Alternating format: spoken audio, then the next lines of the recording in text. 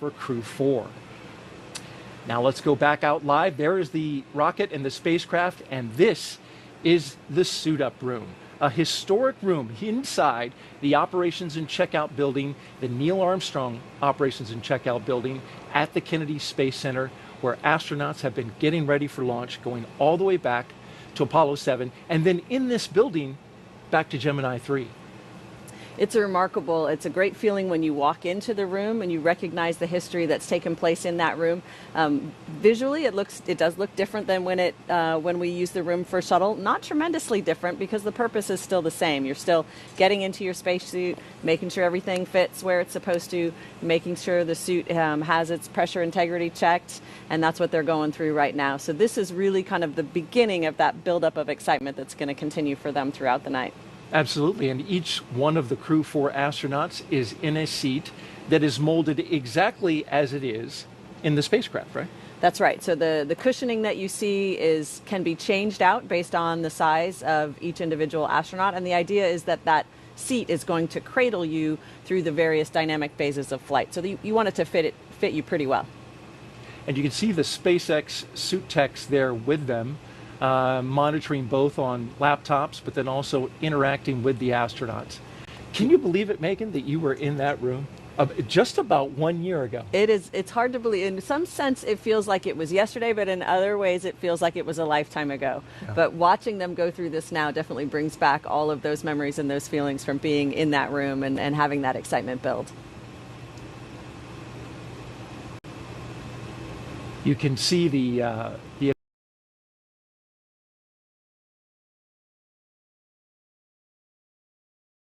with the dials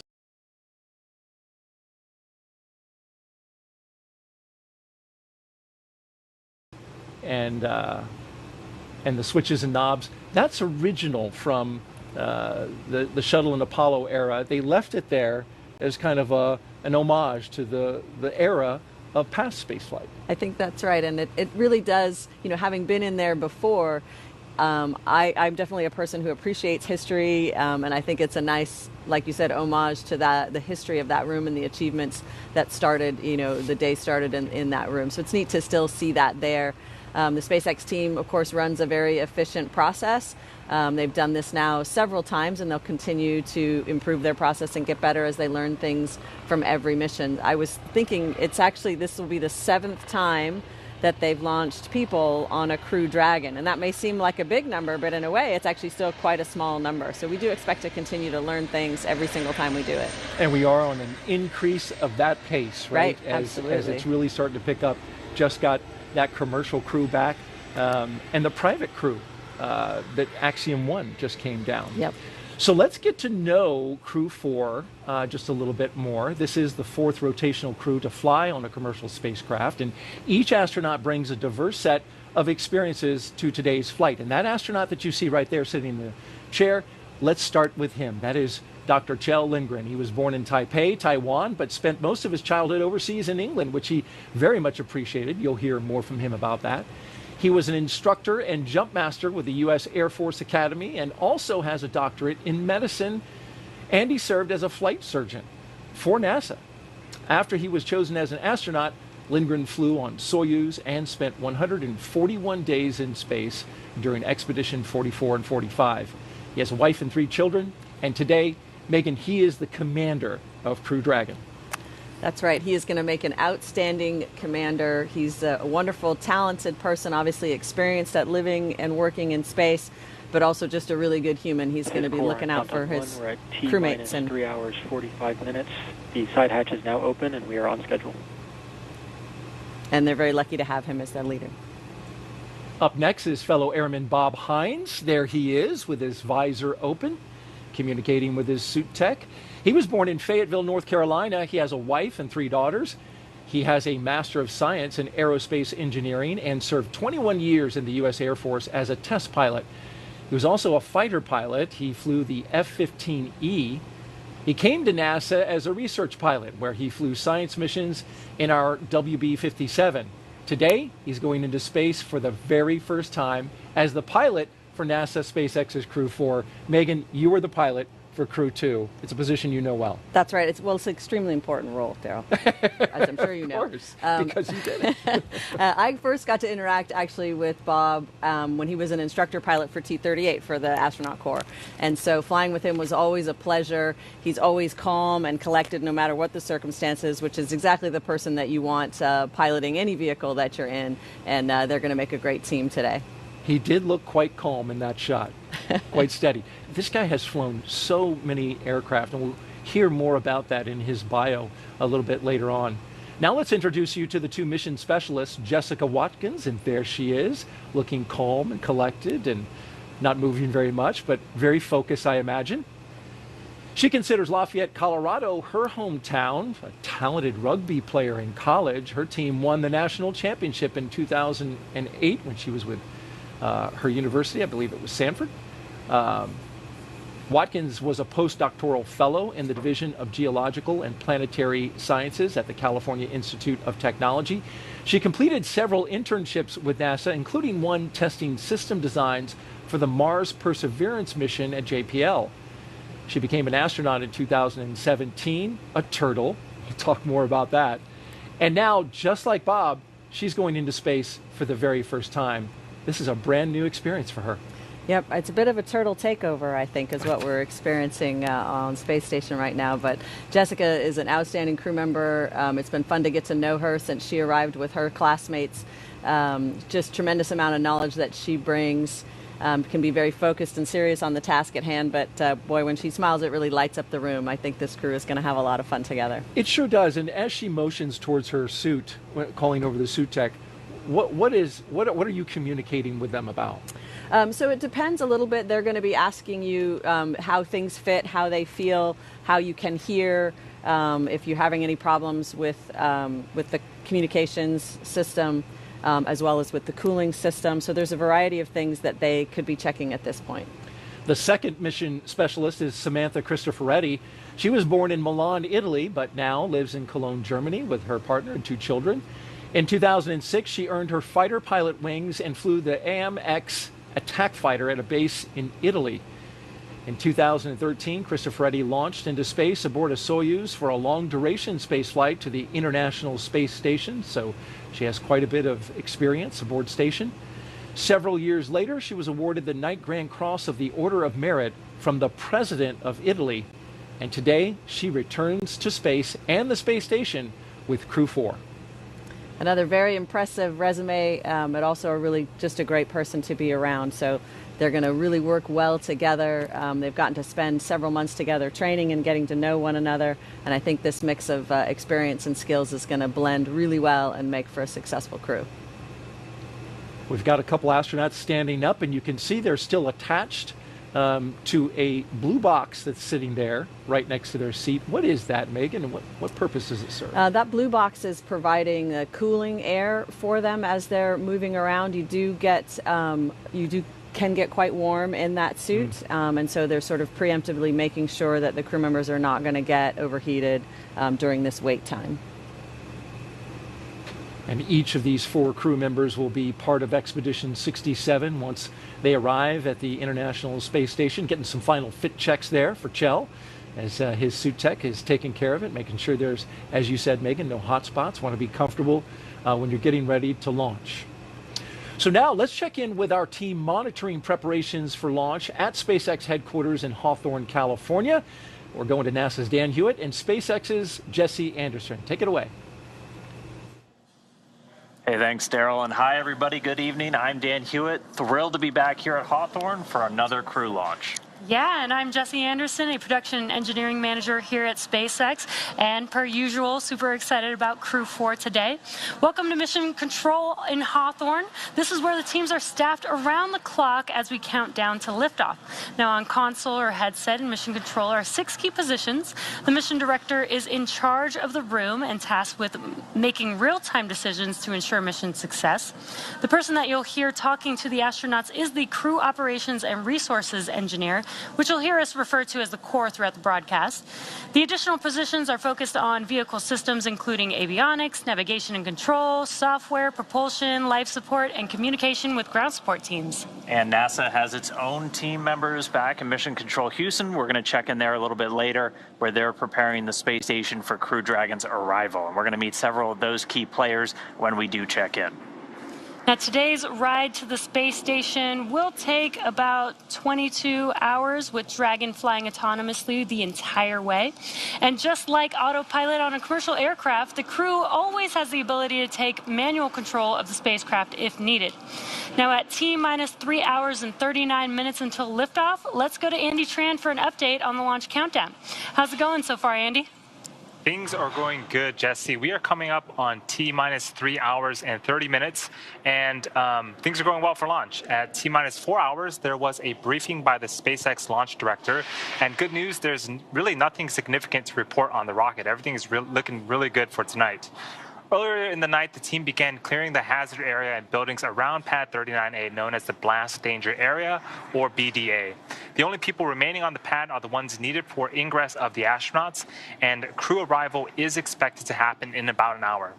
At the launch pad, Falcon 9 is powered on, and we're currently monitoring telemetry and pressurizing gas storage vessels. Engine and stage checkouts were also performed several hours ago. On top of Falcon 9, the Dragon spacecraft is ready for the crew. Functional checkouts were performed, and most recently, the Dragon propellant system was pressurized to final flight pressure about an hour ago. Currently, all spacecraft systems are a go. Launch range is also ready to support and working no issues at the time. The weather is cooperating as we continue to count down to liftoff. So again, everything is looking great for tonight's liftoff. With that, I'm going to send it back over to Daryl and Megan. All right, thank you very much, Andy. It's now T-minus 3 hours and 37 minutes and counting here at the Kennedy Space Center in Florida as we cruise around the desk here. The crew ate breakfast a little after 9 p.m. last night. Medical checks then followed, and then less than an hour ago, they got a weather briefing to make sure they were all good for launch. I heard from Rob Navius, PAO over at Johnson, that the launch corridor, the abort corridor, I should say, the weather is good there, and that's a tough one to get because that's a large swath of area. Yes. Now, we're looking inside the room now at Suit Up room at astronaut crew quarters, and you can see we're getting ready for a crew walkout. The techs are now finishing up. Each crew member, they're in their own custom spacesuit inside the historic astronaut crew quarters Suit Up room. And in a few minutes, at T-minus 3 hours and 25 minutes, the crew will be making their way out of the famed Suit Up room that we see here.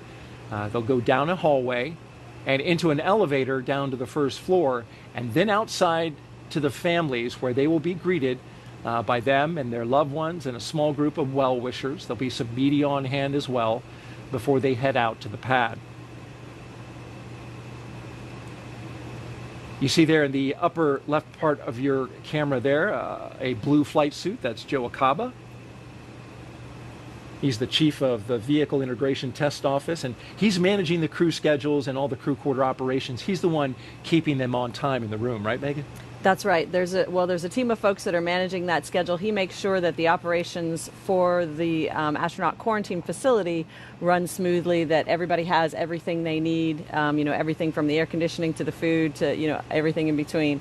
He's making sure that runs smoothly for everybody there, which is an important job. And boy, they sure do feed us really well in that time frame. And right there is Zena Cardman. That's right. Fellow astronaut. Fellow turtle. And a turtle as well. There's another turtle in there. Yeah. She is supporting the astronauts, right? That's She's right. in the support role, wearing, as you notice, the black SpaceX ninja suit, as they call it. Yes. And there's a reason for that. Well, yeah, that's, I think, because the team is kind of one team is the idea, and she blends in with the rest of the team, but it is nice for us to have that one NASA representative knowing that, they're holding on to any messages or any information that we need to pass back and forth. So, Megan, you were on both sides of the stanchions when this walkout... Countdown 1, we're T-minus 3 hours, 35 minutes. Crew suit donning and checkouts are complete. We're on schedule. Okay, and they look finished and they're all ready to go. And as I was mentioning, you were on both sides, so both on the inside as an astronaut for Crew 2, but then also on the outside for your husband, Bob Behnken, who, along with Doug Hurley, flew that historic mission, the first Crew Dragon to go to the International Space Station. That's right, and it's a different experience with some similarities. You know, as the family member, as the loved ones, you're outside, you're very excited for them to come out. You're thinking about how they're feeling and wanting to give them, you know, a good, bright, joyful send-off. But of course, as the family member with no active role in the process, it's a little nerve-wracking, right, to realize that this major thing is about to happen that you're not participating in. My focus then was just to make sure that my son was enjoying it, that he was going to get to enjoy seeing his father in this moment, and celebrate with him, and not try to climb into the Tesla on the way to the launch pad. That was my primary goal as in my mom role, right? And then on the flip side, when you're the crew member, you know you're going to get to see your family really soon. You're hoping that this is a joyful experience for them, that they're enjoying it, that they're excited for you. And so you do share those kinds of emotions. But I will say it's a much harder job as the loved ones that are there kind of being left behind, because you don't have that active role in the day's activities. You're just kind of a passive bystander. So for somebody like myself that's used to being very active, that was a challenge to realize he's doing this all on his own and I can't help no matter what. So that was my challenge. There are 3 Teslas, as you can see there. We've been showing you some views right outside the operations and checkout building there. And those are the vehicles that will take the astronauts to the pad, the second 2 Teslas. They will drive the crew out to Launch Complex 39A. Riding in the first car will be the suit techs and the spacecraft closeout lead. In the second Tesla, Commander Kjell Lindgren and pilot Bob Hines will be sharing a ride with a NASA flight surgeon. And in the third vehicle will be Jessica Watkins and Samantha Cristoforetti. They'll also have another closeout lead with them in that vehicle. And of course, we will follow the convoy live every step of the way, getting you as close as we can possibly get you without actually being inside the car.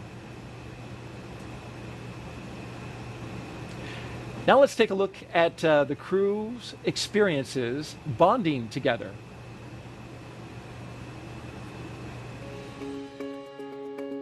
I think one of the most special things about this particular space flight are the people that I get to fly with. Bob Hines, or Farmer, is a test pilot. He is the pilot for our spacecraft. Samantha Cristoforetti is an Italian fighter pilot who flew in 2014, and Jessica Watkins is one of our newer astronauts. She is somebody that absolutely is foundational to our crew and somebody that can be counted on. Kjell is our fearless leader, always in command, ready for the next move, and just somebody that I deeply respect. I knew Kjell Lindgren, our commander, very well. He was on the backup crew of my first flight, so we spent quite some time together. So I felt very grateful because Kjell is just a great guy. A little known fact about Jessica Watkins is that she has the sixth sense to know whenever something is in free flight around her and catch it. So I am really interested to see how in zero gravity, where everything's in free flight, I really want to see how she manages that. She is phenomenal. You know, she joined our crew a little bit late, and for our very first SpaceX sim, she jumped right in there as if she had been training with us for months. Samantha Cristoforetti is an Italian ESA astronaut. She always brings the Italian culture and energy to the table, always super inquisitive, and just makes us all feel like family. To see her experience and the expertise that she brings and her leadership has been very special. And Bob Hines, or Farmer, is a test pilot. He is the pilot for our spacecraft. It's such a privilege to get to work with him and to lean on his flying and test pilot experience. He will always bring a dad joke, so you can always be prepared for that. When we're in space, we 100% put our lives in the hands of our crewmates. All 4 of us together really come together and balance each other out and really just coalesce well as a crew. Incredibly happy and thought I couldn't have had a better crew.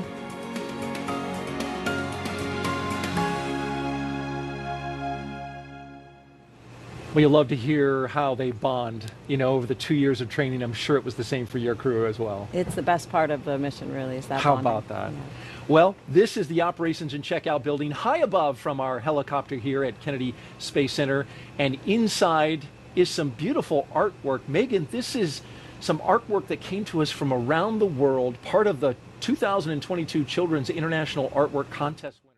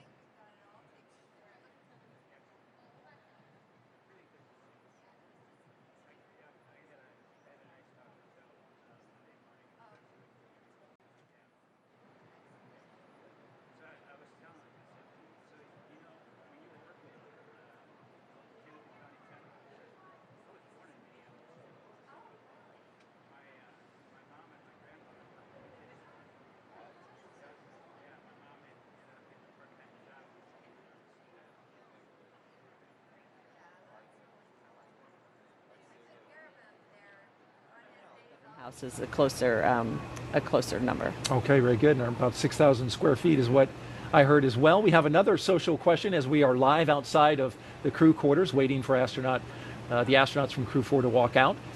What are some of the manual features on the SpaceX Crew Dragon capsule? And that comes from William 46617-13744.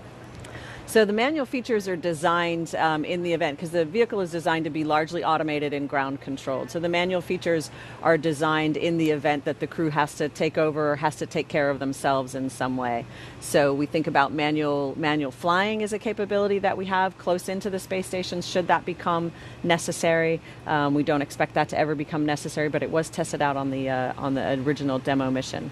And as the pilot, that was something that you had to know well. We had to train, Shane and I trained that together, and in the event, for example, that we had an unsuccessful docking, we would have to make sure that the vehicle was departing the space station appropriately and safely, and if it wasn't, then there was some manual control that we would take and do some maneuvering with the spacecraft. But fortunately, we never had to do that, but that's an example of the kinds of things that we can do manually on space. Great capability. Yeah, absolutely. It's autopiloted. If nothing goes wrong, but you want that ability to jump in and take it. Great question. Keep them coming. We've got another one here. Jet for Me asks, what's the launch trajectory and visibility for the Crew-4 launch? This is a little bit more of a complicated question dealing with the trajectory of this particular launch. It's the same as it was for you, where we're going up and out over the Atlantic seaboard. Right. So I didn't get to see the last one like this, but I would imagine that it's going to be a spectacular view for those in the local area because it's a night launch, and hopefully the lighting conditions will be similar and that you can see the trajectory for quite some way as it flies up along the Atlantic coast. Especially at night with the brightness that this rocket gives off. And as we look live here at one of the Teslas and members of the media and family members gathering, you can see in the left-hand side, Administrator Bill Nelson, NASA's administrator, former Florida senator, here in the state of Florida. And next to him is Bob Cabana, the former director of the Kennedy Space Center and current associate administrator, working out of headquarters now, helping Administrator Nelson lead the agency. See Kelvin Manning as well to his right. And here comes Crew-4 down the hallway. All right. On the left, Bob Hines. On the right, Kjell Lindgren, giving a good wave. Those smiles. Great smiles. Jessica Watkins and Samantha Cristoforetti. And there in the elevator they go. Look at all those signatures, Megan. You can see them on the wall. Folks who have supported this program. Yes, I remember that when we got into the elevator, and it's such a good feeling. We don't often get to interact with the thousands and thousands of people that make it possible, and it's so nice to see that just tangible evidence that they're thinking of us, and it reminds us, of course, we all are always thinking of them too, but it's a nice reminder of how large and how dedicated this team is. Got the elevator closed, and now they're on their way down from the fourth floor to the first floor. And we are just now moments away as a result from seeing the Crew-4 astronauts exit the operations and checkout building. Yeah, so excitement is building. I remember waiting inside, you get down off the elevator, and then everything is timed very precisely. So you wait for just a couple moments, and then the SpaceX team will give you the cue to start walking out, and that excitement builds pretty quickly. And since you speak of that, Megan, we want to give you a little flashback. Take a look at the screen now. You might remember this. Demo 2, and there you are in the light blue with your son saying goodbye to your husband, Bob Behnken, on that historic flight. That's right. That was a really special moment, and it was great to see how excited my son was to see his father. There were no tears. It was all smiles and cheering. My son, I think, was determined to say, "Launch America," first and loudest, and so that's what he was doing. He did a great job. And then in April, Crew-2, this was your launch, and now the role was reversed. You were in the astronaut suit getting ready to go out and launch, and your husband was there with your son. That's right, and I was listening out for that Launch America, and sure enough, I could hear it from probably 20 feet away. That was a wonderful moment. And now we look at the doors for Crew-4, awaiting their moment with their families before they go out to launch pad 39A, a historic pad here where their rocket awaits them, as well as their spacecraft, the Crew Dragon Freedom.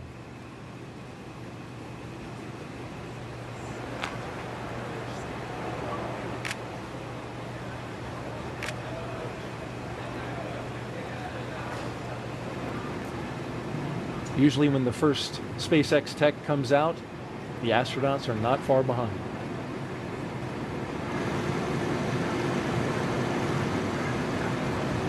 You can see on the top there the NASA meatball, the logo, and the various mission patches around it. Those have been put there by previous crews. That's right. You can actually just barely see the meatball. It's almost completely covered with mission stickers, but that's an important part of the traditions as well.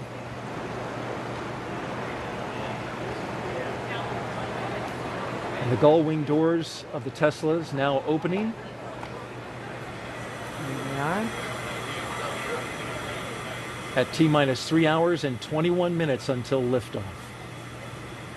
You can see the markings on the ground. The family will not go beyond that rope, and the astronauts will generally stay behind the yellow.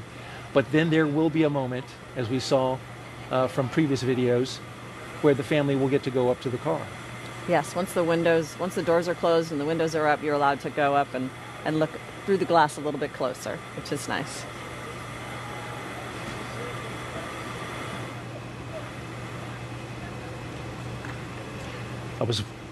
There they are. There they are. Countdown 1. The astronauts of Crew-4 getting ready to go to space, taking their first steps outside.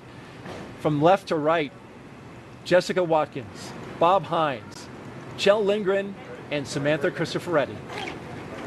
Oh, what do we got here? 1, 2, 3, 4! Nice. And a cheer before they go off to space. How are you guys doing? I like the huddle. That was a nice little touch. Very nice, yes. You're going to Kjell after here. And here's that moment, Megan.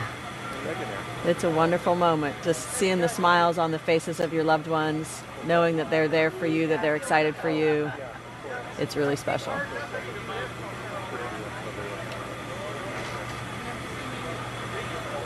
Oh, seriously? Wow.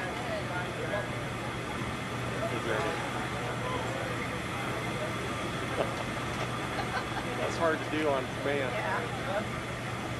We'll listen in for some of the comments. Maybe we'll get to hear Kjell's big booming laugh one more time.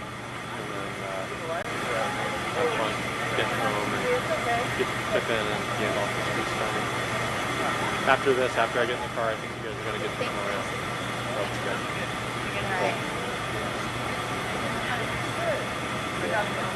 It's going to be good. You got big smiles all the way around. Absolutely. I remember you smiling quite a bit as well, Megan. And then you told me there was a reason. Oh, were you watching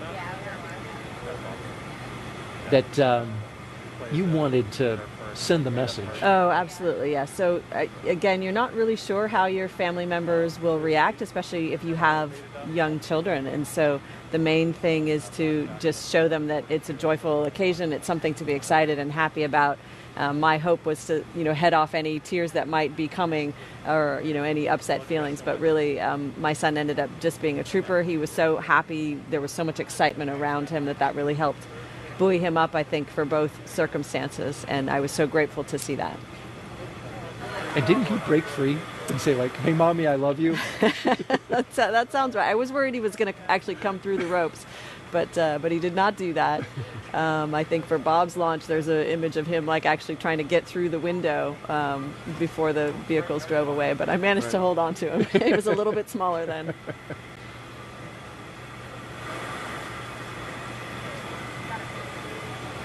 One of our astronauts really soaking it in. I believe that's Kjell. Yeah, I don't want to miss that picture, that perfect photo. Yeah, it does look like he's posing. And the wave. Oh, thank you guys. Great shot there from our helicopter above. I think maybe that's Farmer. Sounds like is that it. Bob Hines? I think so. Yes, you're right.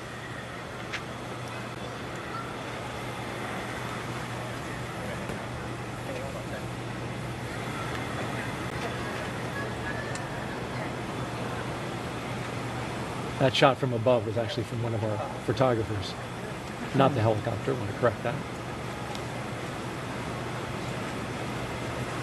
That is our helicopter shot.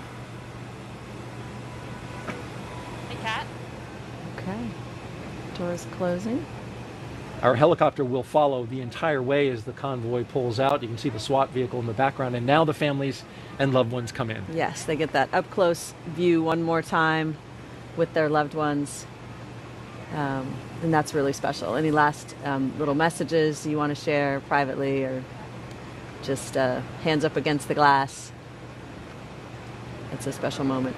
And Megan, the plate for on every car of the Tesla is "Go for Launch." As we can see, the custom plate. This has become a tradition. Yeah, I like to do on the ride out to the launch pad. It's a nice touch.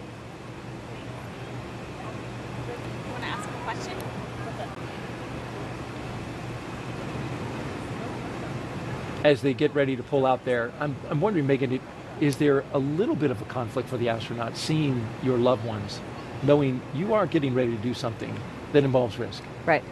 It's something that obviously you're not thinking about it for the first time at that moment, but it's certainly present in your mind. It's something that you ideally have talked about with your family in the months and weeks, even years really, leading up to making a decision like this. And depending on the age of your family members, you do it in an age appropriate way. And so for us, we wanted to make sure our son had a chance to watch a rocket launch with both of us present. So we took him to an uncrewed cargo launch when he was maybe 3 or 4, and then kind of a build-up approach for him, and introduced it to him gradually so that he could get comfortable with the idea. And at first, when I told him I was going, he said, absolutely not.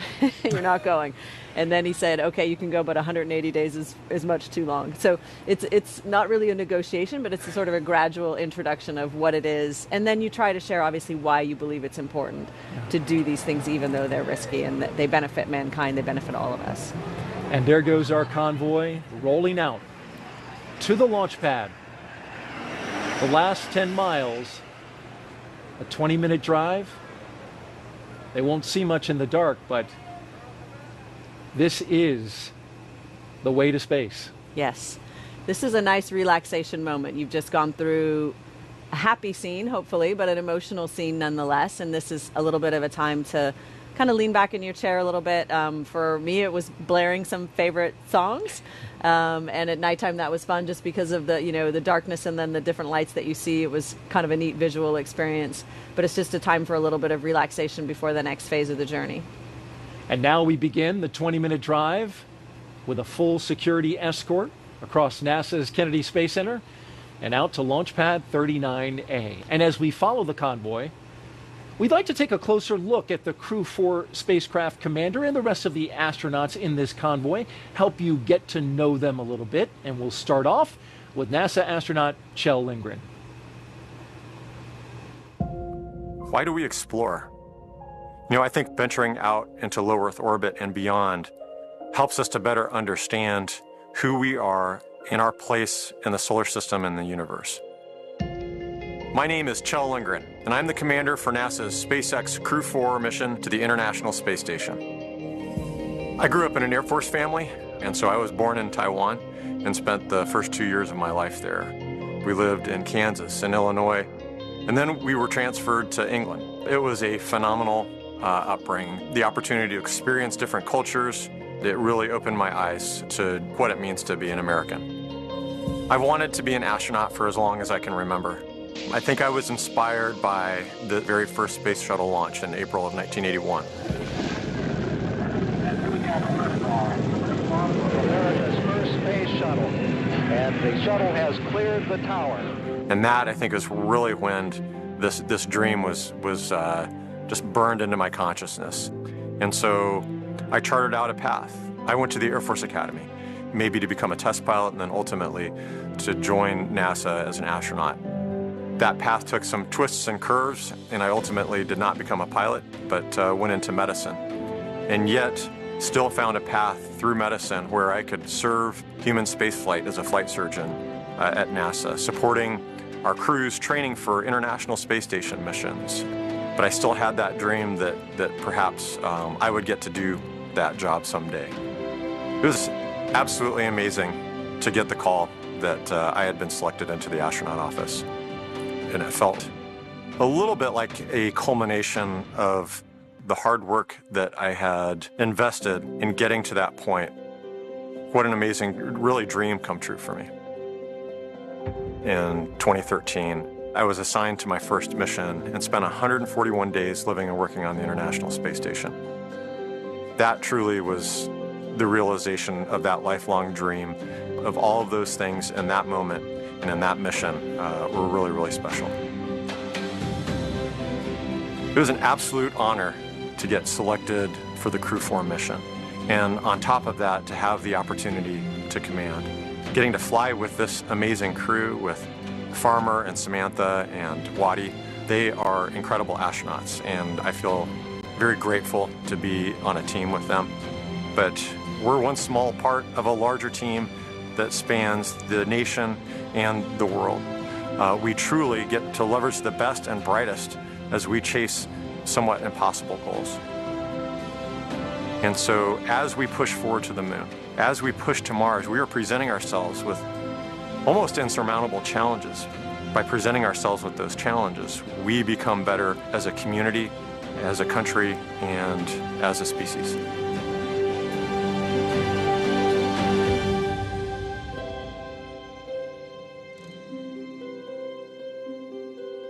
A great story from Kjell Lindgren on his path to becoming an astronaut. And this is what he's seeing right now. Megan, you remember this view? This is a live camera looking forward from the first Tesla in the rollout. You can see the security car ahead of it. It's dark, but that's NASA Causeway as they roll towards the pad. That's right. You were rocking out at this time. I was, yes. Well, we were taking turns. We each got to choose some songs for the playlist, and I was of the Metallica and Red Hot Chili Peppers variety, and Shane's songs were a little different, but we did overlap in U2 territory, so there was some crossover. Finding some common ground there with the music. Well, riding with Kjell Lindgren is Crew Dragon pilot and NASA astronaut by Bob Hines. Let's listen in to his story. I truly believe that we all have in us an innate desire to go explore and see new things. And we have this phenomenal creation that we've been placed in to learn about how it works. We have a very unique position in our solar system and our galaxy to be able to look out there and to step out and continue to explore. My name is Bob Hines. I'm the pilot for NASA's SpaceX Crew-4 mission to the International Space Station. I was born in Fayetteville, North Carolina. My father was in the Army. We were stationed at Fort Bragg, and we moved around a whole bunch. The longest we ever lived anywhere was about 2 to 2.5 years. I got really comfortable showing up in new places and being able to make friends. When I was a kid, I 100% wanted to be a pilot for as long as I can remember. I was just always fascinated, not only that something that big could fly and do some amazing things, but also just the opportunity to go and see things that not many people have had a chance to do. Being able to fly and see the Earth from a new perspective has really been just a real driver for me, and getting hired as an astronaut has been the ultimate call. Contrary to popular belief, being a test pilot is not about flying by the seat of your pants and going out there and just pushing the edge of the envelope all the time. It is a much more scientific and methodical process where we plan out every mission and all the tasks on every mission, and we're constantly mitigating the risks that are associated with that mission. That seems to really dovetail very well with spaceflight, because that's a lot of what we do. My experience as a test pilot and as a pilot and an instructor, I think, have all kind of led me to this point. When I got the phone call offering me the position of the pilot on the Crew-4 mission, it was absolutely amazing. It was actually the day after my birthday when I got the phone call, and I just couldn't believe it. When I told my wife, she couldn't believe it either. I've flown over 3,500 hours in more than 50 different kinds of airplanes, and that ranges from gliders all the way to different kinds of fighter airplanes or large transport category airplanes. I can't wait to pilot this vehicle. It is an incredible honor, and it's something that I never in my wildest dreams thought would be a possibility. And so to get a chance to pilot one of the newest vehicles on or off the planet is a true honor. With Kjell as our commander and Samantha and Jessica as our mission specialists, it's just going to continue to be an amazing crew and an amazing experience. I am really looking forward to the camaraderie and the time that we'll get to spend together as a crew, the friendships that we'll develop, and so I think continuing that process is one of the things that I'm looking most forward to. On launch day, I am 100% most looking forward to the kick in the pants when those rocket motors light and we are heading off the launch pad. It is going to be the culmination of a lifehood dream, something that just spend your entire life looking for and not ever sure that you're actually going to achieve it. Our newest astronaut, Bob Hines. Being an astronaut is an incredible responsibility as well as an incredible honor. Every astronaut recognizes the honor that comes with that, but also the responsibility that comes with representing not only our respective countries, but also the world. And one of the things that we hope to show is that regardless of our nationalities or our backgrounds, when we put our mind to a single mission and we get along, we can accomplish anything.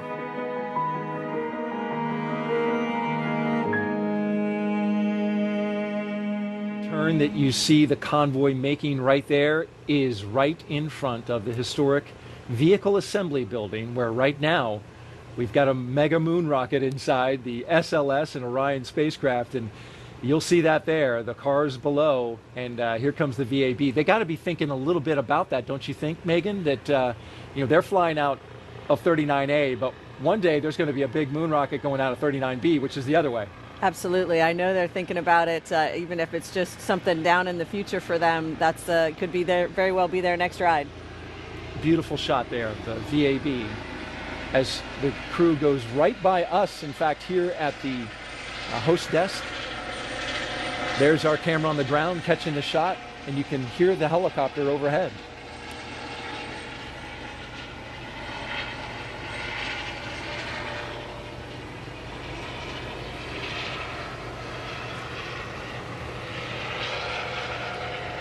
Now the crew convoy is approaching pad 39A, and that's an area known as the Blast Danger Area, or BDA. And before any pad technicians, engineers, or astronauts enter this area around the launch pad, the SpaceX and NASA teams, they conduct an internal go, no-go poll to make sure that that area is safe for them to enter, and there they go. So let's hear now from one of our mission specialists, Jessica Watkins.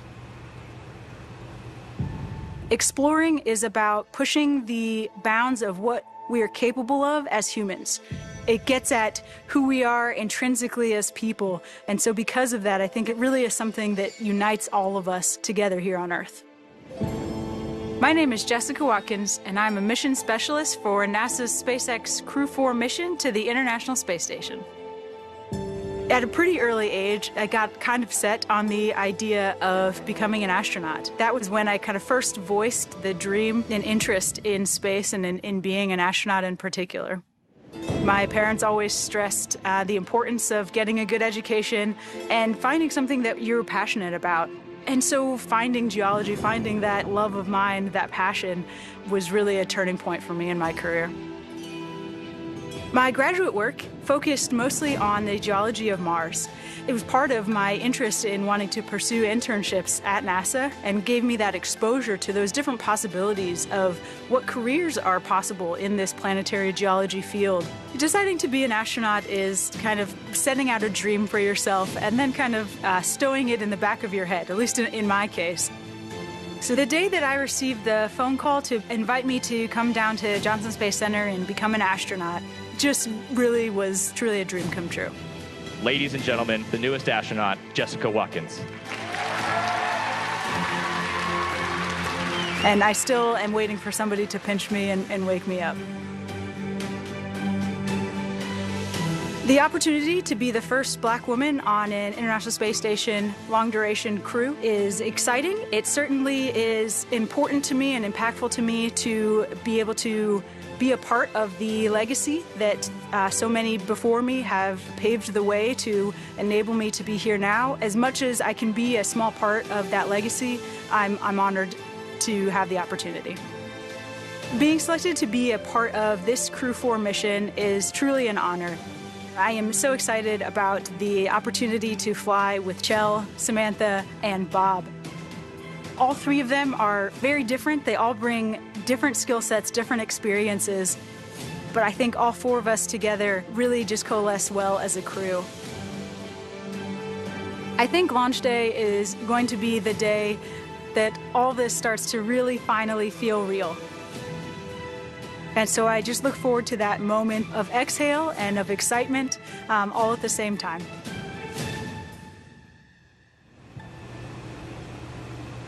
NASA astronaut Jessica Watkins there as we follow the convoy live making their way out to the pad, and we are expecting a formal announcement that the crew is on pad right around T-minus 2 hours and 55 minutes. That's the schedule. Sometimes we run a little early or a little behind, but it looks like we're right on time at the moment.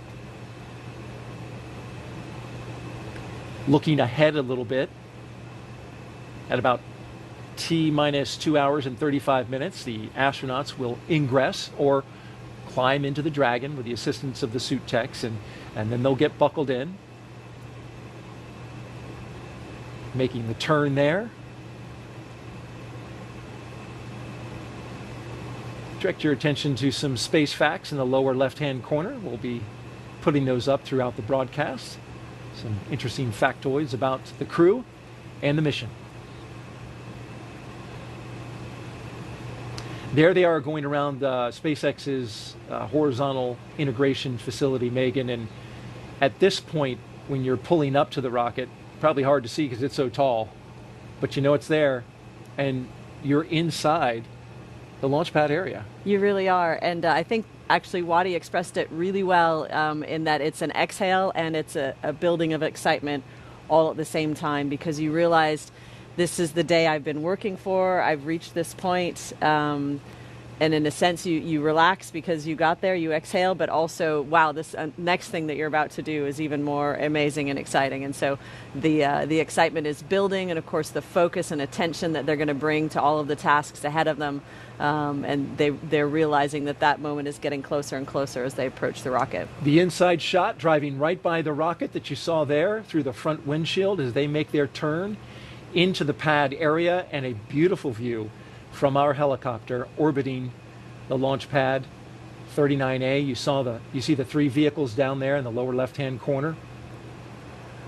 They have arrived.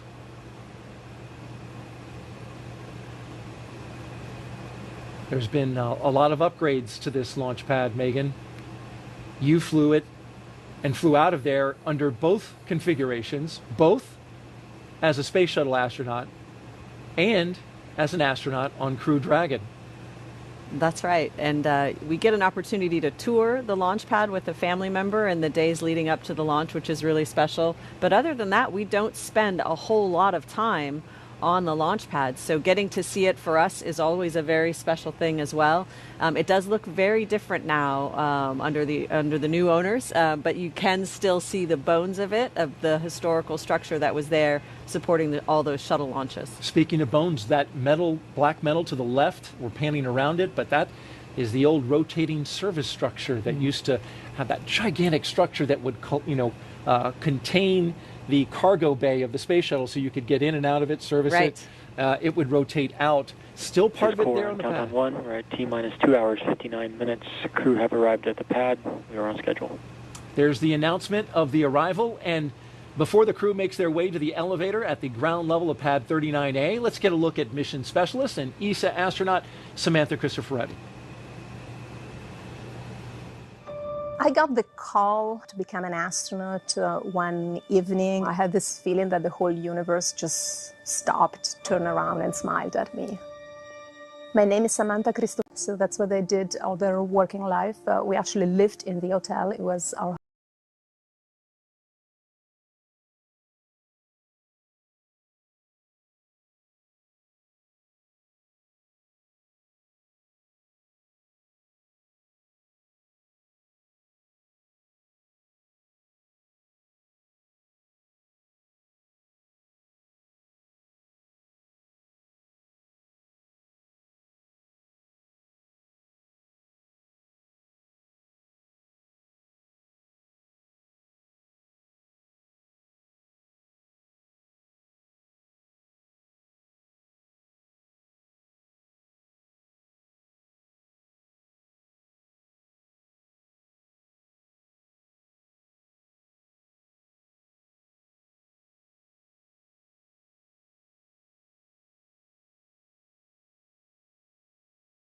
And then I spent 200 days on the International Space Station.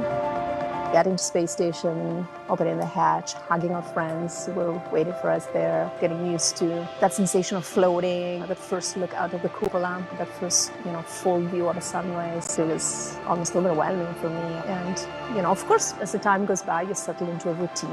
You're not overwhelmed by emotion every single day. But it becomes more like a quiet affection for the place, for the work, for the people. Getting selected for Crew-4 was amazing because it's an opportunity to go back to the International Space Station and experience again that transformation from being an earthbound creature to being this space-living creature and being part of that very, very special life up there in this outpost of humanity up there in space.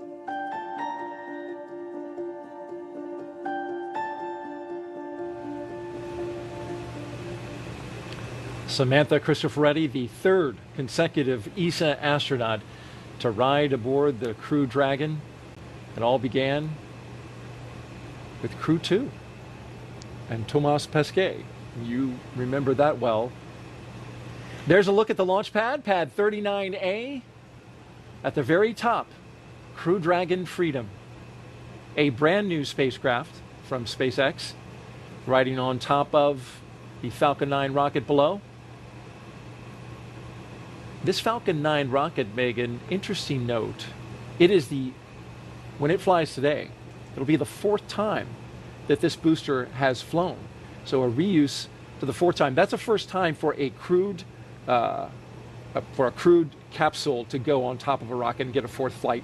Of course, they have passed four many times ago. In fact, just last week they launched a booster for the 12th time. Right. But that's really reuse in action with astronauts on board. Right. It's an amazing capability that actually started with us. I think, were the first flight-proven booster launched a year ago. And so, true to fashion, they are making leaps and strides in that reusability territory. Of course, very careful to make sure that all the parts and pieces pass all of the necessary safety checks and are rated to refly again. And their fleet leaders, of course, being used on uncrewed vehicles so that they can push those boundaries and get more and more data, but with an uncrewed vehicle. Absolutely. And that is exactly what makes this the cycle of reusability work so well, as administration at NASA have talked about studying very closely, this booster before it flew. Megan, how about we take some more questions from social media? Sounds great. You've been taking them throughout the night, and we will continue to do so here at T-minus 2 hours and 53 minutes and counting. And Andrew Pino wants to know, Megan MacArthur, what is your advice to students who are interested in becoming astronauts in the future? And I'm sure you get asked this one a lot. I do get asked this question a lot. I remember asking the question when I was a student, wondering, well, how do I get this job, right? So it's an important question. It does change a little bit over the years, but the fundamentals are going to be the same probably for a long time. So when you're looking to work as a professional astronaut, work for your government, there's going to be some kind of a selection process involved, and that's going to involve looking at your schooling. What kinds of schooling did you partake in? And for the most part, it's going to be engineers, scientists, people with some kind of operational background. So what I mean by that is you are able to work in a technical field where you are part of the environment. So that's sometimes pilots. It can be folks working on submarines. Oh, this is one of my favorite moments, when the crew gets to first look up at their rocket ready to go. That's Kjell Lindgren and Bob Hines giving a look, and that's right. Bob looks a little giddy. Yeah, he's pretty excited. Look at that rocket. Yep, I like that sort of characteristic, the lean back, the look up together. It's a good look. And the wave as they get ready to get into the elevators to ride up to the top where the crew access arm is, which will take them to the spacecraft. It is the original elevators. They've been, of course, renovated, but those are the same elevators you got in, Megan, as both a shuttle astronaut and a Dragon crew member. Another piece of history. Hopefully at this time of night they won't be taking up too many mosquitoes with them. Want to let you finish your thought. That's right. Want to let you finish your thought about the training of getting ready to try and put yourself in a position to become an astronaut. Absolutely. So working in a technical field and really working with a team. Astronauts do not work as solo agents for the most part. It's really about your team skills, which can both be leadership skills and followership skills, and the ability to do both things. So my advice, wherever you're at in school, is seek out those team projects, whether they're part of your formal education or there's something that you want to do on the side that you and your friends develop together. Those team experiences where you're working together to build something and operate something are really valuable. Absolutely. Great advice. As we see the first two astronauts make their way up out of the elevators and towards the crew access arm. Some fist pumps with their crew. And then they'll make their way over to a telephone for a last call. Well, a last call before they leave Earth. That's right. Yeah. To their family members.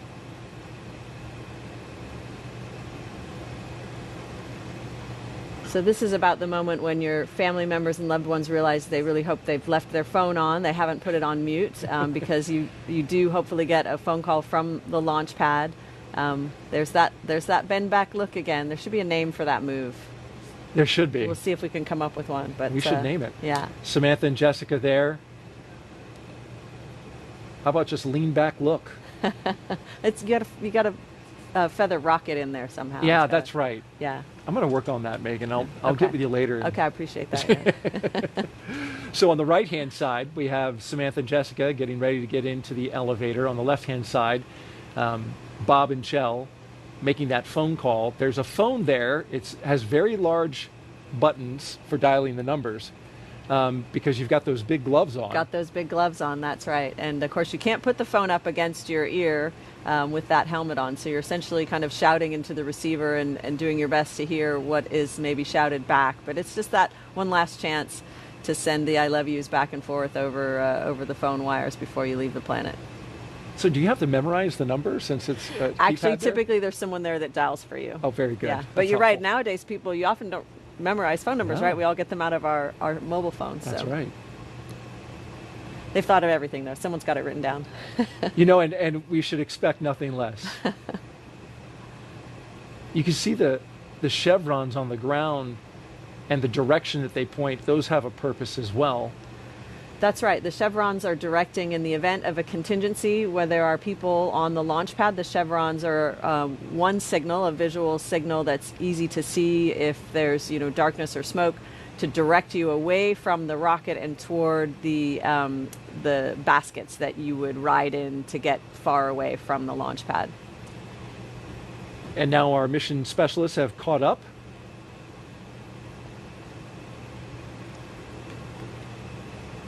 So it looks like Bob Hines is having a nice little conversation there. This is a beautiful shot from our helicopter. Yes. Looking at the top of the launch tower, and the crew access arm to the right goes out to the rocket.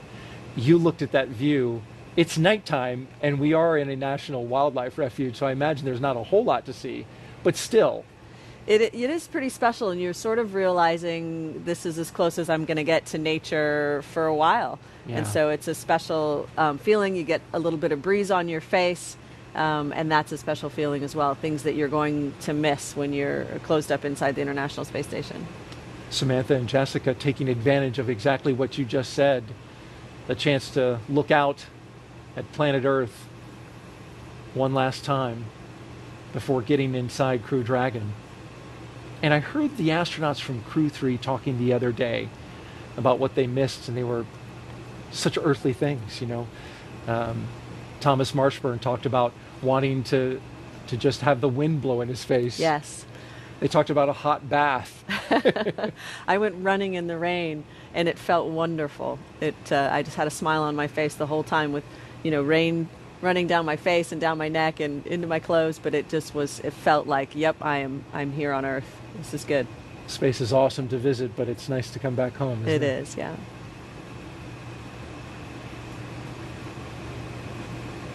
If you're just joining us, you are watching live coverage of NASA's SpaceX mission known as Crew-4. Good evening and welcome to the Kennedy Space Center in Florida. I'm Daryl Nail, along with a recent pilot aboard a SpaceX Crew Dragon, the voice of NASA astronaut Megan MacArthur. She is here and giving us great insight into the mission today. Thanks, Daryl. I just really enjoy watching them go through this and remembering what it was like for us. But as well, knowing that they're going to have their own individual take on it, their individual experience, and just seeing already the camaraderie, the relationships between the crew members, and knowing that they're going to have such a fun and successful time up there. Walking down the crew access arm comes Bob Hines and Kjell Lindgren. We see them inside, and the shot to the left from the outside. Love that shot.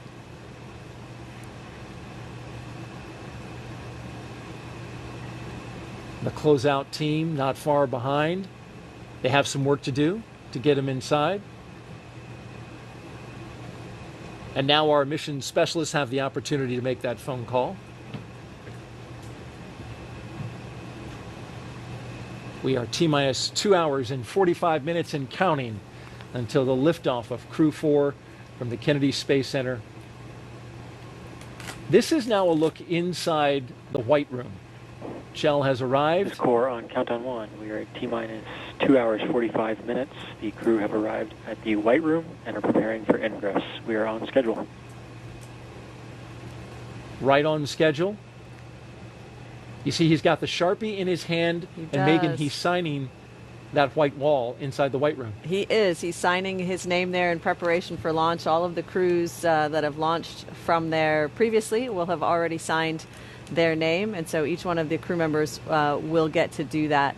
And as you know, the White Room is not really a room, it's just kind of the end of that walkway, so it is a relatively small space. that's being used to do final suit preparations. It does have a small amount of emergency equipment in there, so it is a tight little space, but it's important to take that time and acknowledge those traditions that are being built and renewed here. Your name is on that wall. On that wall. Hopefully they didn't write over it. Ooh, yeah. I might have to go back and check. We'll take a look after the launch, just make sure everything's... That's right, make sure it's all good. In fact, that Sharpie is an item on a checklist. Of course it is, SpaceX yes. makes sure that it's there. And here come our next two astronauts.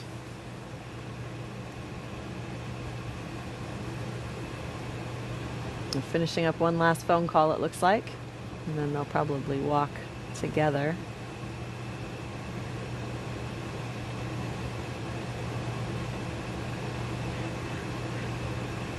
Were you able to hear the call that you made? Were you able to hear? It's difficult because, again, you can't get the receiver up inside your helmet against your ear. And so once your family realizes that, then they're, essentially shouting. It's not time for a nuanced conversation. Well, it looks like Jessica and Samantha are wrapped up. Getting some hugs Or there. no, we might...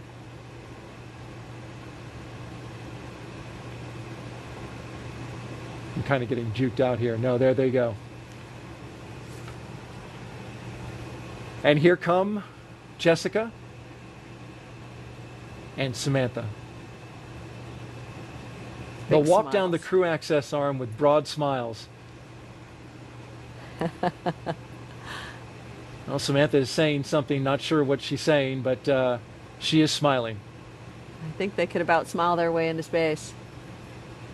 Just on the energy alone. That's right.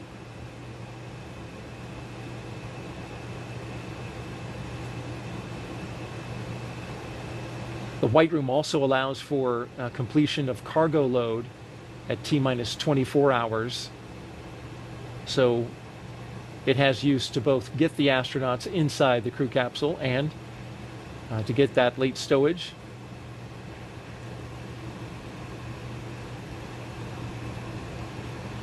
This is part of the countdown that we call Ingress, a milestone that we have reached at inside the 2-hour and 42-minute mark.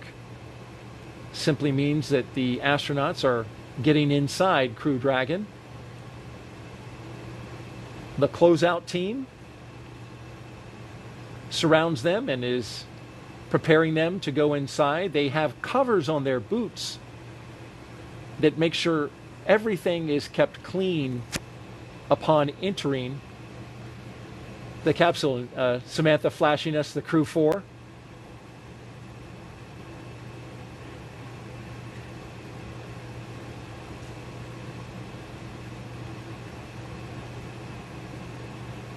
That's a great shot looking back towards the crew access arm as the closeout team does their work right there between Jessica and Samantha. And the signatures with some fresh ink. That's right.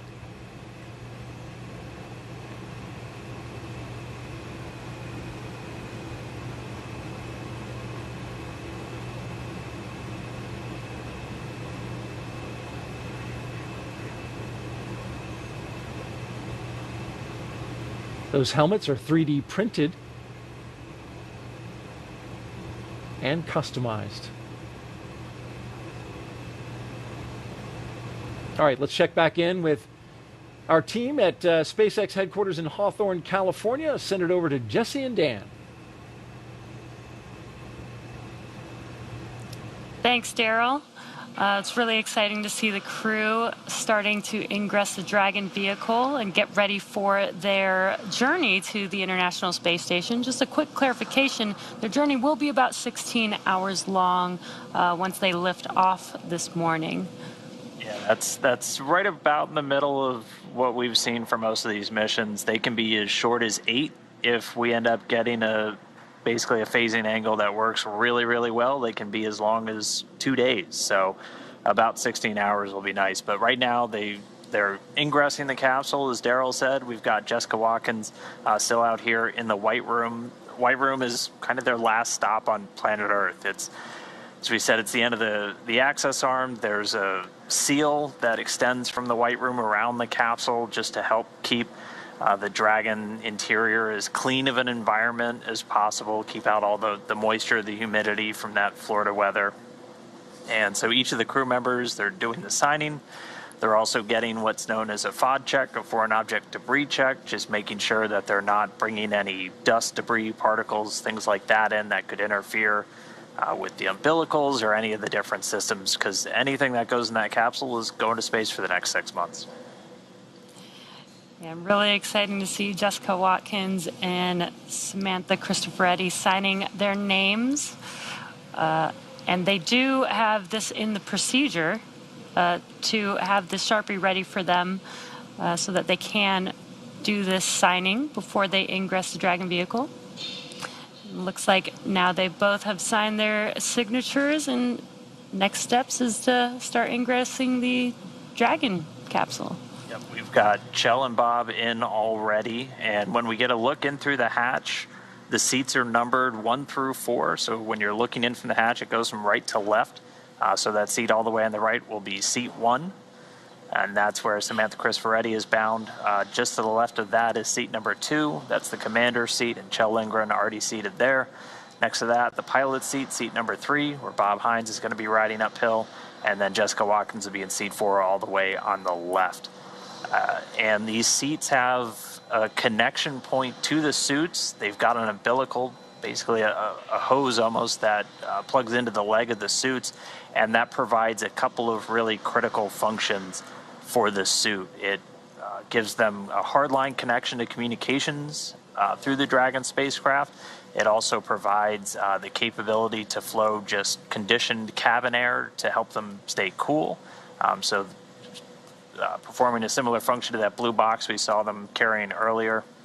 But then one of the really critical ones that all of the different umbilical points can provide is pressurized nitrox, and that's to, if these suits need to be pressurized for any reason, we can flow that in. If they're in a depressurized cabin, if there's issue with the atmosphere or anything like that, that suit can provide a pressurized, safe environment for the crew members.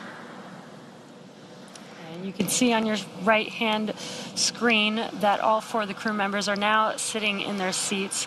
You can see the suit techs there helping them get strapped in or harnessed into each of their seats, and their umbilicals attached to their suits. And every part of this process is very precise. You did see as the crew ingress through the hatchway, the suit techs even put their hand over their helmet. That's a part of the procedure, again, to make sure that they don't damage anything as they enter the vehicle. Same with as they're putting together their harnessing. Again, every step of this process is very precise, and we might be able to see it in a minute here, but they do have some tablets and some pads with them where the crew can follow along with every procedure, every step of the way. And we were just looking at Kjell Lindgren. He's seen this entire process from up close before. We saw Zena Cardman. She's the ASP, the astronaut support personnel for this one. Kjell did it back on Crew-1 and got some internet notoriety as he was the SpaceX ninja that had 2 umbrellas as it was a rainy day. So getting a little fame from that one. But so he did that for the Crew-1, so this is not his first trip down this walkway, but this time he's going to be strapping in and heading uphill. So they're getting strapped in. They've got a 5-point harness that's going to be secured throughout the entire ascent portion. They're going to be in their suits until they're on orbit. They're going to wear these suits for all of the different, what we call dynamic phases of flight. So that's where the vehicle's actively making maneuvers. And so that's obviously going to be launch and ascent. They'll put their suits back on when we get into the docking with this, with the International Space Station. Same in reverse, they'll wear them for undocking. And then they'll wear them at the very end of the mission when we get to the deorbit, re-entry, and splashdown. Yeah, once the suit techs finish getting the crew all settled in, they will do some comm checks, then rotate their seats into launch position.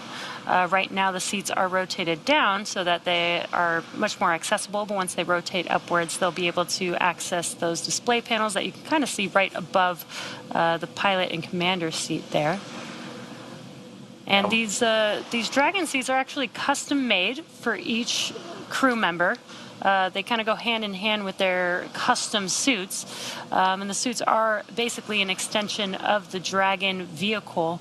So pretty cool. They get their own custom-made seats, custom-made suit, which is almost like their own personal AC system. Yeah, we'll see them get strapped in, and then there's, as Jesse said, there's a couple of events that we're gonna listen to and we're gonna see take place. Those communication checks will come up. We'll hear the core. That's essentially the voice of Mission Control Hawthorne, which for today is Arthur Barrio. So we'll hear his voice when we get ready for the communications checks. They'll call up to the crew. They'll get a quick comm check from each of the crew members. So they'll call down. You'll hear them call down as commander, pilot, or PLT, MS1, MS2 for the two mission specialists. And they're going to be talking to the core throughout the entire mission.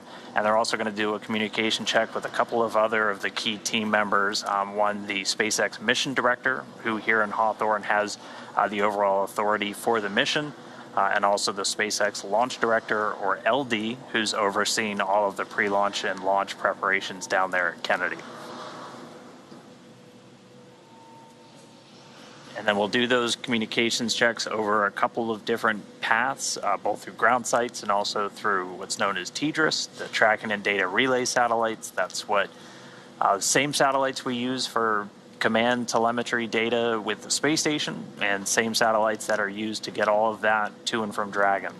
So they'll do all of those checks. They're also going to do another round of suit leak checks. So we saw them do that in the suit up room a little while ago.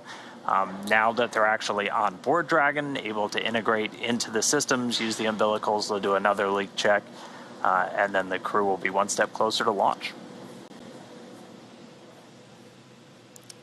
And really exciting to see, if you're just now joining us, the Crew-4 astronauts are now in their seats. They've ingressed Dragon, and we do still have the suit techs there still assisting with getting them settled in and prepared for their mission today. The suit techs help with getting their harnessing strapped for each of the crew members, getting their umbilicals attached. And again, as Dan mentioned, they will be doing some comm checks here shortly once they are all settled in into their seats. Yeah, and once we get to those checks, you'll see them using their armrests. That's where they have a couple of different buttons. One is to actually enable that communication. They can change their Vox settings, their audio communication settings, just for volume levels, things like that inside the helmet.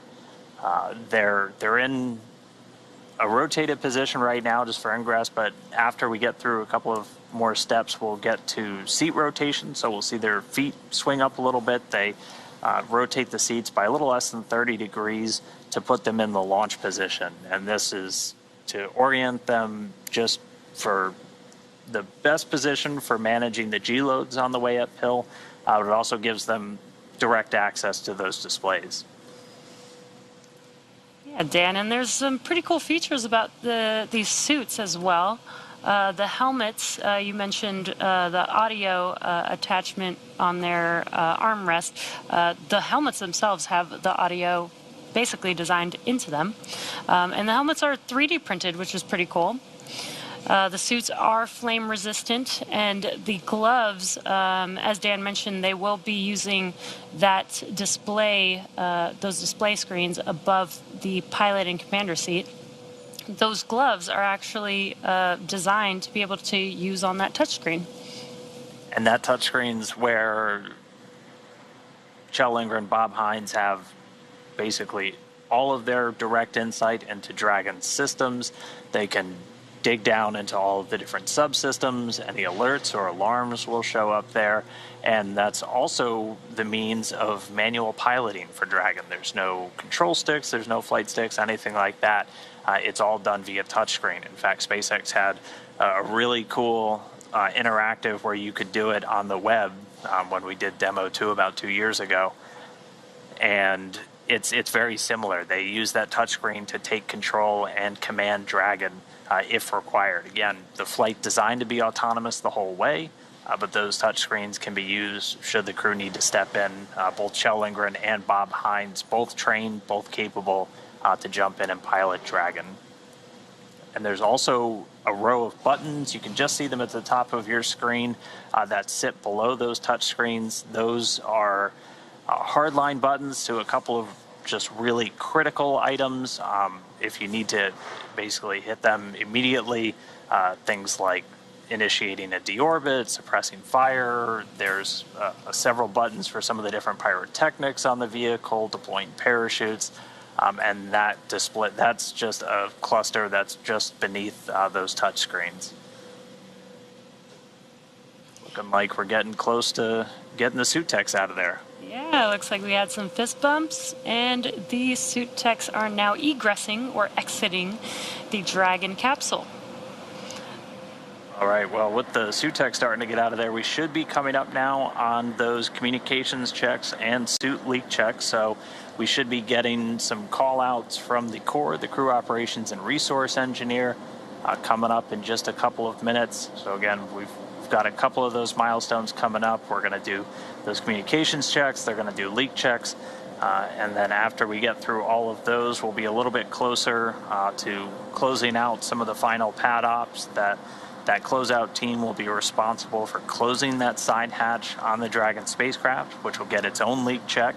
And once that side hatch is closed, and once we pass the leak check, it doesn't open again until Dragon is splashed down at the very end of the mission. And we've got some really cool views of the pad on your left-hand screen with the Crew-4 crew inside of the Dragon capsule there. So far, we've had a pretty on-time schedule today. The crew, we did watch live as the crew they were all in the suit up room doing their suit leak checks. We followed them as they got into their Teslas and rode to the launch pad as they climbed the fixed service structure. And now the crew is all settled into their seats. The suit techs are out of the Dragon vehicle. And now are prepping for the next steps, as Dan mentioned, getting ready for the hatch closure, as well as the comms checks that we should hear coming up. SpaceX Freedom, we are ready for comm checks.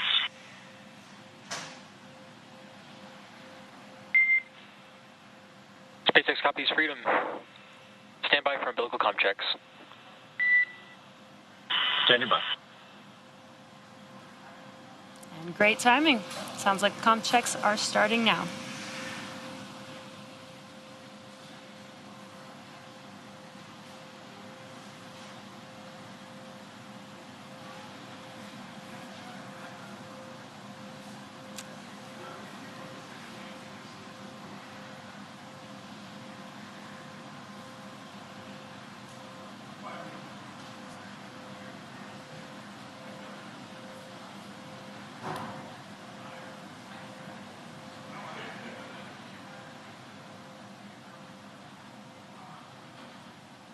We're just standing by for those communications checks to pick up. That's the core, the crew operations and resource engineer, Arthur Barrio. On the left side of your screen, he's sitting just behind us in MCCX here on Hawthorne. Again, we're going to hear him give a call up to the crew. He'll get comm checks from the commander and the pilot first. CDR, PLT, MS1, MS2, comm check. Freedom CDR, loud and clear. Freedom PLT, loud and clear. Freedom MS1, loud and clear. Freedom MS2, loud and clear. Core copies loud and clear. Umbilical comm check is complete. Stand by for ground station comm check. Freedom standing by.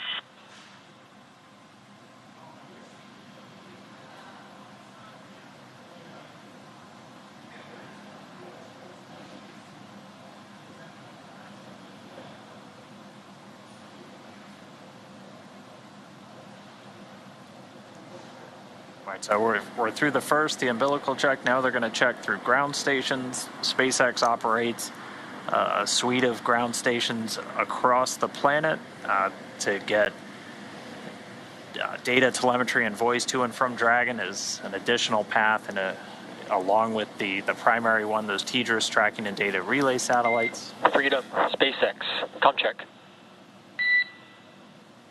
SpaceX, Freedom has you loud and clear. Core, loud and clear. Ground station com check is complete. Stand by for TDRS com check. Freedom, standing by.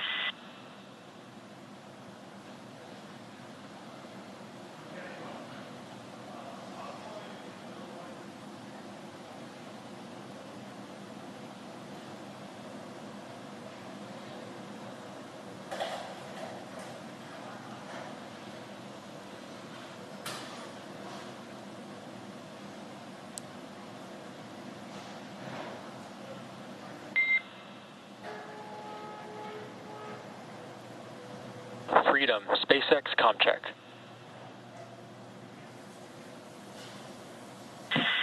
SpaceX, Freedom has you loud and clear. Core, loud and clear. TDRS com check is complete. Stand by for com checks with MD and LD in the launch configuration. Dragon MD on Freedom, countdown 1, com check. MD, Freedom has you loud and clear on countdown 1. MD, loud and clear. Stand by for com check over Dragon to ground.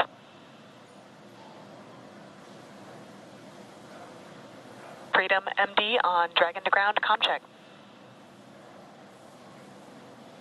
MD, Freedom has you loud and clear over Dragon to ground. Good to hear your voice this morning, Anna.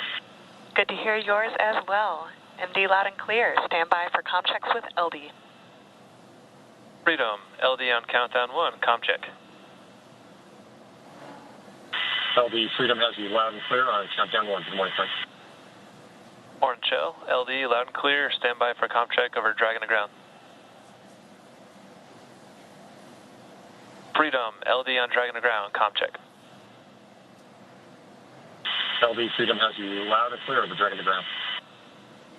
LD, loud and clear.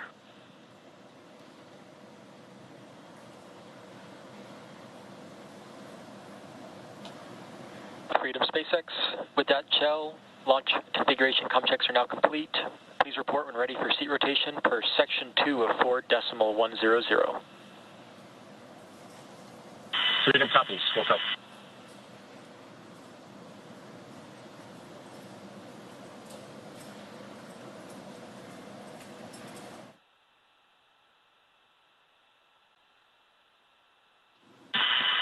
SpaceX, Freedom, we are ready for seat rotation for 2.2. Copy that, Kjell. We'll report when initiating.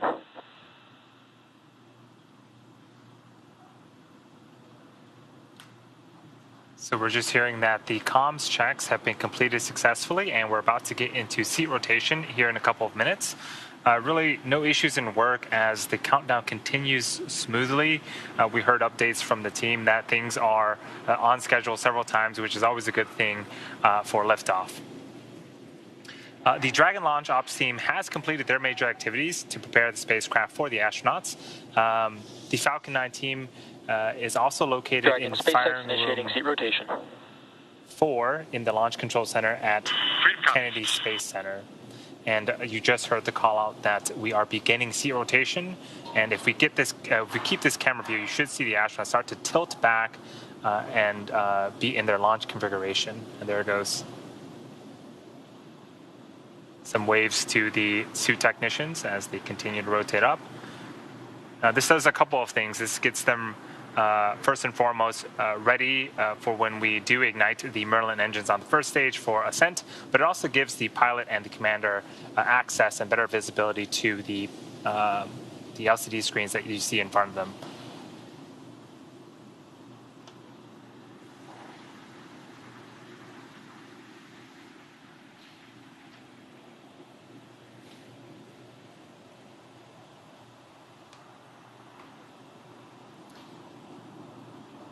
After the seat rotations, we should be going into another round of suit leak checks. And really that is one of the last operations before we close the side hatch.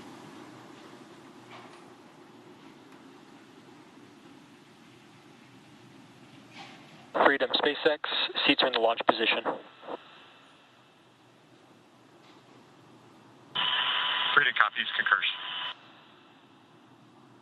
So there was a confirmation that we did successfully rotate the seats. Just a quick update on range and weather. Both are really looking good. We look at weather not only at the launch site, but around the world. We need to make sure conditions are acceptable if Dragon has to splash down in the Atlantic in case of an escape. We're also monitoring contingency splashdown locations if the crew had to come back to Earth before Freedom, docking at this time, with the space station. I can give you a go for Section 3, suit leak check preparation. Okay, we copy. We are go and 4.103.1 for suit leak preparation.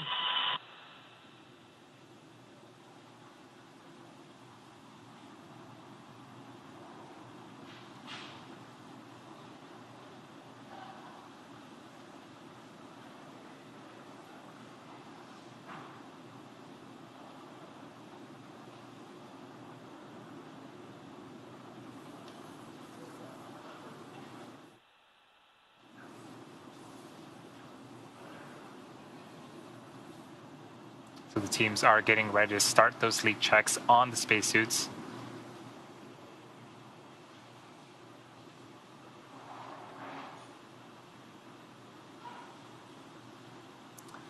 So the clock continues to count down. We are at T-minus 2 hours and 18 minutes until liftoff. But as this continues to count down, we're going to check in with Chelsea at Johnson Space Center in Houston, Texas.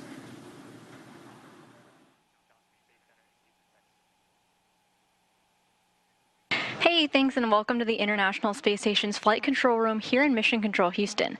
A team of flight controllers behind me is actively monitoring the space station as we speak. The crew in orbit has completed a number of tasks to prepare the station for Crew-4, like setting up tools to monitor Dragon's arrival and prepping the leap stations for Crew-4. Many of their clothes and other belongings launched on previous cargo resupply launches and are at the station now. But back here in Houston, Flight Director Anthony Varia and his team are in constant communication with the SpaceX Mission Director for Crew-4's launch to the International Space Station. Once we get to integrated operations, the NASA Flight Director will be conducting a series of go, no-go polls at the predetermined checkpoints for Dragon's approach. But for now, we'll continue following along from right here in Mission Control Houston, so I'll send it back down to the team in Kennedy. Over to you, Daryl. All right, thank you very much, Chelsea. And if you're just joining us, it is T-minus 2 hours and 17 minutes and counting until SpaceX's fourth I operational... can now give you a go for Section 4, suit leak check. Suit leak check beginning as we get the call-out audio from... We are go for Section 4. Inward. And those are the astronauts, the Crew-4 astronauts communicating with the core there. We are ready for another beautiful crew launch. Got Megan MacArthur here, the pilot from Crew-2 and a space shuttle astronaut. We're so grateful that you're here sharing your insight and your stories. Thanks. It's really fun to be here and watch them go through all of these activities step by step, and excited to see everything that comes up. Brings back memories, doesn't it? It sure when you were does, sitting yeah. in that seat? Yeah. Remember you were playing a game. We were playing a game, yes. There is a fair amount of time where nothing specific is happening, and so, of course, you're taking your job seriously. You do review some things that might happen and how you would respond, but you also just have some time to kill. So we did have some games that Thomas Pesquet was in charge of keeping us entertained during that downtime. Thomas was great for that. He was. He was like our cruise director. Right. Brought a lot of levity. And as you look live inside the Freedom capsule there, closest to us is Kjell Lindgren. And right next to his right is Bob Hines, has his arms up on the display screen. The seats have been articulated up into launch position, and it looks like they're on their back from the orientation of the shot there. And is that pretty accurate? That is accurate. So when they first climb in, the seats are in a lowered position that it's a little bit easier to ingress, but it is difficult from that other position to see and interact with the screens. And so with the seats raised like that, they are tilted a little bit more onto their backs, and they're raised so that they're just able to look directly across at those touch screens to monitor their position and their data. All right, as we watch the astronauts go through their final checks and look at the display screens, Let's take a minute to learn more about what Crew-4 astronauts will be doing after they arrive on station.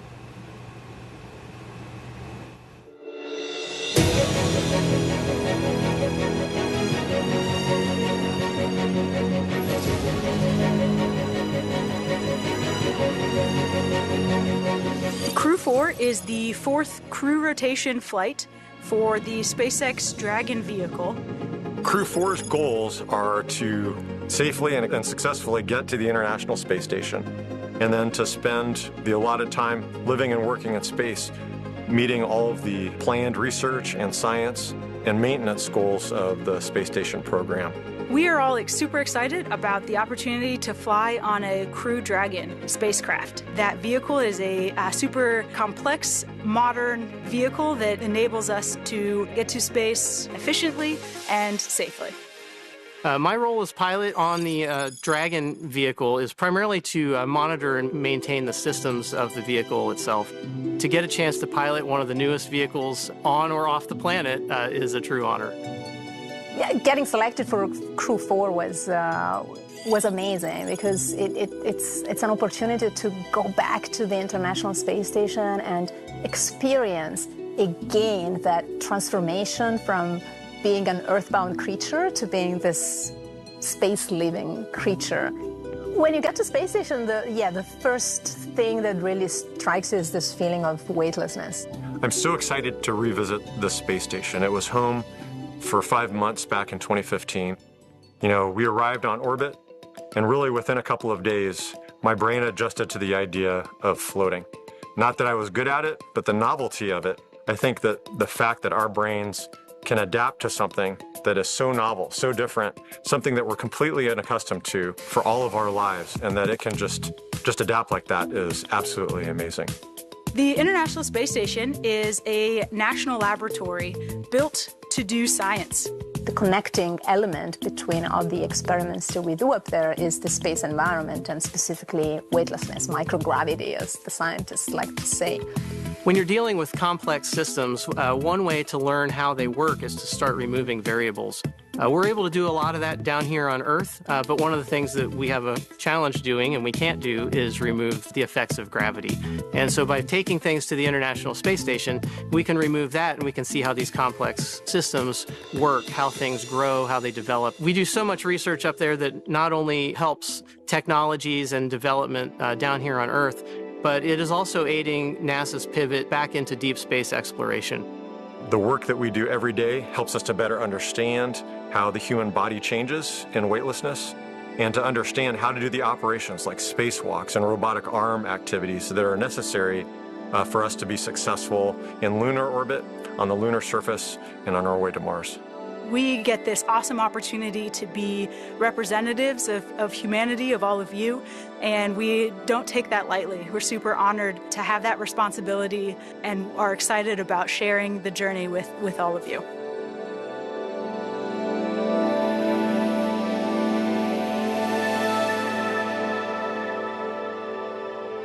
There's so much work that the crew does once they get up to the International Space Station, but at the moment, as you're looking live, outside the Dragon capsule, they're on the ground. How long, Megan, does it take for the astronauts once you get there? They got to launch, they got to fly, they got to rendezvous and get into the space station. Are you ready to go, or does it take some time before you can start doing all that important research? It takes some time for your body to adjust, but I think it helps that you're working during that time while your body is adjusting. The space station is a super unique environment with the micro-G conditions that we can't duplicate here on Earth for any long duration of time. And so not only are you excited to get to work and start doing these science projects, but it really, I think, helps you adapt to the environment the sooner you start learning to work in it. Mm-hmm. And then once you get rolling, there's a lot of exciting science that is happening for this mission. We're going to talk about that, and we're going to talk more in depth with Megan about some of the experiments that she worked on, as well as some that are in the future. And that's coming up a little bit later in the show. But we are currently T-minus 2 hours, 10 minutes and counting. So let's head back out to SpaceX headquarters in California, where Dan and Jesse will be picking up our commentary. Great, thanks, Daryl.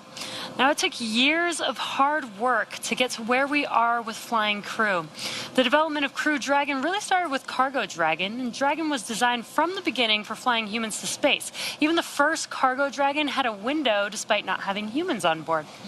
Before we could fly humans, our teams implemented a number of design upgrades to make sure that both Dragon and Falcon 9 were suitable for flying people. We then put both vehicles through thousands of tests to prove their safety. Now, since Demo 2 in May of 2020, SpaceX has been regularly flying crewed missions for NASA at the cadence of about one flight every 6 months. Crew-4 will be SpaceX's 5th crewed space flight for NASA, following the crewed test flight Demo 2 and 3 previous operational crewed missions to the space station. Now, it will also be SpaceX's 7th crewed space flight overall, including Inspiration 4, the first all-civilian mission to space. Now, Inspiration 4 was really a historic first, and what's really exciting is it certainly will not be the last of its kind. Now, in fact, Jared Isaacman, commander of the Inspiration 4 mission, will return to orbit with SpaceX under the Polaris program, which is a series of missions to advance deep space exploration while raising global awareness for St. Jude Children's Research Hospital. Polaris will consist of up to 3 human spaceflight missions that will culminate in the first flight of SpaceX's Starship with humans on board. Now, the first mission, Polaris Dawn, is targeted for no earlier than the 4th quarter of this year, and in addition to Mission Commander Jared Isaacman, will include pilot Scott Kidd Poteet, who served as the mission director of Inspiration 4, mission specialist Sarah Gillis, and mission specialist medical officer Anna Menon. During the Polaris Dawn mission, Jared will perform the first ever commercial spacewalk. The mission is also flying higher than any Dragon mission to date and endeavoring to reach the highest Earth orbit ever flown. And NASA's efforts, particularly with the Commercial Crew program and the certification of SpaceX's Dragon, are building a foundation for a robust U.S.-led commercial economy in low Earth orbit. Commercial transportation, it's a big one. That transportation to space, but that's just one element of our larger plan for commercialization. We're enabling the development of commercial space stations, private astronaut missions, and then demand for in-space manufacturing and more. We just wrapped up the mission with Axiom Space. That was a big part of this effort, and that was the first all-private astronaut mission to the International Space Station. They lifted off back on April 9th on a SpaceX Falcon 9 rocket and spent almost 2 weeks. Ended up just some bad weather prevented them from coming home. But in that Dragon endeavor for the AX-1 mission, there was the commander and the former NASA astronaut Michael Lopez Alegria, pilot Larry Connor, and then mission specialists Etan Stibbe and Mark Pathy. And again, they spent more than 10 days in orbit, including an extended stay on board the International Space Station. They just returned just this week. But during that mission, they performed hundreds of hours of research, more than 25 different experiments, and this is just helping to lay the groundwork for a lot of the really exciting stuff coming up, including the Axiom Station, which is going to be a commercial space station attached to the International Space Station and is currently under construction. I mean, low Earth orbit, we know it's an incredible space for scientific research, technology development, astronaut training. As we go to the moon, we're going to still need a place to train our astronauts. Low Earth orbit's the place to do it. And its value has been proven through thousands of experiments, decades of international and commercial cooperation on board the station. So just a lot more to come. We're just at the dawn of this commercialization of low Earth orbit, so just can't wait to see even more. But let's get back into the ops. We saw good suit leak checks. We're getting ready for the hatch close, so let's send it back over to Daryl at KSC along with Megan. Daryl? All right, thank you very much, Dan. As we await side hatch closure, you can see the teams working there. Hatch still open, but they will be inspecting it very closely. You see the light in the hand of one of the closeout team members. They'll be closely examining that seal around the hatch, which is important. This is going to be protecting them from the dangerous environment of space. So you want a good seal.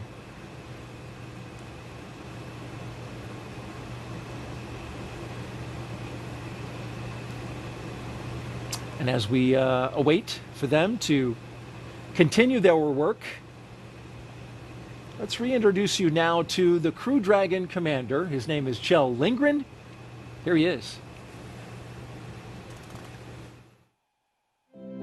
My name is Kjell Lindgren, and I'm the commander for NASA's SpaceX Crew-4 mission to the International Space Station.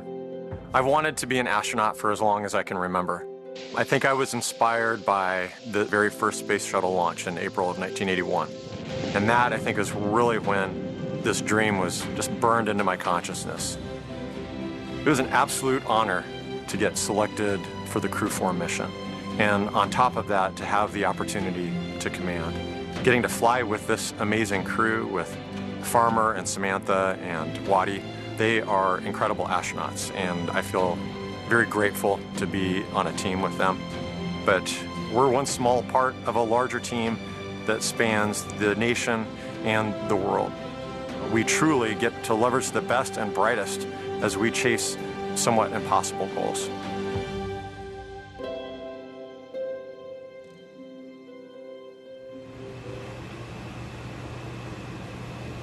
There you see the closeout team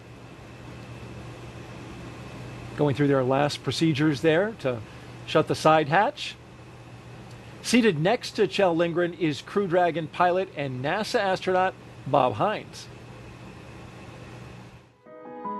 I truly believe that we all have in us an innate desire to go explore and see new things. We have a very unique position in our solar system, in our galaxy, to be able to look out there and to step out and continue to explore. My name is Bob Hines. I'm the pilot for NASA's SpaceX Crew-4 mission to the International Space Station. When I was a kid, I 100% wanted to be a pilot. Being able to fly and see the Earth from a new perspective has really been just a real driver for me, and getting hired as an astronaut has been the ultimate call. When I got the phone call offering me the position of the pilot on the Crew-4 mission, I just couldn't believe it. I can't wait to pilot this vehicle. It is an incredible honor. It is something that I never in my wildest dreams thought would be a possibility. On launch day, I am 100% most looking forward to the kick in the pants when those rocket motors light and we are heading off the launch pad.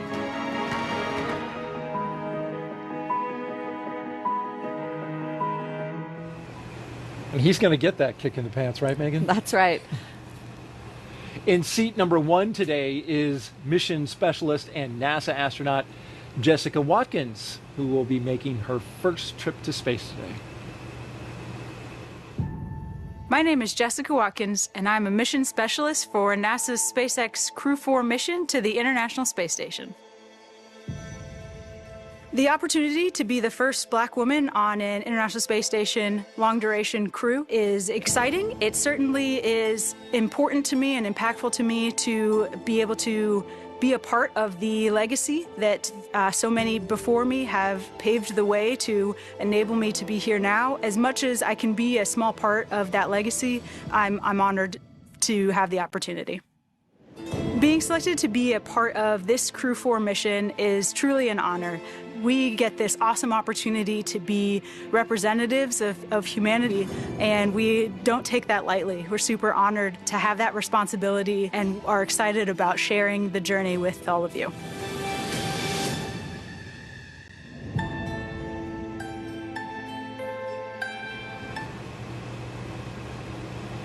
And last but not least, in seat number 4 is Crew-4 mission specialist and European Space Agency astronaut Samantha Cristoforetti. I got the call to become an astronaut one evening. I had this feeling that the whole universe just stopped, turned around and smiled at me. My name is Samantha Cristoforetti, and I'm a mission specialist on the NASA SpaceX Crew-4 mission to the International Space Station. I started dreaming about becoming an astronaut pretty early on. I was still in elementary school, and the astronaut job is really very much about this broad spectrum of things that you have to master rather than being a specialist that has mastered one thing. In 2014, I had the opportunity of flying to space for the first time, and I spent 200 days on the International Space Station.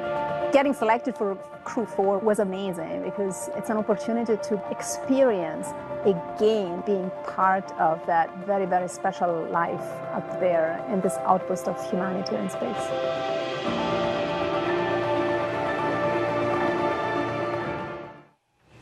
And those are your astronauts from Crew-4. A lot of fours in this mission, Megan. It is, of course, Crew-4, the 4th operational flight. It's the 4th flight of a reflown booster. Okay. We're taking off in the 4th month of 2022. Lots of fours. Lots of fours. 4 very special people getting ready to launch tonight. Indeed. And this is a great crew. You can tell that they've bonded over the time that they've been together. Absolutely. The time that you spend in training, even though it's shortened in some cases, is really special. You know that you're doing something unique and difficult, and you know you're going to really be in a lot of situations where you rely on one another. And so forming those friendships and those bonds are really going to serve them well over the next 6 months. Providing us the insight and the explanations throughout this launch broadcast, Megan MacArthur on hand here, shuttle astronaut, Crew-2 pilot on the Dragon. We want to remind you, you can ask her a question right there at the bottom of your screen. You can see how. Just put the hashtag AskNASA into Twitter and send us a tweet. And once we see it, we'll go through them and pass them along to her. She's been answering them all evening, and keep those questions coming. In the meantime, let's get over to Andy at SpaceX headquarters for a launch operations update. Andy. Thanks, Daryl. We are just under T-minus 2 hours until liftoff, and the countdown is proceeding nominally at this point. On board the brand new Dragon spacecraft Freedom, we heard the communication checks between the Dragon team and the crew, and those went well. The astronaut seats were also rotated in flight position, and right now the closeout leads will verify the cabin environments and then begin procedures to close the side hatch of the Dragon spacecraft. Afterwards, the SpaceX support team will perform the final leak check on the hatch, and once that is finished, the team will begin steps to ready the access arm to retract. Then the closeout team will leave the pad at T-minus 1 hour, leaving just the astronauts on the pad. As for the Falcon 9 team, they are on console in firing room 4. They are preparing the communication checks with the astronauts that is due in just a few minutes here. SpaceX engineers have pressurized the launch vehicle gas storage bottles. These are composite overwrap pressure vessels. They contain gases used to fill the tanks with hot helium, as propellant is drained out of the first and second stages during ascent. Once we top them off, we'll top them off in the last half hour or so before liftoff. We also use pressurized gases to spin the Merlin engine turbopumps when we start an engine in space. The second stage MVAC engine starts up after the first stage separates, and the first stage engines need to be restarted for its landing sequences. The gases are also used for attitude control systems, which helps with vehicle orientation, and for deploying the grid fins and landing legs. We continue to monitor weather at launch sites and around the world at contingency abort and landing zones. But right now, everything is green. So with that, we are at T-minus 1 hour, 57 minutes and counting. Everything's looking good here, so I'll send it back to you, Daryl and Megan. All right, Andy, and thank you. Back here at the Kennedy Space Center, the weather is fantastic. We've got a cool evening and calm conditions, which is perfect for launch. As we look at the closeout team finishing their job on their pads, they've got a list of milestones and checks to complete.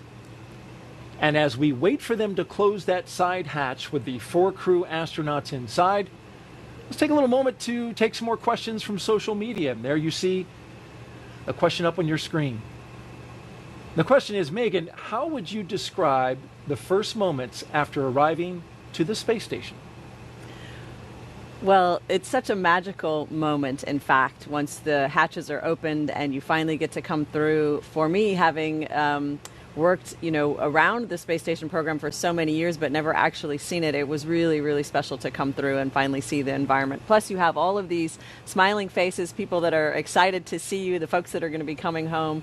It's really pretty overwhelming. Lots of hugs, lots of smiles, and it just, you know that you finally reached this goal that you've worked so hard to attain. And you're seeing astronauts that you used to train with, that you know well. It's like coming over to their house. Absolutely. Yeah, it's kind of like your long lost friends. You know, I think I teared up a little bit when I saw my friend Shannon, you know, big hug, and you kind of get, you know, you pass around, everybody hugs everybody, and you're still learning to move in that environment too. So you notice the people who have just arrived because they go to hug and then their whole body, you know, sort of swings by the person that's more stable and stationary. So it's a pretty fun rodeo to watch those first few moments. Slinging people around on the International Space Station. That's right. There's a lot of joy. That's great. Great question. Thank you very much for that one. And Go for Space Launch asks, how long will the Crew-4 and Crew-3 astronauts be on the space station together? Well, that's a great question. So this is what we call a direct handover, meaning that the Crew-4 astronauts will arrive and spend several days with the Crew-3 astronauts before we check the weather and make sure it's okay for the Crew-3 astronauts to come home. So typically that's designed to be about 4 or 5 days, but it will, of course, depend on the weather conditions. They're going to be looking for good weather to bring home the Crew-3 astronauts safely. Now, you didn't get to hand over with the crew that followed you. With Crew-3, no, we did not. But there's a reason you pass along a lot of knowledge and experience, yes, you know, on to them. Handover is really, really important between crews. You know, there's so much that you can learn, you know, from the books, if you will, or from the simulation, but there's so much more that you're going to learn in the real environment. And we had the luxury of, Mark Vande Hei, of course, was up there. He did an entire year in space. He's a superhero.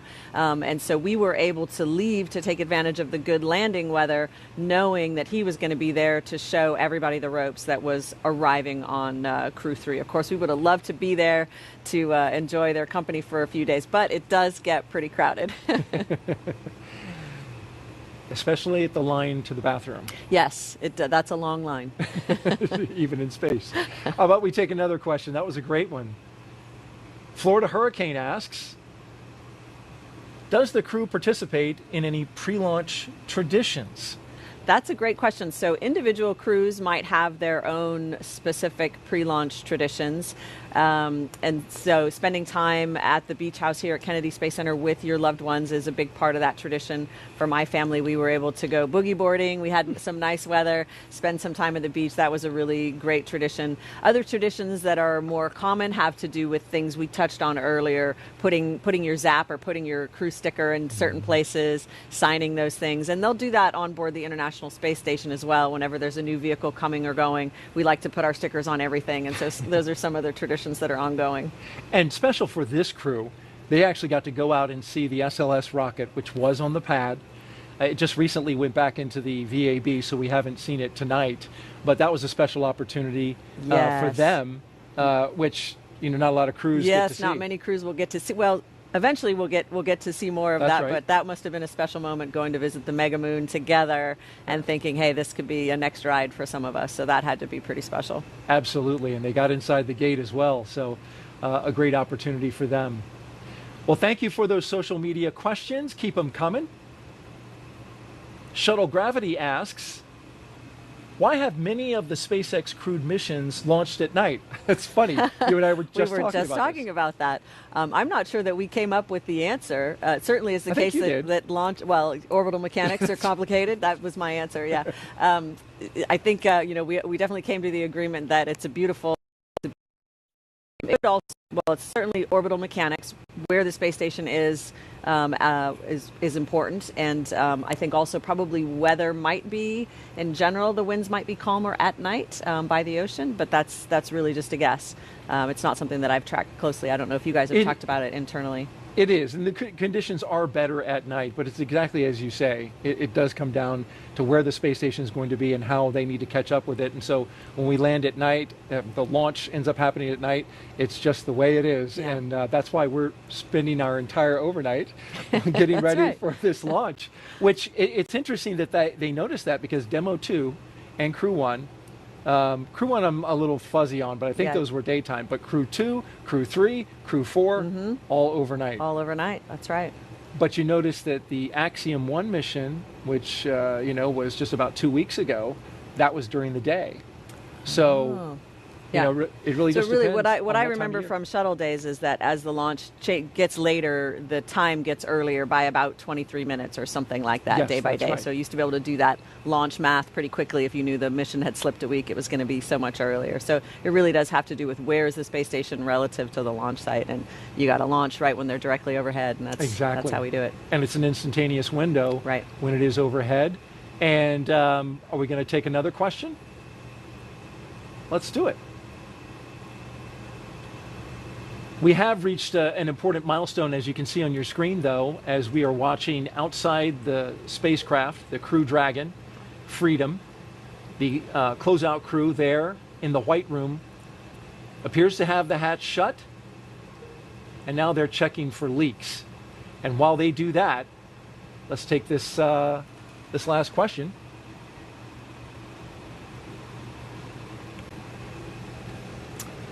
What kind of food will the astronauts have on the International Space Station? So food is so important, as you can imagine. And Freedom SpaceX, with the side hatch now closed, we're going to be commencing health checks for the launch escape system. Expect a momentary flight computer state change, followed by transition back to pad hatch closed. And there's your confirmation. So yes, food is so important for any long duration mission, of course, but on the International Space Station, there are some challenges to providing a varied menu. You've got a lot of different people with a lot of different tastes, and then you have limited ability to keep fresh food fresh.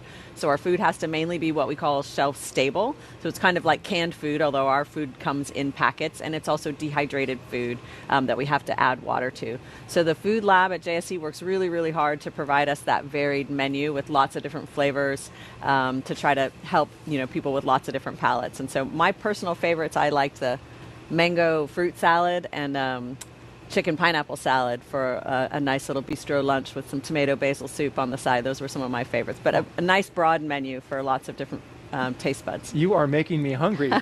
But is that the rehydrated meal?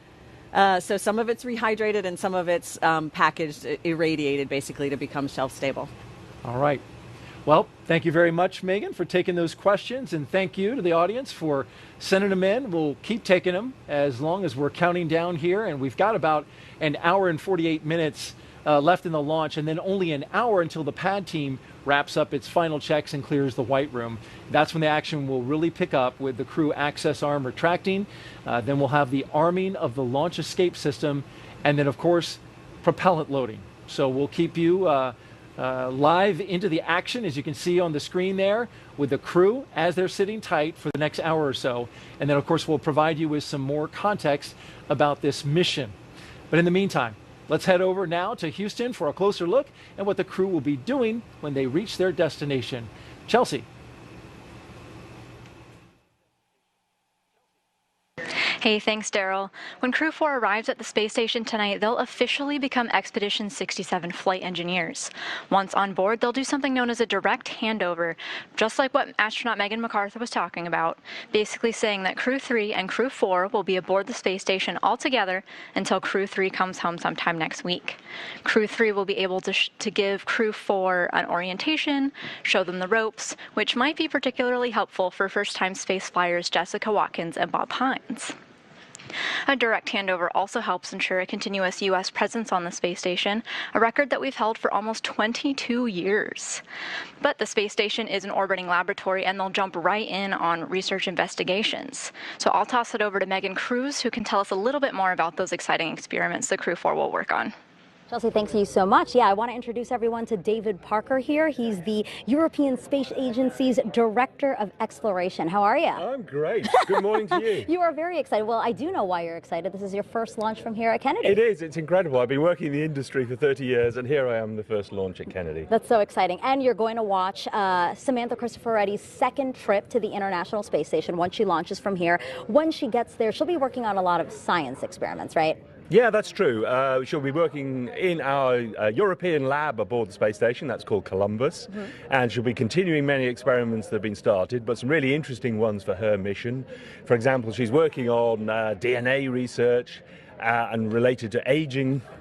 And that's related to one of our own interests, which is osteoporosis, the effects of aging back here on Earth. So it's linking what we're doing aboard the space station to the research that's really relevant to us back here on Earth. Yeah, and that's important because we do know that there is bone loss that happens while we have astronauts in space. Now, something that's really interesting is that NASA and ESA aren't just partners when it comes to our commercial crew program. You guys are playing a critical role in our return to the moon, NASA's Artemis program. Yeah, that's super exciting to us. I had the lovely opportunity yesterday to go into the VAB behind us here and see the SLS rocket. We're super excited to be part of the Artemis program because right at the top of the rocket is our first of our European service modules, the power and propulsion for the astronauts to take them back to the moon. And so the first one was on top of that rocket. The second one is already delivered to the States, and we're building more, maybe up to number 7, 8 and 9. And of course the question is where the astronauts going to fly to. Well, the first place will be the Lunar Gateway, our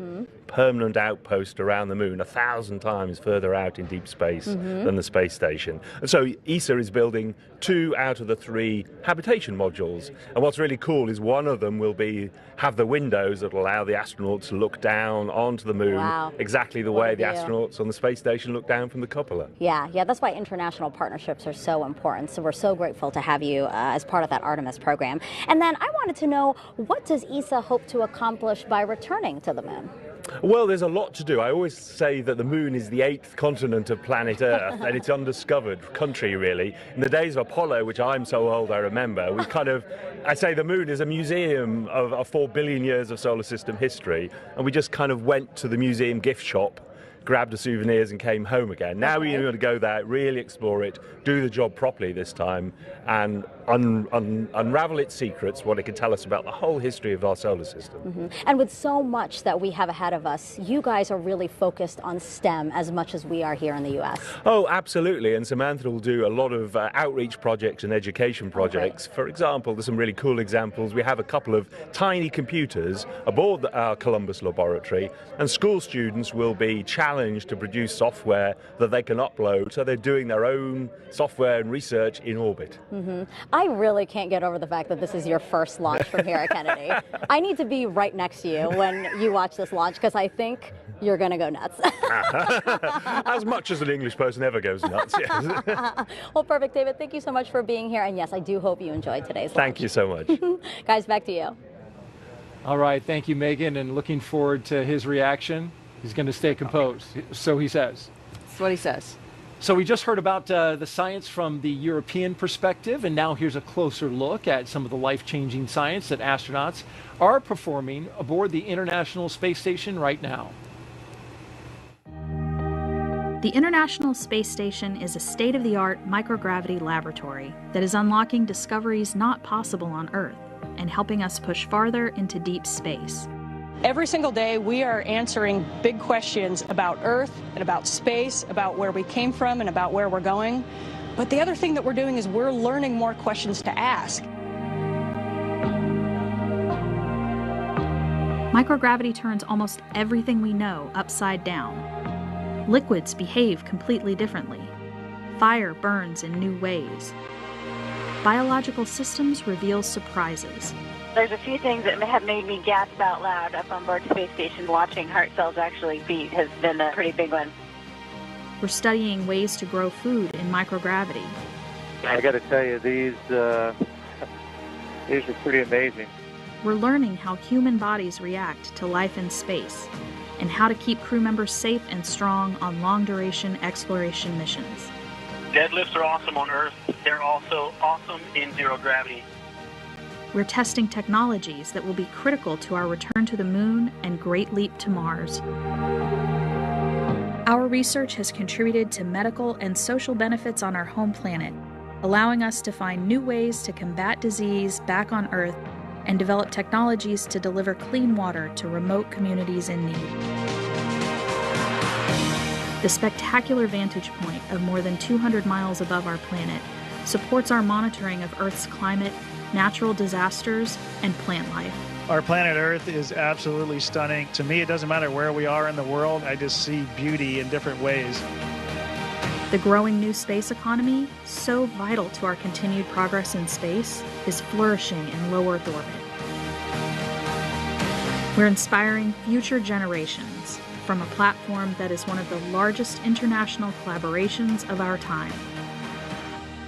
We're doing science at 17,500 miles per hour. Come along for the ride.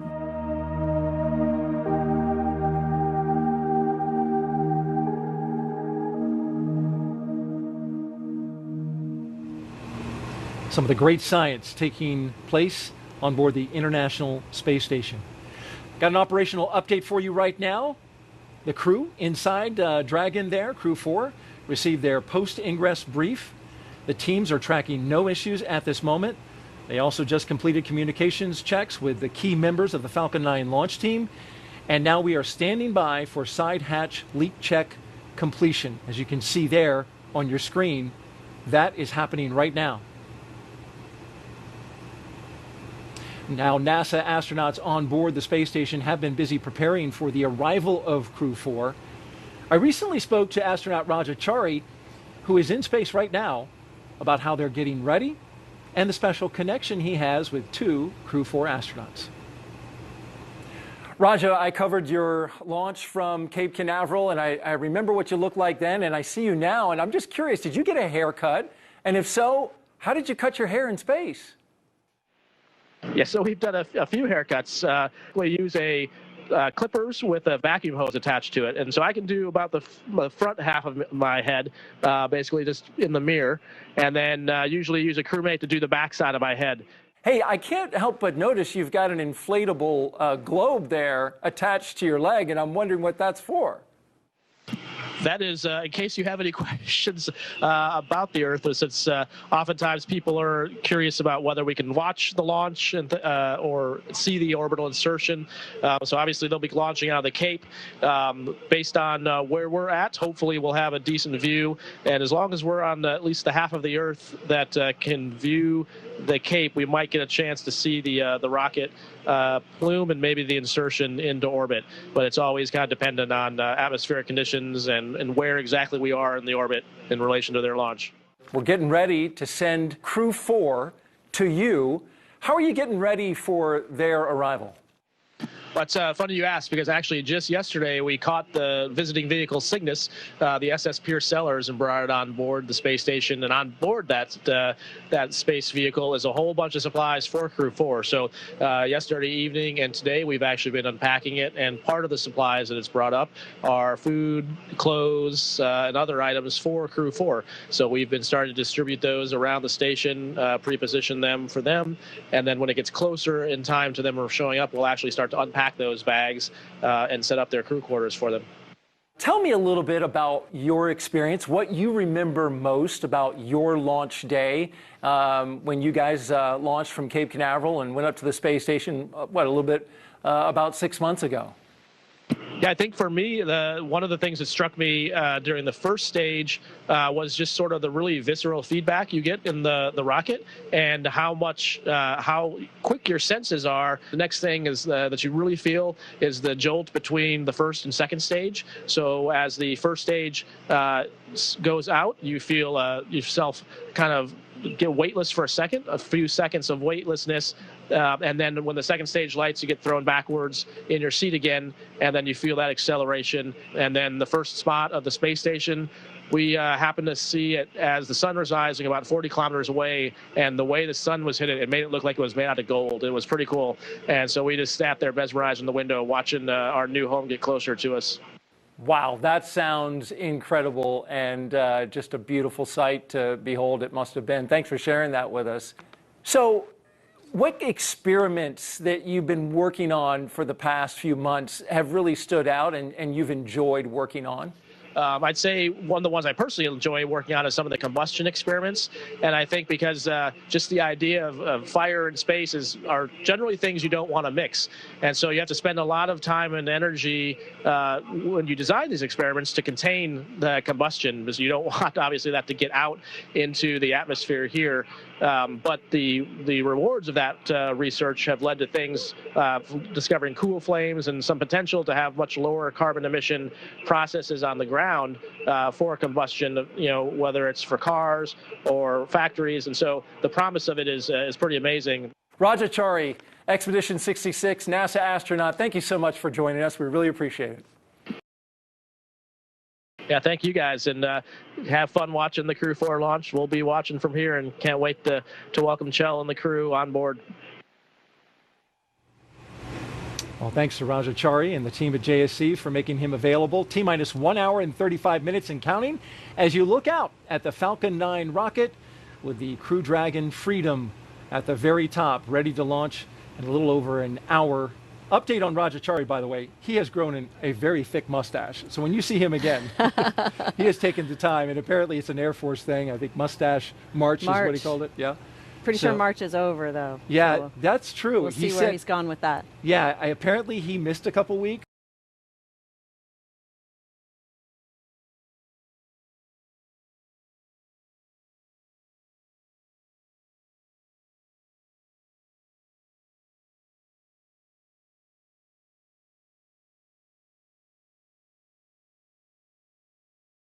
And so he's on catch up. But the other thing is, he talked a little bit about watching a launch from the space station, which I just think sounds really cool. I wonder, you know, now we just got an update about the Space Launch System, our mega moon rocket, which now is looking in the August area for launch. Okay. Which Crew-4 would be on board for that launch. But I understand you got to be kind of lucky to see a launch from the space station. You do have to be kind of lucky. We have seen them, and you just have to be, it's again, you know, kind of right place, right time, right? The trajectories have to be relative to one another correct. The lighting, of course, has to be correct. And then you kind of just have to be looking in the right direction, right? There's a little bit of element of luck involved in it as well. And then also you can see some deorbit burns of vehicles going home again. And my crewmate, Thomas Pesquet, did capture Crew-1's deorbit burn really beautifully well in some photographs in one of the very first nights that we were up there. So kudos to him, because I had not figured out how to even find a camera, much less take night photography of a moving object. But so you do have some unique viewing opportunities. They don't always work out, but the team on the ground will usually tell us what they think those will be. Hope it works out for Crew-4. Crew-3, meanwhile, set to splash down next week. Megan, it seems like yesterday that you and your fellow Crew-2 astronauts splashed down, and I want to take a look back and take you back down memory lane. Oh, yes. Remember that? Yes. You were the first astronaut out of the SpaceX Dragon after splashdown, and there was your look. It was a good moment. It's a little bit painful getting out. You actually have this wonderful team who kind of just reaches in and hauls you out. There's some straps connected to your suit that they reach in and grab and haul you out, and they immediately, you know, put you on a stretcher so they don't want you standing up or trying to walk around. Everything kind of hurts at that point. Your back hurts and everything else. I was really grateful that I felt well. I did not feel any motion sickness or anything like that. I was just really happy to see. I think I'm seeing Shannon Walker down the end of the hall there, so I'm getting a big smile for my friend. Shannon Walker, one of our guest hosts for the previous launch, Crew-3. And Rajachari and the rest of the Crew-3 team, of course, when they return from the International Space Station next week, it'll be a great moment, just like the one we just saw there with Megan MacArthur. NASA's Megan Cruz got to speak with Crew-3's mission manager as she balances the two missions and reflects on a busy couple of years here on the Florida Space Coast.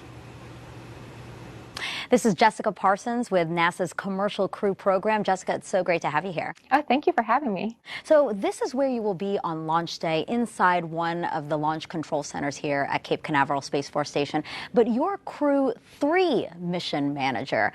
How are you involved in Crew-4? Well, that's correct. I'm the Crew-3 mission manager, but we have a group of mission managers that is assigned to each of the missions. For Crew-4, our mission manager is actually in the LCC room in Fire Room 4 with the SpaceX and the spacecraft team, but we do have many teams that support from different locations. Hangar AE here is one location where we have our launch vehicle teams and our ground systems team that are following the launch preparations for the launch vehicle and the ground systems. So we do have mission managers assigned to different locations. And as a Crew-3 mission manager, this is where I am since I'm not in the prime mission manager role. We also have a group of engineers that support from the Mission Control Center at JSC and some of the engineering teams there with them, monitoring all the activities from launch all the way to docking. Gotcha. So what is your particular role on launch day here? So launch day here, I am listening to the loops, helping the team if there's any anomalies or any issues, being aware of what those issues are and reporting them up to the team, make sure they have the latest information. So our NASA operations manager, who is a voice within the SpaceX countdown, can be aware of those and report them if there's an issue. And why is it important for you as the Crew-3 mission manager to be so intertwined with Crew-4? Well, it is important because I need Crew-4 to launch successfully for Crew-3 to return home.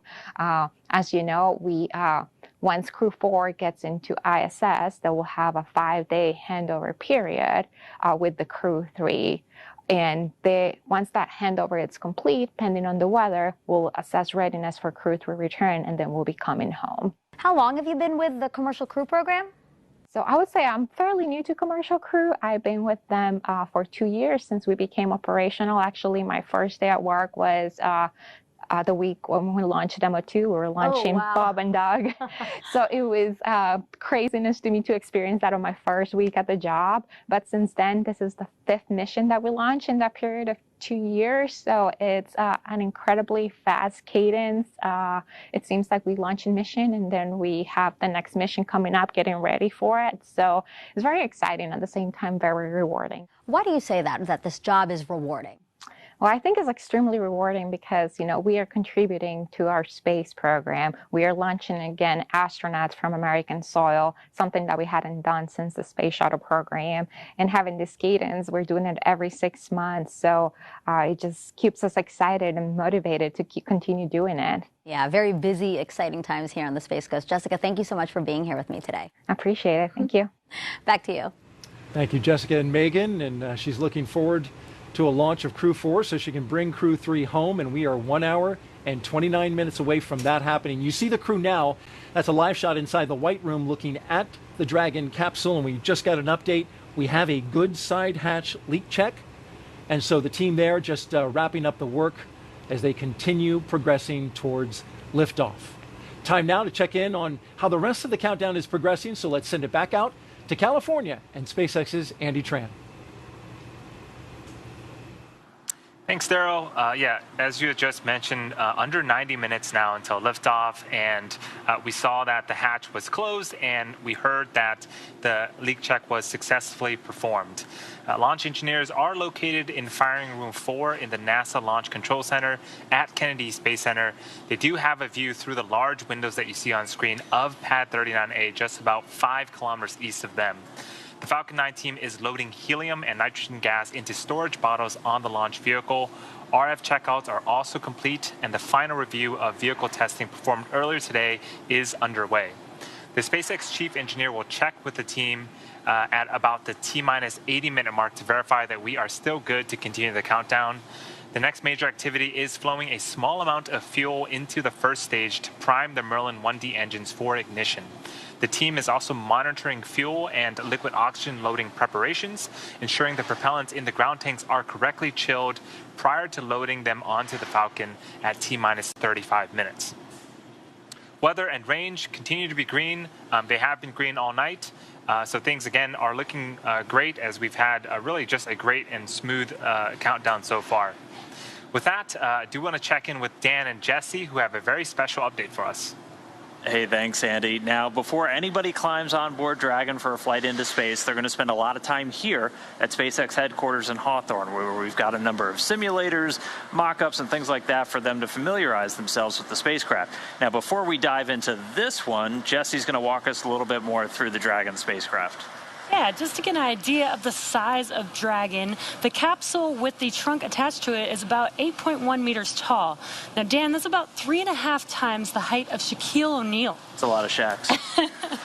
The diameter of the vehicle is about 4 meters, and the payload mass that it can carry up to space is about 6,000 kilograms. So, Dan, just in case you wanted to bring a large African elephant with you to outer space, you totally could. And the return mass is about half of that. It's about 3,000 kilograms when returning back to Earth. All right, and so SpaceX has a number of simulators, mock-ups for the different aspects of Dragon, and this one right here is a mock-up of the forward hatch. So this is on the very top part of the Dragon spacecraft, and this is what they'll be opening once they dock to move into the space station. I'll walk you through it a little bit. So there's a crank right here, and there's an identical one on the other side. And there's a decal on here that tell you which direction and how to open this. So when you tune into docking tomorrow, you'll hear the crew get the call to open the hatch per the decal.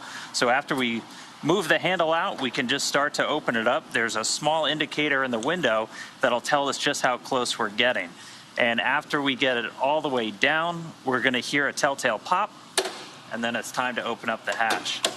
And so it opens up pretty slowly. Yeah, so now it may look like Dan is really struggling to open the door, but in fact, the hinges are designed with dampers so that the door does open pretty slowly. It's about 7 seconds to fully open, no matter how much you push or pull on the hatch door. And that's a safety precaution. The door opens up to the interior of the Dragon vehicle, so we want to make sure that the door doesn't swing and hit anything inside of the vehicle or harm anybody that's inside of the vehicle as well. And same with closing. Again, it may look like Dan is struggling, but this is per design about 7 seconds to fully close the hatch door. And so not just practicing how to open the hatch and close it, they can also practice attaching seals and covers to the hatchway.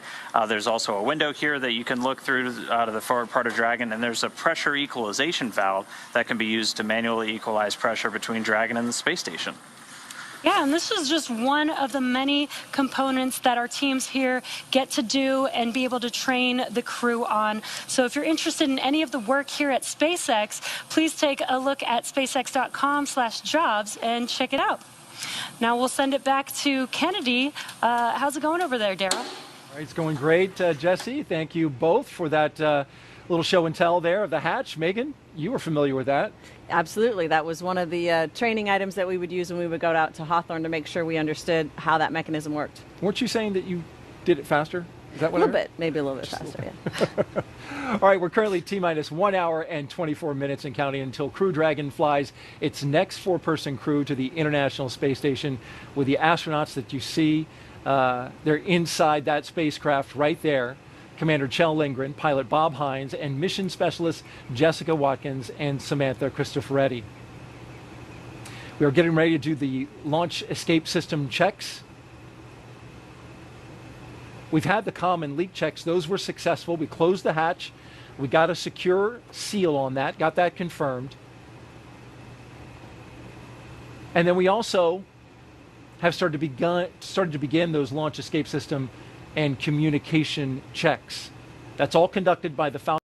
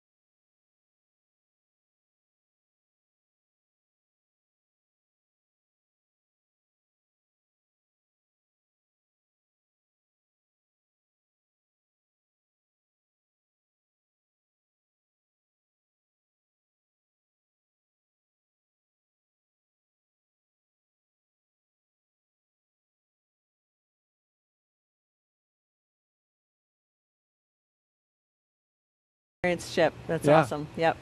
Well, hopefully you get to see it and get a selfie with it. Definitely. That's on my list. Speaking of history-making astronauts, we now have a special message, Megan, from one of the astronauts who flew Crew Dragon's first test flight. And the message is for our guest host, Megan MacArthur, and for the 4 astronauts of Crew-4. Take a listen. All right. Howdy, Megan. It's your husband, Bob. I didn't want you to miss the melodious sound of my voice while you were down in Florida giving commentary for Crew-4. I did want to wish you all the best and let you know that Theo and I are thinking of you and really looking forward to reliving both the Crew-4 launch and watching the Crew-3 splashdown together as a family when you return. For Crew-4, Kjell, Bob, Jessica, and Samantha, I wish you all the best. I know that you've trained really hard in preparation for this mission, and I'm expecting great things from y'all while you're on board. I would give you one piece of advice, and that's to really enjoy that final meal in crew quarters that you get prior to heading out to the vehicle to strap on and launch into space. Doug and I really enjoyed ours, and I'm looking forward to hearing a little bit about what you selected to eat prior to strapping on a rocket ship. You know, for me, it's hard to believe that it's been nearly 2 years since I launched on the Demo 2 mission to the International Space Station and had the opportunity to stay on board for just a few short months. It almost seems surreal. But I'm reminded every day by the great accomplishments that I see with the crews on board the International Space Station that we achieved something, that it is real, and I'm just really looking forward to seeing what you guys, Crew-4, accomplish while you're on orbit. I wish you all the best, and good luck. Bye, Megan. Wow. That's a great message. Thank you so much for, for surprising me with that. That's awesome. That's right. We were looking forward to this moment. Of course, that was Bob Benken, Megan's husband and history-making astronaut from Demo 2 there with a nice... When he said, I know you missed the melodious sound of my voice. The melodious sound of my voice, yes. People often ask me, you know, since I flew on the same vehicle in the same seat after Bob in that Crew Dragon Endeavor, you know, did he leave something for you on the spaceship? Did he leave something for you on the space station? And what I like to tell people is he left me a fully functioning, safe spacecraft to get me to space and home again. And there's really no finer gift than that when you're in the spaceflight business. I would greatly agree with that. Let's now join Megan Cruz, who is with Phil McAllister. He is the director of the Commercial Spaceflight Division at NASA headquarters. Y'all take it away. That's right, Phil McAllister. Thank you so much for being here today. Thank you. So talk to me about this being the 4th crew rotational flight to the International Space Station. What kind of milestone does this represent? Well, it represents that we've been working on these vehicles for, it was 10 years in development. So now after all that development, we're actually flying, and it's very gratifying. And to have 4 missions within 2 years, it's really kind of amazing, and it's really picked up the pace, and it's just what we were working for. Yeah, you know, reliable, irregular cadence. It's really amazing to see that, again, this program has only been around for about 10 years. Yep. So then, you know, just a few weeks ago, we also saw Axiom 1 launch from the same launch pad that Crew-4 is about to launch from, you know, the first all-private crew to the International Space Station. Is that the future? Are we going to see more private commercial missions, maybe commercial space stations? Absolutely. I mean, that is our strategy. It was our strategy when we started Commercial Crew that we wanted to be one of many customers, and to see that actually come to fruition, because there was a lot of skepticism about that in the very early days. We didn't really know how it was going to play out, and now it seems pretty clear the demand for human space transportation is very strong, and a lot of people are going to be able to experience this more and more, which is kind of just what we were doing. Yeah, exactly. And what is the importance of fostering these commercial efforts in low Earth orbit? You know, NASA has so many other goals, but why is it important to still maintain this particular presence, again, in low Earth orbit? I think you said it, is because NASA does have all these goals. If we maintained all the footprint of what we had done in the past, we won't be able to go as far in the future and far out into the solar system as we want. So I think it's time for low Earth orbit, that has now a little bit more routine of a mission. It's time to turn that over to the private sector. They've shown, the U.S. aerospace industry has shown both technically and financially that they are capable, with NASA's help, of doing that mission. mission, and so that we can direct our resources towards the moon and Mars. Can you remember a busier time on the Space Coast? I really cannot. You know, it's interesting. I was here for the last shuttle mission, and I remember being at the hotel, and they were all like, "Oh no, this is the last shuttle mission. I don't know if we're going to be able to keep going." And now there's 5 more hotels, and you still can't get a place. So it's really been invigorating for, I think, this economy, the local economy, but also NASA. And partnering with these companies, we learn from them, they learn from us. I think it has really just invigorated everybody. Yeah, just within this month, we saw 3 vehicles on 3 different pads there. Can you remember when you last saw something like that? No, I cannot. This really is probably the busiest time that I can think of in my memory, for sure. I mean, the Axiom 1 spacecraft came down less than 2 days ago. Yeah. And now we're launching Crew-4, and Crew-3 is going to come back down 4 or 5 days after that. It's just what we've been working for. We want to fly, and so now we're doing it. Lots of juggling, but very worthwhile, very rewarding. Yes, when we complain about it, we're like, what are we complaining about? This is actually our job, so it's nice to be flying. Phil, thank you so much. I really appreciate you being here. I hope you enjoyed today's launch. Thank you. All right, let's go back to Hawthorne for another check on the countdown. Thanks, Megan. Now we're just at T-minus 1 hour and just under 15 minutes away from launch, and it just gets more and more exciting as we approach that T0. Now we've been able to watch the crew ingress the Dragon vehicle. They're already inside, and there you can see on your screen they were helped out by our closeout team. The closeout team helped to attach their umbilicals, which provide breathing air and comms to Dragon.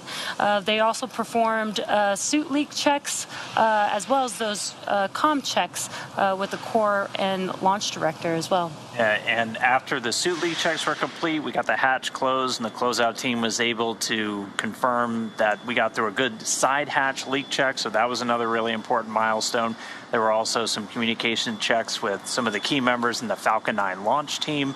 But coming up, the closeout team is going to get ready to depart. So we're going to see them move out of the white room, off the crew arm, and they're going to leave the area. And after they're gone, the only people left at that pad area are the astronauts. The final weather checks have just kicked off, releasing a couple of weather balloons. The good news is all of the weather has continued to look great for launch. Closeout team has departed the crew arm. Freedom copies, thanks. And they're the core giving that update. So the closeout team has departed the crew arm. They're going to get in cars and drive away. Then it's just Crew-4 on the pad, and that's it. And then we're going to get closer to launch. Again, weather's continued to look fantastic. Very low probability of violation at the launch site. And then our ascent corridor weather just all the way up the eastern seaboard of the U.S. Has continued to trend all in the right direction. So we're not looking at any holds for our launch today. Yeah, and great news on that weather. We will also do a final go, no go poll. But before we get to that, the various teams at both NASA and SpaceX will do an internal go poll, making sure that conditions are right with Falcon 9, the Dragon, the Crew, the range, and the space station before the final go is given. So now let's check back in with Houston for a status update on the team supporting the space station on the readiness for launch. Chelsea, how's it going over there?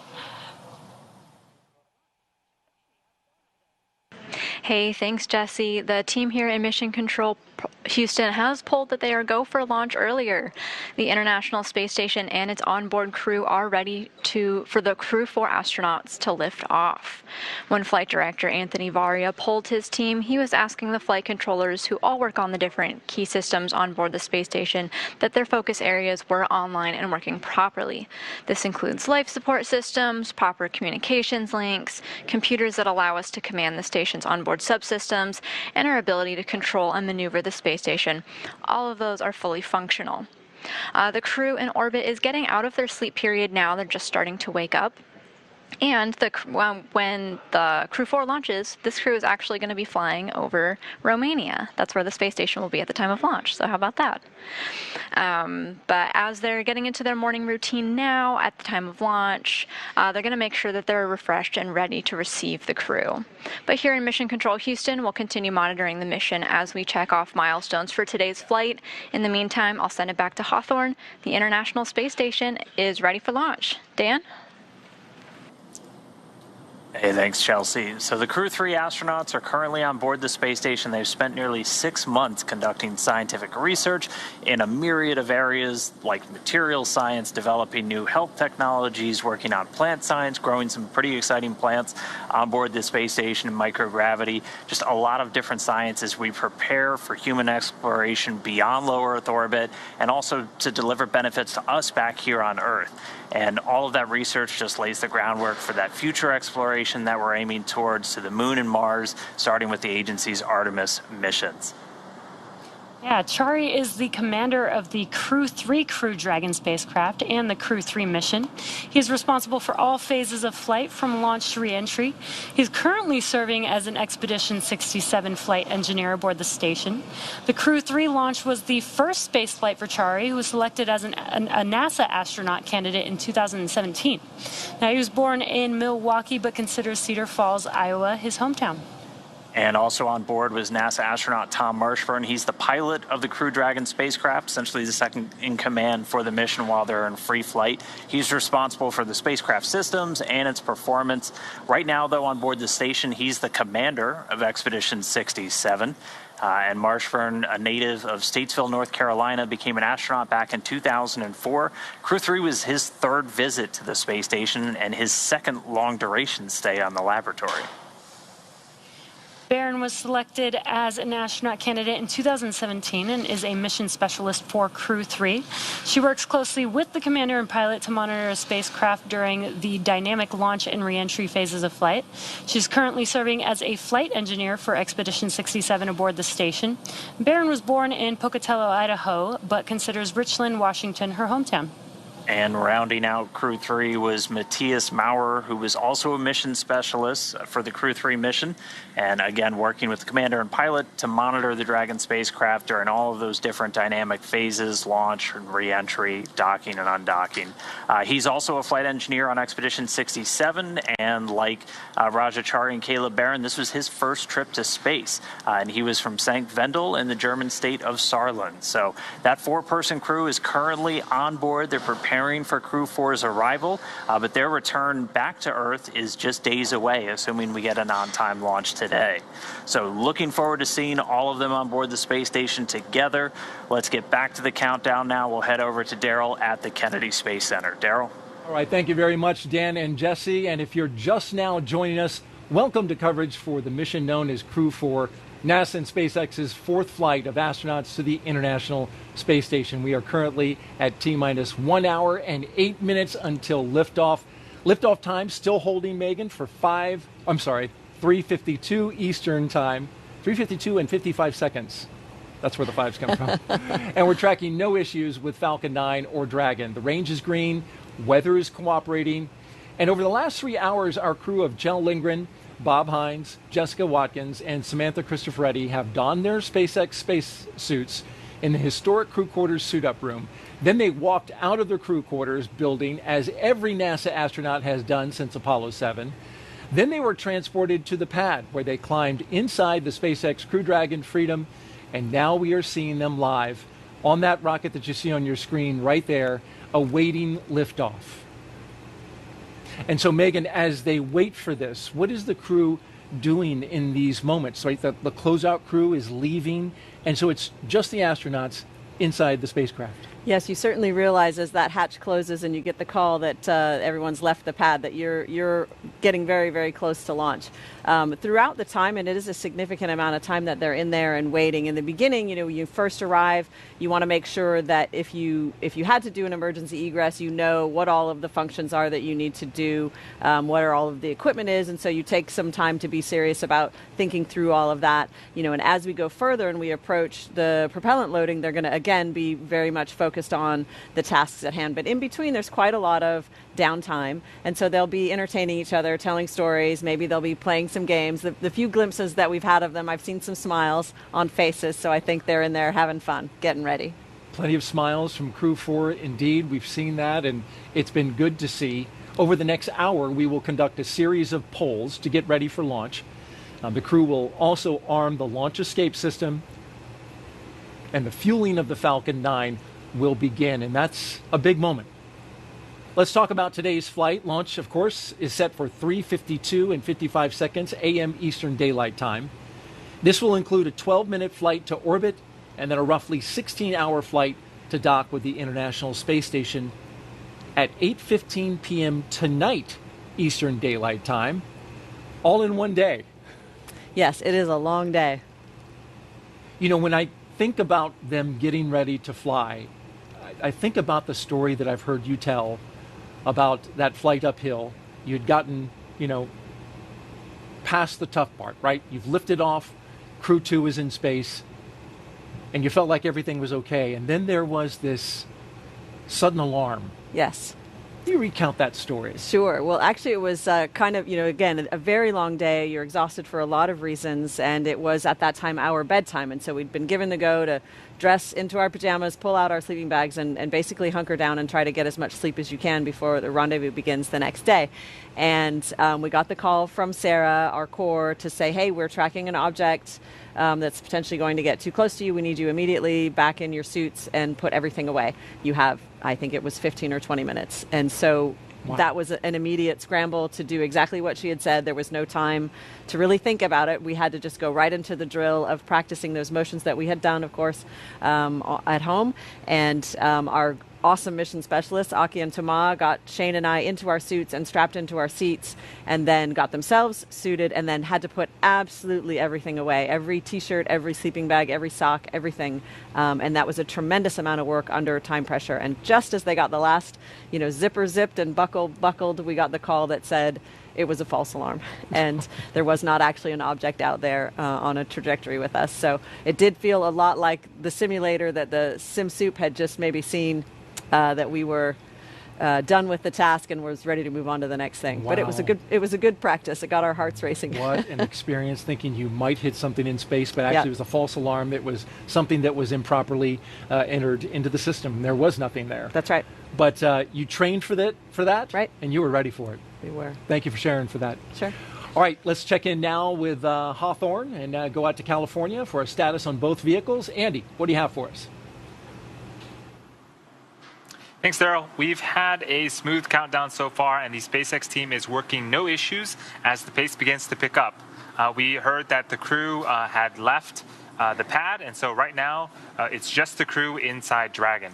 For Falcon 9, our two-stage reusable rocket, final propulsion checkouts of the first and second stages, and the engine began just a few minutes ago in preparation for propellant loading.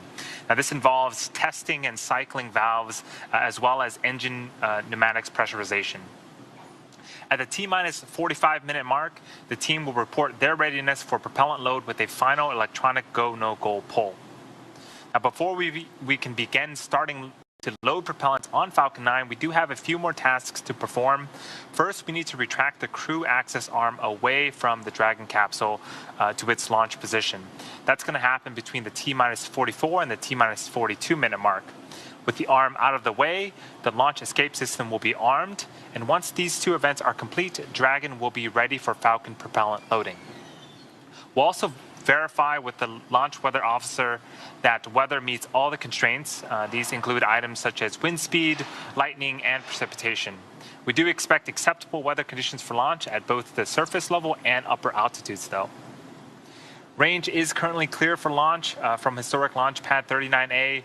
Worldwide network of ground stations and the tracking and data relay satellites are ready to support Dragon as it heads into orbit.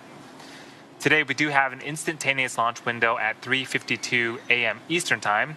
Once we begin loading propellant, there is no opportunity to change to T0. The timing for Dragon to rendezvous with the International Space Station is very precise, down to the second. So we do only get one chance at it today. The good news is we are at T-minus 1 hour and 1 minute and counting. Everything is looking green, so I'm going to send it back over to Jesse. That's great news, Andy. Thanks for the update. Today's launch marks the 4th time a rotational crew will fly on a commercial spacecraft, and each of our crew members brings a diverse set of experiences to today's flight. Kjell Lindgren is commander of the Crew Dragon spacecraft and the Crew-4 mission, responsible for all phases of flight from launch to reentry. Kjell spent most of his childhood abroad and returned to the U.S. to earn a doctorate of medicine from the University of Colorado. Board certified in emergency medicine, Kjell served as the deputy crew surgeon for STS-130 and Expedition 24. He also flew on Expedition 44 and 45, logged 141 days in space, participated in 2 spacewalks, and more than 100 different science experiments on station. And Bob Hines is the pilot of Crew Dragon Freedom today, and he's going to be responsible for spacecraft systems and performance, and he's second in command for the mission. He's also going to serve as a flight engineer for Expeditions 67 and 68 on board the station. He was born in Fayetteville, North Carolina, earned a Bachelor of Science degree in Aerospace Engineering from Boston University. After he graduated from there, went to the U.S. Air Force Test Pilot School, where he was awarded a Master of Science in Flight Test Engineering, and then went on to complete a Master of Science degree in Aerospace Engineering from the University of Alabama. A lot of school. In 2012, he was selected as a research pilot at NASA's Johnson Space Center, and then in 2017, got the call to become an astronaut candidate. Jessica Watkins is a mission specialist for Crew-4. This will be Jessica's first trip to space following her selection as an astronaut in 2017. As a mission specialist, she will work closely with the commander and pilot to monitor the spacecraft during the dynamic launch and reentry phases of flight. Jessica earned a bachelor's degree in geological and environmental sciences from Stanford University and a doctorate in geology from the University of California, Los Angeles. At the time of her astronaut selection, she was a postdoctoral fellow in the Division of Geological and Planetary Sciences at the California Institute of Technology, where she collaborated as a member of the science team for the Mars Science Laboratory rover Curiosity. And our fourth crew member, Samantha Cristoforetti, also a mission specialist for Crew-4 from the European Space Agency. In 2001, she graduated from the Technical University of Munich, Germany, with a master's degree in mechanical engineering with specializations in aerospace propulsion and lightweight structures. And she also attended the Euro-NATO Joint Jet Pilot Training Program at Shepherd Air Force Base in the U.S., where she earned her fighter pilot wings in 2006.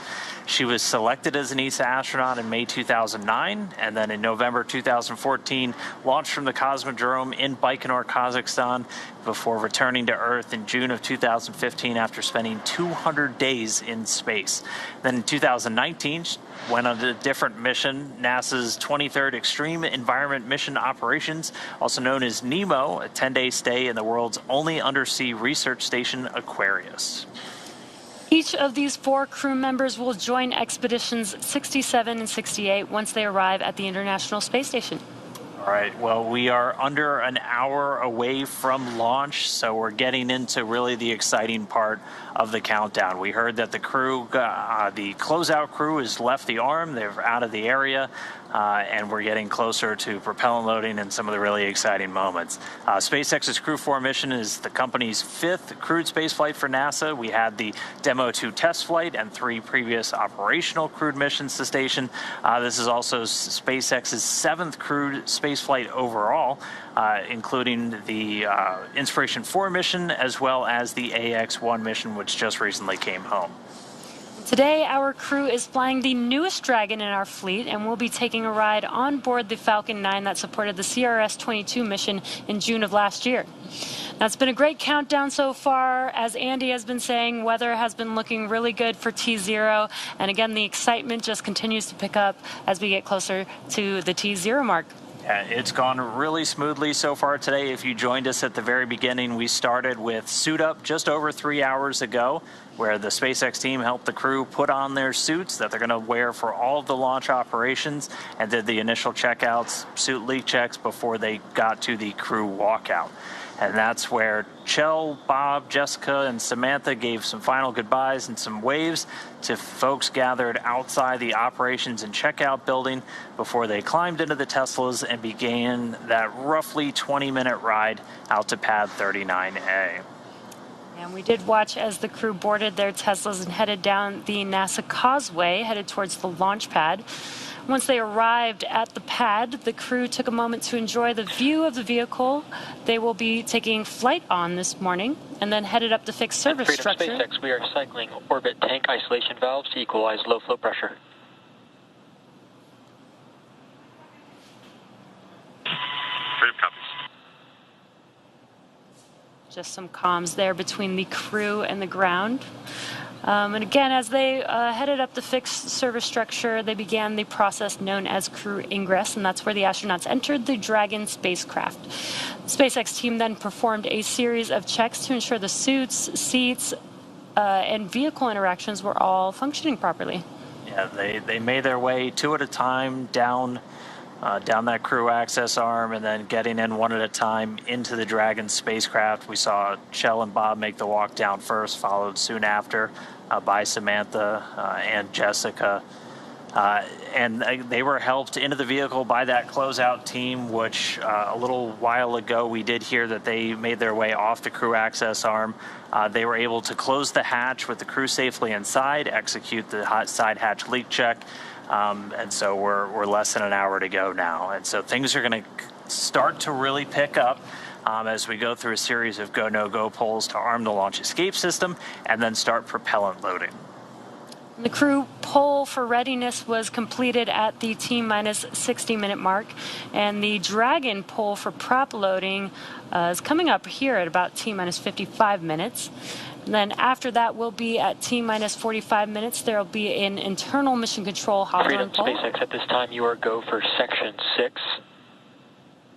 When you're ready, please report go for launch. Copy. Freedom is go for Section 6, and put that to work. Again, just pausing for those comms between the core and the Crew-4 astronauts. At T-minus 45 minutes, we will have an internal mission control Hawthorne poll, and then the launch director's poll for propellant loading. Now, when we get to about the T-minus 40-minute mark, the crew access arm will retract, and the crew will get the call to close their visors and to arm the launch escape system. Now, that's the automated safety system in place that can fire the 8 Super Draco thrusters on Dragon to quickly separate the crew from the rocket, either on the pad or during the flight on the ride uphill. And then once we reach 35 minutes before liftoff, propellant loading for Falcon 9 will begin, loading fuel and oxidizer on both the first and second stages on Falcon 9. So we'll continue to get views of the crew. They're going to get ready to report their readiness for launch. They're in their suits throughout this entire phase. But for right now, we are just standing by for these final polls, and then we'll get into propellant loading. So with things starting to pick up, let's send it back now to the teams in Florida. Over to you, Daryl. All right, thank you, Dan. And since we last saw you, our team has grown. Check this out. So Megan MacArthur and I want to welcome a group of NASA social participants onto our launch broadcast. They are standing behind us and all around us. Guys, welcome. So you might ask, what are NASA social participants? This is them, and they are stoked. And here's what they've been doing. NASA puts out an open invitation to social media influencers who engage in STEM and science communication to come out to Kennedy. And you're looking at the pictures of some of the stops they went to around Kennedy. They tour this multi-user spaceport in the days leading up to launch, and it ends with a rocket launch. They get to see it as close as you can possibly get, the same distance that the media and VIPs get to watch it. So I know you guys are excited about that. NASA social participant Camille Calabeo is otherwise known as the Galactic Gal on Instagram. And so you're here with all of your NASA participants, and I want to ask, first of all, how's it going so far? It has been absolutely amazing. So this is actually my first NASA social. I started my platform during COVID, so you know, we haven't had NASA socials since then. And it has been absolutely incredible. I know we had a delay, And so, you know, some of us went home, some of us stayed. We got to come back. We got to see so many things. And I have gotten to meet so many wonderful people from all different walks of life. And, you know, some of them are artists, some of them are foodies, some of them are space influencers. And so it's just been really phenomenal to be here and get to experience this with everyone. Absolutely. And each one of you represent a substantial audience that you're communicating with and sharing the science, which we appreciate so much. So we're so glad that you're here to do that. What's been the favorite part that you've done so far? That is a really hard question. Everything has been absolutely amazing, of course. But I think the best part for me has been, or was, getting to see 3 different rockets on their pads at the same time. And it really just solidified to me what a time to be alive, right? Mm-hmm. You see SpaceX with Starlink, then you see SpaceX with Crew Dragon, and then you see SLS and Orion taking us back to the moon. And that was just really incredible to see that right here with my own eyes. Totally. And you guys got lucky, really, because there was a launch last week. You've seen 2 launches. We have NASA socials that don't get to do that. Yeah. So good on you for seeing that. What is one of the more challenging aspects, would you say, to communicating science in this day and age?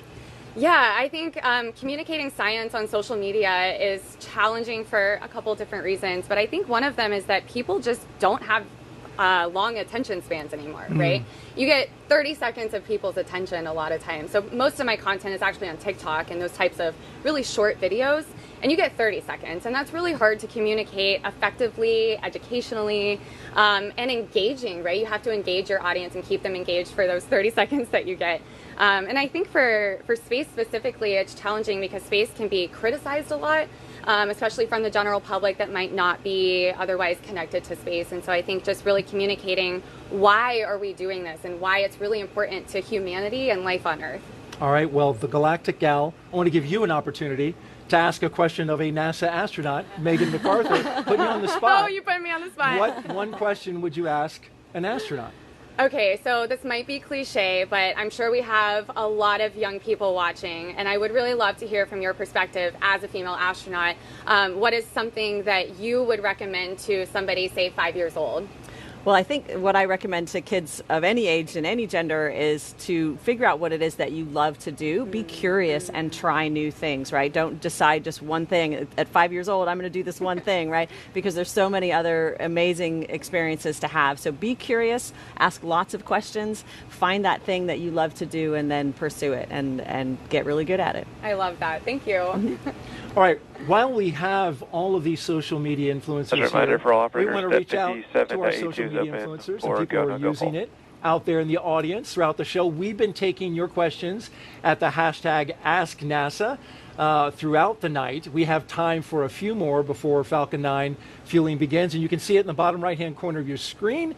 This one for Megan. While on the space station, what was your biggest accomplishment? That's a tough one. I think for me, meeting the challenge of every single day, meeting the schedule every day and whatever that brought was really the challenge, because every single day was different. Some days were easier than others. Some days were really hard. Some days you really had to lean on your crewmates. Some days you really were helping out your crewmates. So it was that maintaining that even keel for the entire 200 days, and I'm calling it 200 days. I think was the biggest challenge. Yeah. Well, that's great. And so to imagine for me, like, what was the most funnest thing about space? Floating around? Oh gosh! I mean, this woman was floating around in space. You know, it's the camaraderie, right? It's the silly times that you have with your crewmates, the ideas that you come up with. One day, Aki and I took our zero-G indicator, which was a baby penguin, and I taped it to a balloon that I had blown up and then released. And so then the balloon, of course, was slingshotting all over the inside of the U.S. lab with this tiny penguin, you know, with his flippers up and he's zooming around. So stuff like that, when you have some downtime, you know, it's a little bit science experiment. It's a lot fun, and it's really great team building. So it's all of those things at once. And it's a lot of hard work as well, because the astronauts are doing a tremendous amount of research there. We're going to talk more about that a little bit later in the show, dive into the ISS stuff that's going on right now and in the future. But for the moment, we want to thank our entire NASA social team for Crew-4 being here. Y'all are fantastic. Oh, very good. Let's now check back in with Andy at SpaceX in California. Thanks, Daryl. It is T-minus 47 minutes and counting. The SpaceX launch teams are finishing final review of data from checkouts of Falcon 9 over the last hour. The launch director is about to poll the team for readiness, both to load propellant and to launch. And the exciting thing is this is the last poll before we lift off. The 7 SpaceX engineers indicate they are go by electronically voting on the online countdown procedure. The launch director also checks in with Dragon mission director and NASA launch manager to make sure that they are also ready. Earlier you saw the vehicle assembly building called the VAB. The Falcon and Dragon launch team as well as key NASA launch members are in the Launch Control Center adjacent to that VAB. They have a view straight towards pad 39A and they're able to see Falcon 9 and Dragon. And the team is ready for crew through the large access arm windows retract, of Firing Room loading 4. and launch. For non-urgent no-go conditions, brief the CE or LD and then approve aborting the countdown. For urgent issues affecting the safety of the operation, operators shall call hold on the countdown net. Launch control abort the launch auto sequence immediately and proceed into the launch abort sequence. At T-minus 10 seconds, launch control will be hands-off, relying on automated abort criteria for the remainder of the count. Operators advise the launch director whether structural breakup or fire is imminent or occurring per Dragon manual escape flight rules. In the event of a fire alarm, key operators noted below will remain at their post while the alarm is evaluated. In the event that personnel safety is threatened, evacuate to the south-facing emergency exit, which leads directly outside. Launch control may proceed with arming the crew for movement. Awesome. So we heard at the very end of that there that we are proceeding with the crew arm movement. So that access arm that is adjacent to the vehicle, that's going to start to move to its launch position. Operators in Fire Room 4 and MCCX, the control will be in a lockdown state until launch escape system is disarmed.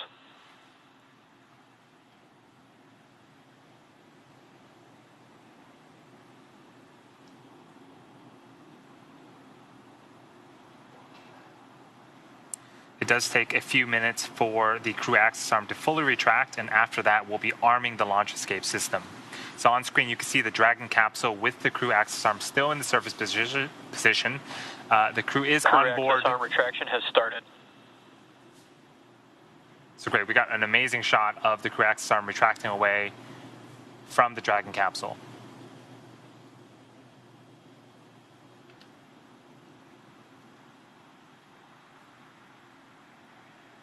So again, this is going to take a few minutes to fully retract, and then the next major activity is going to be arming that launch escape system of the Dragon vehicle. So far, weather and range continue to be go for launch. We are monitoring the clearance area around the launch pad as well as air and sea space around the flight corridor.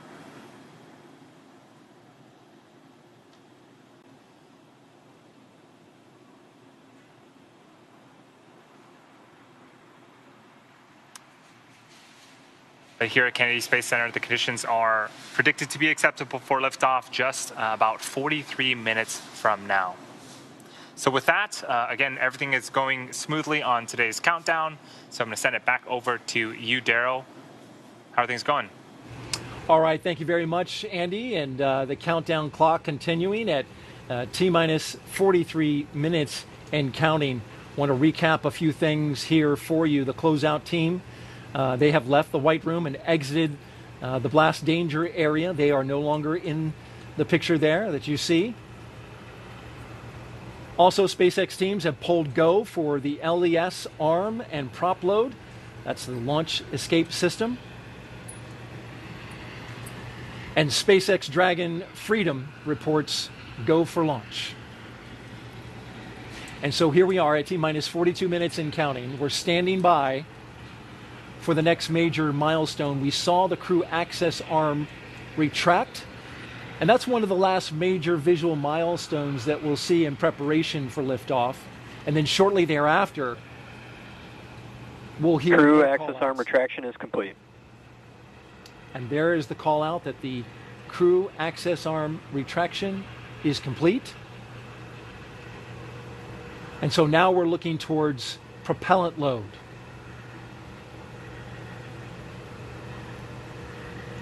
Megan, the propellant loading into the Falcon 9 rocket, this is a big moment. not a lot of rockets load propellant with astronauts inside the crew capsule. That's right. This was a new capability that was developed for this vehicle to reduce, I think, overall the timeline. And it's something that the combined teams looked at very closely together from a safety perspective during the development of this vehicle. It's one of the reasons why the launch escape system is so crucial to have that armed. This is a very dynamic activity that's happening, and so we want to be able to keep the crew safe in the event that something off-nominal happens. So that's... that launch escape system being armed is coming up, and that's definitely something that I remember the Demo 2 crew telling us to expect, a loud noise associated with that pressurization of those lines. And so that is something that we were ready for and expected. How about that? You could hear the pressurizing of those Draco engines? Yeah, it was not quite instantaneous, but a short duration, very loud sound is what I recall of pressurizing of those Freedom lines. SpaceX for launch escape. Freedom standing by. At this time, I can give you a go for Section 7, closed visors and armed launch escape system. Okay, Freedom copies. Our visors are closed and we are arming the launch escape system. So what does he do to arm that? It's a command that is sent to make that a valid exit strategy. And as the pilot, you're there next to the commander, keeping your eyes on all the systems? Basically, yeah, agreeing with him when he's sending commands that that's the correct thing to be doing. When that propellant is loading, can you tell? Can you hear it? So I thought a lot about that and kind of polled my crewmates and other people I know that have flown. Bob says that he recalls a gurgling sound. What I recall is more of like a whirring and clicking of the valves moving. So I think everybody's recollection is slightly different. And I had a similar experience on my shuttle flight. Dragon, SpaceX launch escape system is verified armed. All right. Freedom copies confirmed. My memory of the sounds that occur on the spaceship are not as good as my visual memory. And so I think everybody remembers, a slightly different overlapping set of things. And so we just heard that call out, Megan, that the launch escape system is armed. Yes. And now that paves the way for the loading of propellant. That's right. The propellant, of course, super chilled liquid oxygen and RP1. Which is a refined kerosene for spaceflight.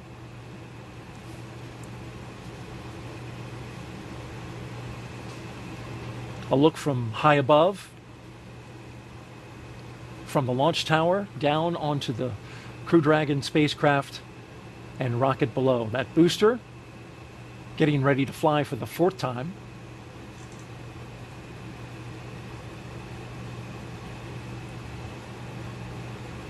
We got the LES call a little early, so as far as the schedule is concerned, we're running ahead.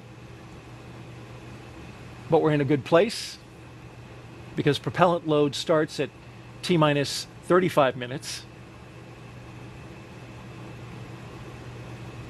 And the crew will, while they're not actively involved in the propellant loading activities, they're going to be pretty closely monitoring, when the different activities start. Loading the specific tanks with the specific propellants so that they can have a sense of where the vehicle is at every moment. A live look there at the base of pad 39A, the launch tower, and the strongback, which is part of the transporter erector. It is in the foreground. The rocket is just 9 behind propellant it. tanks will be venting for propellant load in approximately 1 minute. Okay, there you heard in 60 seconds. Venting those tanks in advance of the propellant load.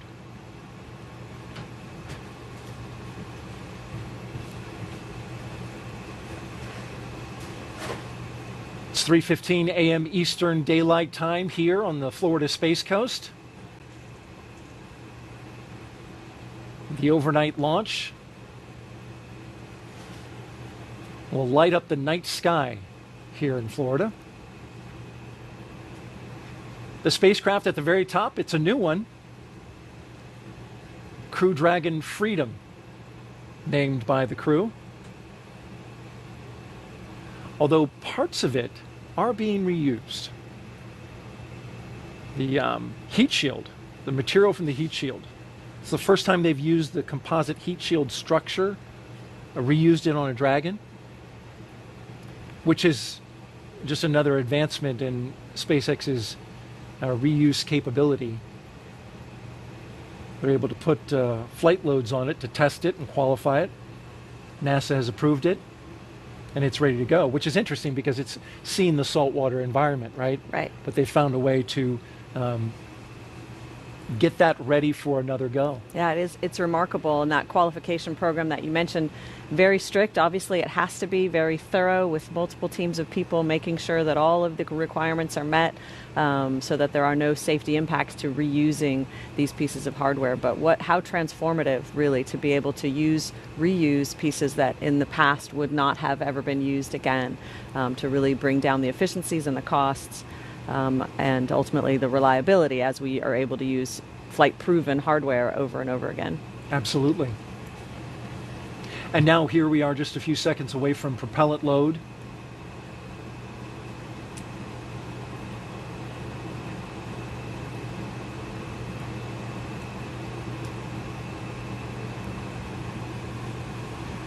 Thinking about the Crew-2 mission as we look forward to Crew-4.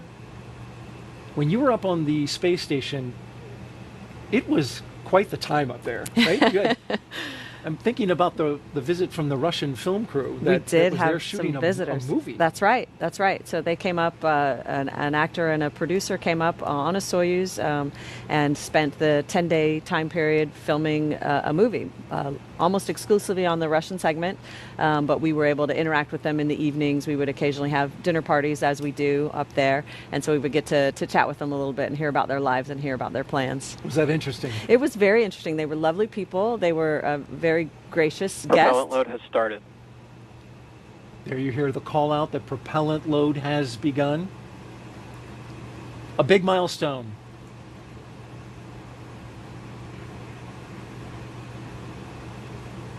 As we are sitting at T-minus 34 minutes and counting. But you were saying, Megan.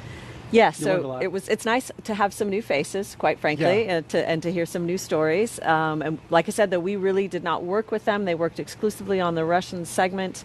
And so it did not disrupt our ongoing science work that, of course, we're doing that's so important for our international partners. So I think it would be difficult to carry out a movie production as well as carry out the actual work of the space station. Just another example of the continued private use of the International Space Station, and I guess you didn't photobomb their shot? I did not. No, I stayed safely behind the camera or in the other room entirely. We are now T-minus 33 minutes, 57 seconds and counting away from the second launch of a Crew Dragon with people on board in 2022. Today will begin the next 6-month rotation mission to the International Space Station. The launch escape system is armed. That happened just before we started loading the propellant onto Falcon 9. The Dragon capsule, though, it was loaded with its propellants about a week and a half ago, just a few miles down the road at a facility SpaceX calls Dragonland. In order to fly, Dragon needs a fuel and an oxidizer. So for the fuel, SpaceX uses monomethyl hydrazine, or MMH, and nitrogen tetroxide, or NTO, for its oxidizer, and together those propellants feed the Draco engines that maneuver Dragon on orbit, as well as the 8 Super Draco engines that would power the launch escape system in an abort scenario. And now that fueling for Falcon 9 has started, that means the 8 Super Draco engines inside Crew Dragon are ready, if needed, to pull this capsule away from the Falcon 9 rocket in an instant, should there be any kind of emergency associated with a rocket on the pad, or if there was a problem with the pad. The NASA and SpaceX teams have trained extensively for exactly that type of contingency, and they are ready. Now let's head over to SpaceX headquarters in Hawthorne for an operations update. Andy? Thanks, Daryl. Yeah, we are continuing to count down those final minutes, and everything is still looking good for Falcon 9 and Dragon for an on-time liftoff just about 32 minutes from now. At the T-minus 35-minute mark, we heard that propellant loading began on Falcon 9. This is going to continue until about the T-minus 2-minute mark. The first and second stages of Falcon 9 are each loaded with 2 liquid propellants. One is fuel loaded into a tank at the bottom of the stage, and the other is an oxidizer loaded into a tank at the top of the stage. The fuel we use to power the Merlin engines is a refined kerosene referred to as RP1. The oxidizer loaded on each stage is a densified liquid oxygen. We also refer to that as LOX. Densified means it is kept much colder than typical for launch vehicles and takes up less volume. And this basically allows us to store more oxidizer into both of the stages. To ignite the fuel and oxidizer in the Merlin rocket engine, we use an ignition fluid called TTAB. When TTAB comes into contact with oxygen, it burns, giving off a green-colored flame. Once we have the flame going, we'll add the kerosene fuel into the Merlin chamber, and the engine ramps up to full power. Now, if you pay close attention, you might see the green flash as the second stage engine ignites following stage separation about 2.5 minutes into flight. Topping off helium into pressure vessels on both stages is also underway. This is used to pressurize the tanks in flight as propellant is pulled out by the Merlin turbopumps. On board the spacecraft, the astronauts are monitoring systems while propellant is loaded onto the Falcon 9. Again, as Megan had mentioned, the crew training in the simulator included playbacks of sounds recorded in the Dragon capsule during recent flights. So this should be, the sounds that the astronauts are hearing should be sort of familiar. Range and weather, again, as they have been all night, are really tracking green. We're really continuing to report no problems, and there really is a very low probability of violation for weather. As a reminder, today is an instantaneous launch window, so at this point, if we hear a hold for any reason, we'll have to stand down, and our target backup launch opportunity tomorrow night, just under 24 hours from tonight's planned launch. For now, let's turn it over to Jesse and Dan for an overview of events after liftoff. Great. Thanks, Andy. Again, always great news with some good weather. Just under 30 minutes to T0 today. So for Crew-4, the astronauts' flight to station will take about 16 hours.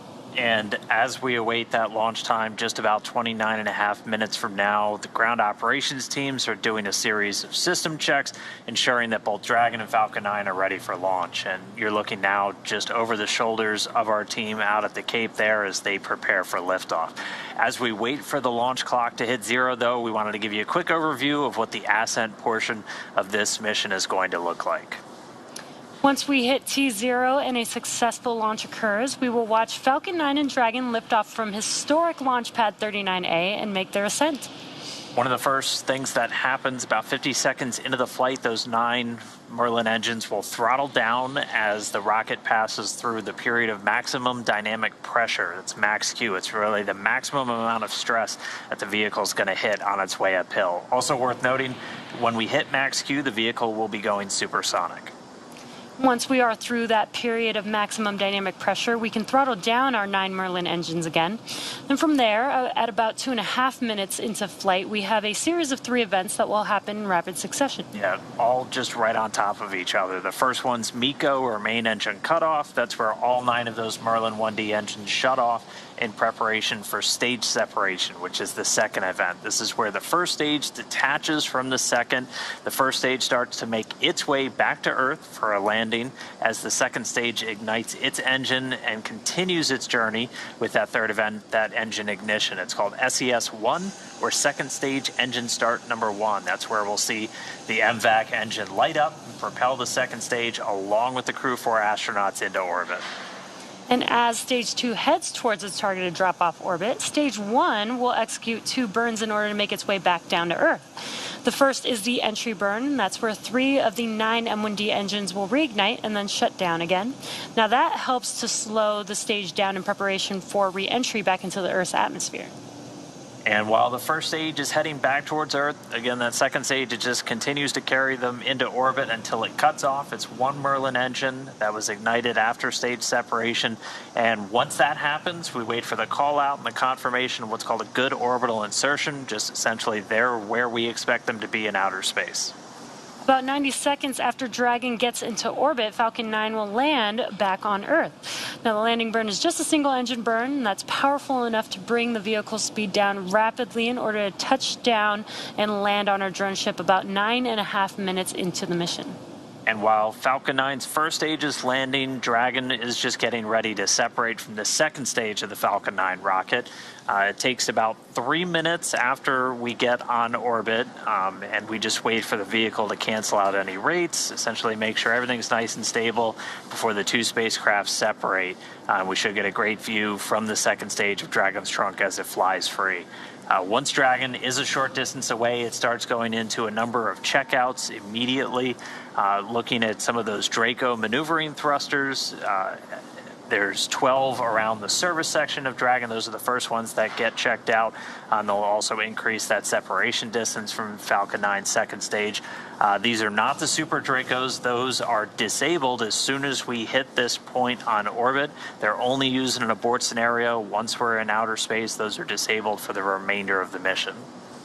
About 40 seconds after separation, Dragon's nose cone deploy sequence will begin. It will take roughly 4 minutes for the nose cone hooks to unlatch and open, and that exposes its guidance navigation controls, or GNC, that will help Dragon autonomously fly to the space station. And once that nose cone's deployed, the remaining 4 Draco thrusters on the forward bulkhead get checked out.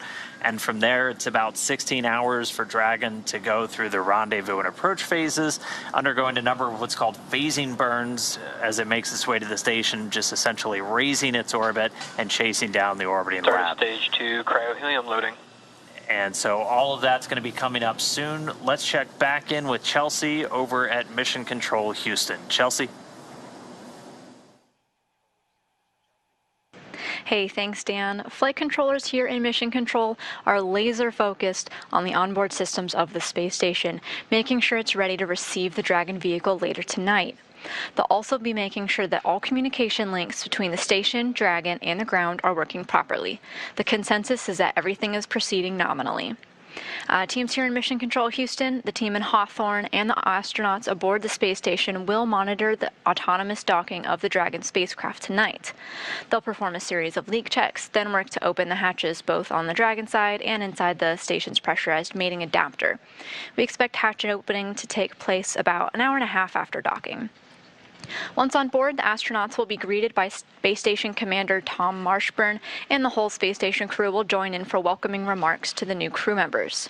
From there on out, they will no longer be referred to as Crew-4, as we're calling them today, but rather flight engineers of the International Space Station. Here in Mission Control, Flight Director Anthony Varia is on console overseeing the team for launch, and Adi Boulos will be on console for docking. But we'll be on air continuously through Crew-4's arrival, but launch coverage of docking is expected around 8:15 p.m. Eastern. And that's it for Mission Control. I'll toss it back to the team in Florida. Daryl, I'm excited for launch. How's it looking? All right, thank you, Chelsea, and so are we. We're looking great weather-wise here. Range is green, weather is green, and well, we're green and ready to go for this launch. We are just T-minus 23 minutes and counting from the launch of Crew-4, the 4th astronaut rotation mission to the International Space Station under NASA's Commercial Crew program. And it's going to be a good one, folks. The 4 astronauts are strapped in: Commander Kjell Lindgren, pilot Bob Hines, and mission specialists Jessica Watkins and Samantha Cristoforetti. They are strapped into their seats inside Crew Dragon Freedom. And we can see a live shot of their rocket as we look to the screen right now. That is the Falcon 9. The rocket fueling operation is well underway. The launch escape system is armed, and that means Crew Dragon is prepared to launch itself away from the Falcon 9 rocket in case of an emergency on the pad or even after liftoff. So far, operations look and sound as expected. We are counting down to that liftoff at 3:52 and 55 seconds in the morning, Eastern Daylight Time. And so far, everything has looked right on. It has. It's wonderful to see just 22 minutes and 32 seconds remaining on the clock. I'm starting to get really excited. When you were sitting inside that spacecraft, How did you feel? Well, at that point, you are really focused. You are, you've sort of stopped with the chit-chat and the storytelling, and you are very much watching the progress of the propellant loading, knowing that the time is counting down, and you're just really starting to get your head in the game and be ready for what's happening next. That's a very serious part of the countdown, is that propellant flowing in. You can see those systems as you're looking on your screen and monitoring them. The mission is the continuation of rotational crew flights to the International Space Station from U.S. soil on private rockets and spacecraft, and this would not be possible without the success of NASA SpaceX Demo 2, the test flight 2 years ago, if you can believe it, the safe delivery and return of Crews 1 and 2, and of course, Crew 2 back on Earth 6 months ago, and that's why we have with us the pilot from Crew 2, Megan MacArthur. Appreciate you being here. Absolutely. It's hard to believe it. I've been home for 6 months already and launched almost a year ago. But time travels. Flying. Yeah, it keeps moving. It was 6 months that you were up in space. Do you notice that you were in space like now? Have you, the symptoms of having been up in space for that long completely passed? Or? I would say they're 90% back to Earth normal. And, there's some lingering things like back pain and, some joint pain and things like that will pop up that, I go, well, am I just older now or is Earth just harder? But for the most part, back to normal. Very good. Well, you've done a wonderful job for us tonight, and we appreciate it. As we continue to count down, we're looking for the next call out, which should be stage 2 RP1 load complete. It'll be followed by strong back chill has begun, and then we'll start loading stage 2 with liquid oxygen.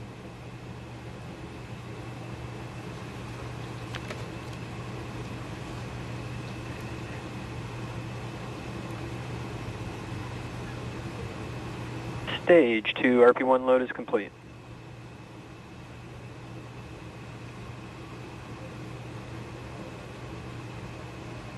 You can see the condensation coming off the rocket, that super chilled LOX, chilling down everything, including the skin of the rocket, so that it condenses the humid Florida air, and you see there the clouds are coming off, but at the very top it's also venting.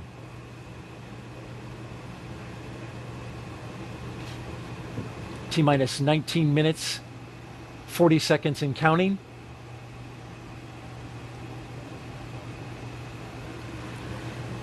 It's an impressive sight. I forget that I can also look over my shoulder and see it in real life. In fact, you just did that. We can't see you on camera, but Megan turned and wanted to see that it was the same thing she's looking at on screen, and indeed it is. We are bringing you live pictures of the launch of Crew-4 from the Kennedy Space Center in Florida. Liftoff time 3:52 a.m. Eastern Daylight Time.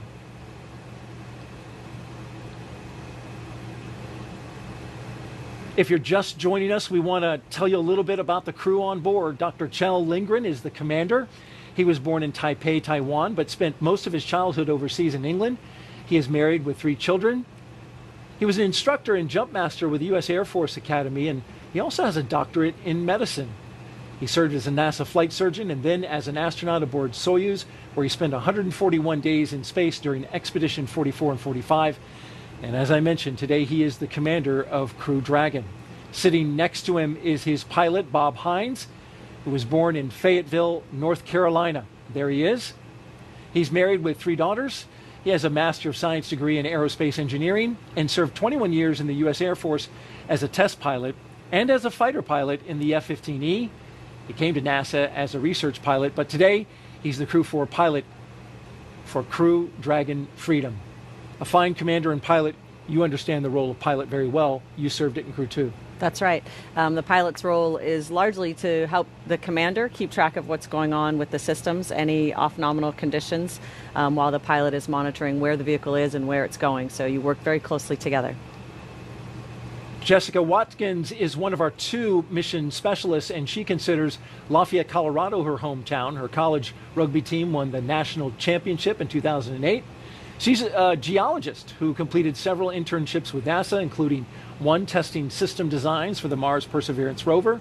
She became an astronaut in 2017, one of the many turtles that are going around here at the NASA astronaut crew team. She's going up into space for the very first time as a mission specialist.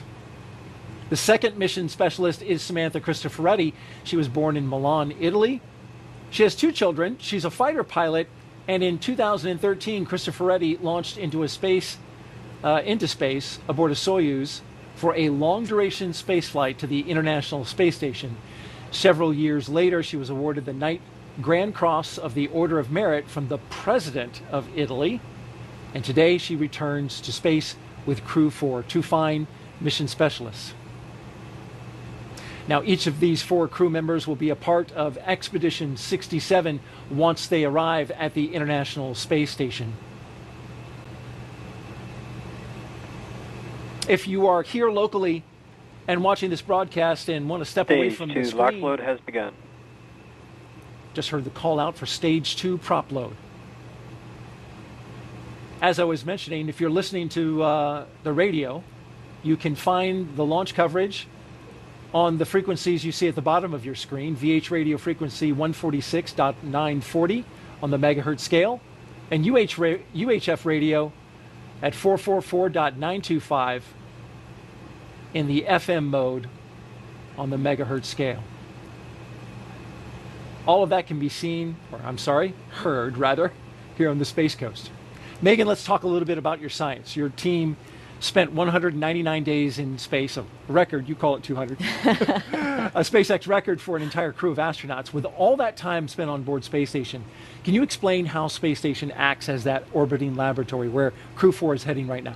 Absolutely. So Space Station is obviously a very unique environment, right? It's long-term access to micro-G environment that scientists can't replicate or simulate accurately here on Earth. So it's the ability to run these experiments that teach us fundamental things about the physics of fluid mechanics, about combustion, things that we can't, again, replicate on Earth that can lead to discoveries that can benefit us in space, but can also benefit us back on Earth, like understanding diseases well enough to create new treatments for them, or understanding combustion in a new way to allow us to build cleaner burning engines. You mentioned some of the science that you've worked on. What was your the most impressive and stands out to you in your mind? Well, it's hard to choose a favorite, but of course one that is always popular is one you get to eat. So we got to participate in the Plant Habitat 4 experiment, where we grew chili peppers that hailed from Hatch, New Mexico. And so we got to monitor them over a period of many months. It was a fruiting plant that took a long time to germinate and to fruit. And for long duration missions will provide an important vitamin C and other minerals for crews on long duration missions. And they were also just really tasty. So that was a lot of fun. That's a bonus. And, you know, growing plants in space is part of deeper space exploration, especially growing them in mass amounts, right? So that you can feed a crew. Absolutely right. It'll be an important part of those future missions. Crew-4 will fly aboard a brand new Dragon capsule, by the way, that the astronauts named Freedom. But the booster has flown 3 previous times, and there you can see it there with the sooty-covered NASA meatball right above them. That's Crew-4 below, standing next to their booster. This flight will be the 4th for that booster, which is a first for NASA and ESA astronauts. Now, at the time that booster lights and takes that crew into space, the International Space Station will be 260 miles over western Romania. We talked a little bit earlier about chasing down station. Well, when this thing lights, Crew-4 will then spend the next 16 hours chasing down the International Space Station for a rendezvous at 8:15 this evening. And there's a special guest there. That is an Apollo astronaut, Harrison Schmitt. He is a moonwalker, you may recall. One of the 12 men who walked on the moon. He launched on the night of December 7th, 1972, from the same launch pad we're using tonight, Pad 39A. And then 3 days later, Schmitt and Commander Gene Cernan landed on the moon. What an honor to have him watching tonight. He, a geologist, watching another geologist, Jessica Watkins, going up to space today, so they share that. And Harrison Schmitt, one of the 4 surviving astronauts who walked on the moon: Buzz Aldrin, David Scott, Charlie Duke, and Harrison Schmitt. And they are a national treasure. Megan, we are T-minus 12 minutes and counting. Some final thoughts as we get ready to light this candle for, by the way, Samantha Cristoforetti's birthday was yesterday. Yes. What a big birthday candle. That's right. It's a pretty good birthday celebration, I think. She's going to enjoy that. But what will they experience the moment of liftoff? The moment of liftoff is really, it's hard to describe. I've heard it described as lots of different things. A kick in the pants, someone hits your chair with a baseball bat. It's almost indescribable because you start moving so fast and you're accelerating so fast the whole time that it's just a sensory overload. You're really, really moving fast. And on our crew, people enjoyed that very much. There was a lot of hooting and laughing basically in response to that. And as the rocket changes its speed, it accelerates down and then back up again. You feel all of that, and it's a tremendous ride. Astronauts from Crew-4 getting ready to experience that. We're about to watch this launch. So at T-minus 11 minutes and 25 seconds, let's toss it to Andy at SpaceX in California. Daryl, Megan, thank you so much. It's getting more and more exciting here as we are just about 11 minutes until liftoff. Things are still looking great for both Falcon 9 and Dragon. Falcon 9 began loading propellants at the T-minus 35-minute mark. We should finish around the T-minus 2-minute mark. Right now, densified liquid oxygen is loading and continuing on the first stage. And again, this is going to wrap up around the T-minus 2-minute mark. The Dragon mission director and team are reporting no issues. Communication checkouts are complete. The crew access arm is retracted. The launch escape system is armed, and the crew is strapped in and ready to go. Final instructions to the crew come in at the T-minus 10-minute mark. The crew displays will be configured for launch. This setup gives the crew insight into how the launch is proceeding and provides constant update on vehicle health.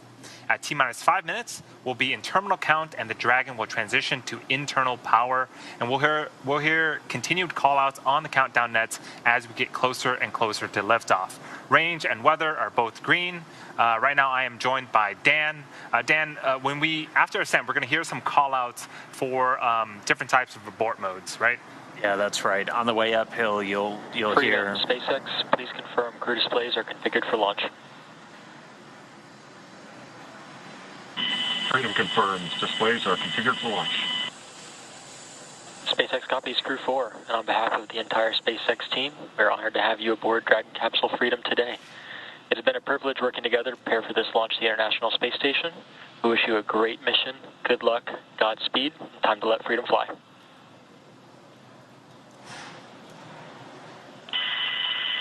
Copy, SpaceX. We'd like to take this opportunity to extend our thanks to our NASA, SpaceX, international partner teams, and most of all our families for getting us to the threshold of this amazing opportunity to launch to the International Space Station with Kennedy Space Center. A heartfelt thank you to every one of you that made this possible. Now let's let Falcon roar and freedom ring.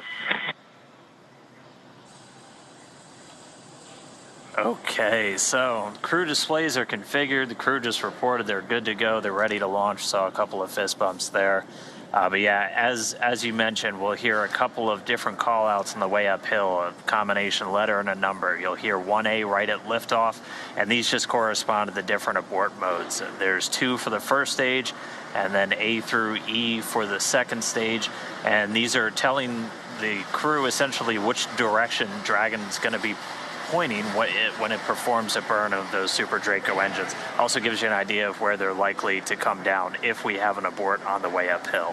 But you'll hear those throughout the flight uphill. You'll also hear a number of call-outs from some of the key positions on the Falcon 9 team, the guidance, navigation, and control officer, and also the prop lead. And we're going to be looking to hear trajectory nominal, propulsion nominal, just as we make that flight uphill. It's going to be about a 9-minute trip from ground to orbit. And right now we're just 8 minutes away. And we've got a couple more events coming up starting at right around 7 minutes, right, Andy? Yeah, in about 50 seconds at T-minus 7 minutes, we're going to begin engine chill on the first stage engine.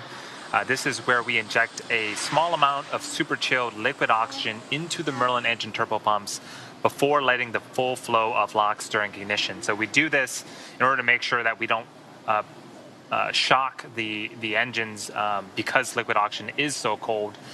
We actually do the same exact things for the second stage engine, and that happens during ascent, but we should hear the call out after liftoff for that as well. And again, that is coming up in about 15 seconds, and we should hear the call outs over the nets.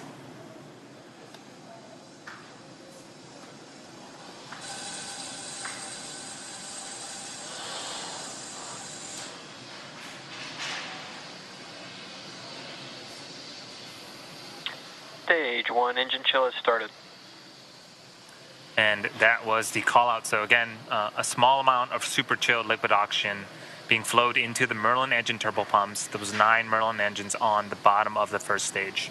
All right, now we've got a couple more events coming up. Right at about T-minus 6 minutes, so in 40 seconds from now, our next prop load milestone will be complete. We'll have all of the RP1, the fuel for stage 1, fully on board. It's at about 99% right now, so we should hear that any moment. After that, we'll hear a number of call-outs related to the Dragon flight computer. They'll get ready to configure for terminal count and then move on to internal power. Stage 1 RP1 load is complete. And then we hear the RP1 load is complete, so we got that a little early. So all of the RP1, the refined kerosene is on board the Falcon 9, both the first stage just completing. We already heard that the second stage completed a short time ago. Coming up, we're going to hear the call out for Dragon to transition to configure for terminal count and then transition over to internal power. And then we'll hear the propellant tanks on Falcon 9 getting ready to pressurize, adding some additional rigidity and structural support as we get ready for the strong back to retract. It'll move just a couple of degrees at first, and then we'll see it swing open completely at the moment of liftoff. And that strong back providing access to Falcon 9. It's also providing all of the fueling lines and umbilicals for both prop load and all of the different gases being loaded on board the vehicle. So those are coming up. We're going to continue to check through a couple more fueling milestones as well. The final one we're going to hear is at just 2 minutes before flight when we get the liquid oxygen finished on board that second stage. Dragon is in configure for terminal count. Falcon 9 tanks are pressurizing for strong back retract. So that call out that we just heard, Falcon 9 is beginning to pressurize for the strong back retract. So if you look closely on the left-hand side of your screen, or excuse me, the left-hand side of the vehicle, there is a large truss structure. That is the strong back. We have some clamp arms just at the bottom of Dragon. In about... Retract sequence has started. Stand by for alarm movement. Well, right now, those clamp arms are beginning to open up. You can see them right behind all of the white clouds around the vehicle. Once that is fully open, then the strong back structure will retract away to its pre-launch position about 2 degrees away from the vehicle. And as we get closer to D0, it will continue to recline back to make room for Falcon 9 and Dragon to lift off and clear the launch pad. And so here's a great shot of those clamp arms at the bottom of the screen, opening wide open. And we should see that structure to the right of Falcon 9 and Dragon begin to recline away from the vehicles.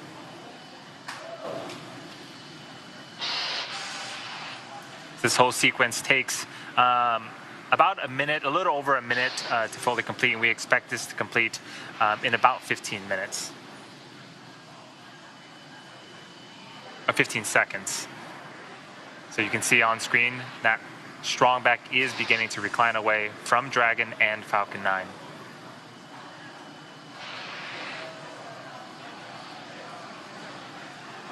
All right, now coming up next is going to be the finish of loading that liquid oxygen on the stage 1. We finish up on the liquid oxygen. Stage 1 LOX load is complete. There we go. All of the oxidizer loaded onto stage 1. Yep, and in about a minute here, we should hear the last call out related to propellant. That's going to be stage 2 LOX load complete. And again, that is the last of propellant loading on the vehicle. Dragon is in terminal count and on internal power. And as we wait for that call out, all of the white clouds that you're seeing on screen, that is normal and expected for us at this stage in the countdown. We'll continue to see them build up as we get closer and closer to D0. We want to make sure that we are keeping the tanks as full as possible, and the warm ambient air of Florida is helping to create those clouds around the vehicle.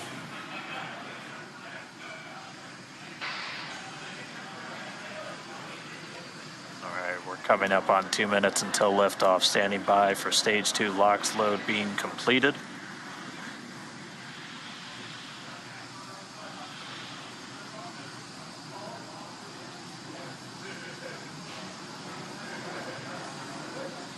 Stage 2 LOX load is complete. Dragon is in auto idle. All right, Dragon's flight computer and auto idle. Next, it'll flip over to countdown. Expect loud venting. Gas closeout has started, so we're now isolating all of the feed lines for the different gas systems from the Falcon 9 rocket. They're going to then get vented. You can hear that venting start. They're going to get vented overboard through umbilicals and through the strong vac itself. Coming up at T-minus 1 minute, we're going to hear Dragon is in countdown. Its flight computer will switch to countdown mode. We'll also hear that the flight termination system on Falcon 9 is armed. Falcon 9 will move into startup and take over control. FTS is armed. Falcon 9 is in startup and is now controlling. Dragon is in countdown. Dragon's flight computer in countdown. The FTS, that flight termination system on. Freedom, SpaceX, go for Crew-4 launch. Freedom is go for launch. SpaceX reports go. Crew reports T-minus go. 30 seconds. You heard it there. 30 seconds away from liftoff. T-minus 20. T-minus 15 seconds. 10, 9, 8, 7, 6, 5, 4, 3, 2, 1, 0. Ignition. And liftoff. Go Falcon. Let freedom reign. Guiding speed 34.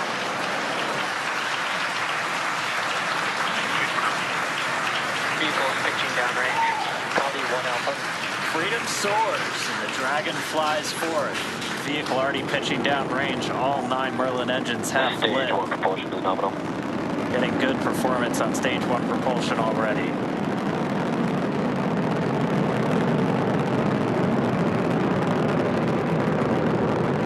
We are T plus 35 seconds into the 4th rotational crew mission on board Dragon and the Falcon 9.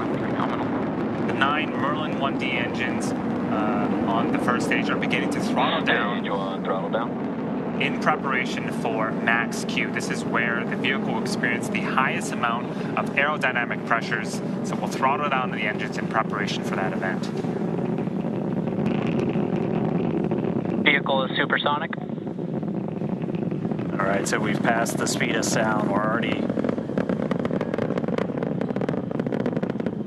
Max Q. And there's our call out for max Q. Stage 1 throttle up.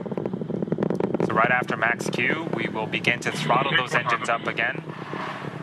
Copy 1 Bravo. And 1 Bravo, so we're in the second and final abort mode for the first stage. Continuing to get good performance though. The crew already pulling in excess of 2 Gs. And coming up next is going to be a couple of events in rapid succession. Yep, in about 10 seconds here, we're going to be performing engine chill on the second stage MVAC engine. And then in about a minute, we're going to start off with MECO, also known as main engine cutoff. This is where those 9 engines that you're seeing ignite on, being lit up on screen, those are going to cut off in preparation for stage separation, where the first and second stages will separate from one another, and then the single Merlin vacuum engine on the second stage will ignite and continue to carry our Crew-4 astronauts to orbit. And we heard that MVAC chill has started. Stage 1 throttle down. 9 Merlin engines starting to throttle down. And standing by for MECO.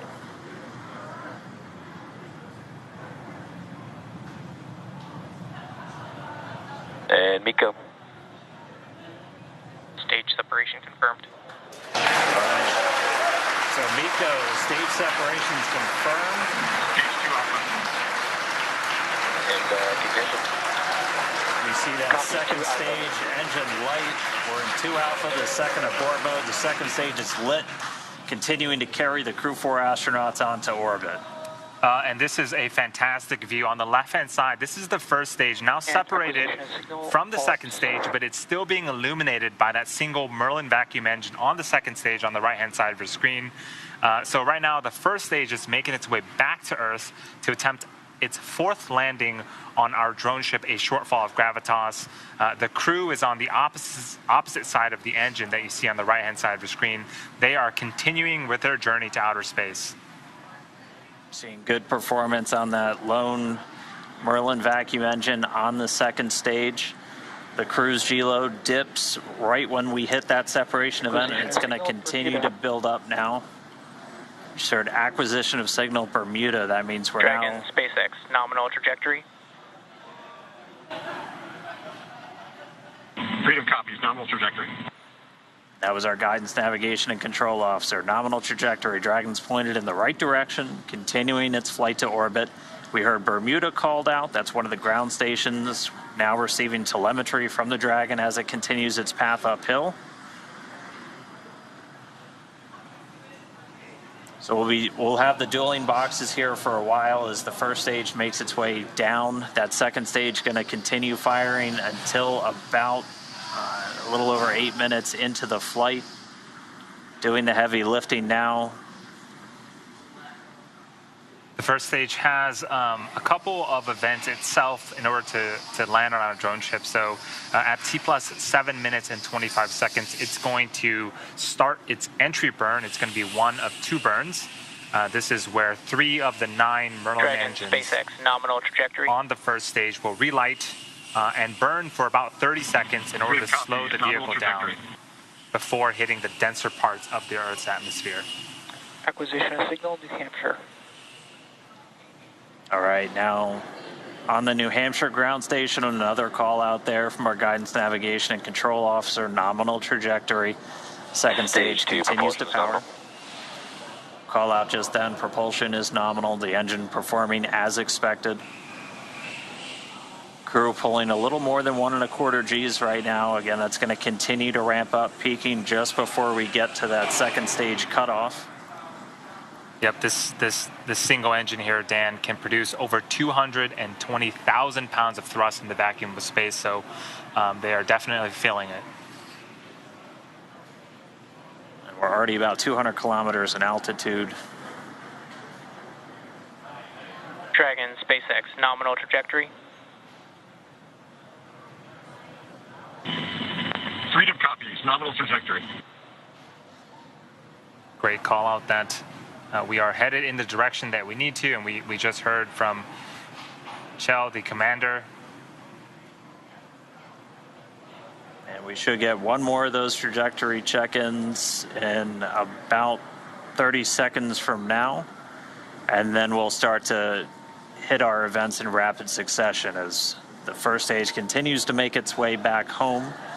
The second stage will start to wrap up its job of delivering these astronauts into orbit.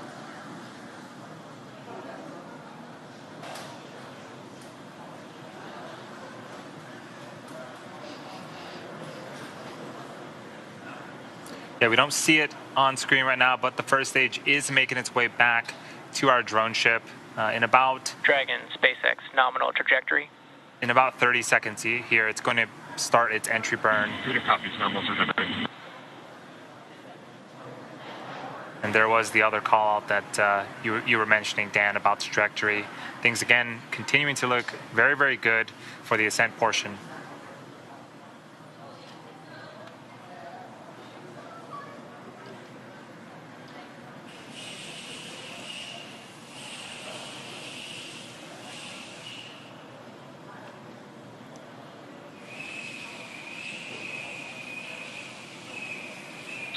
2, flight termination system. So for those just joining us, we are entry burn startup. just under 8 minutes into flight. We have 4 astronauts as part of the Crew-4 operational mission.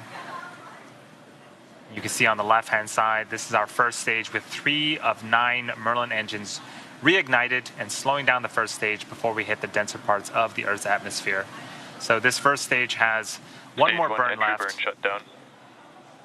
That's going to happen just before the T+9 minute mark, and then we'll attempt landing for the 4th time on our drone ship that's currently parked in the Atlantic Ocean.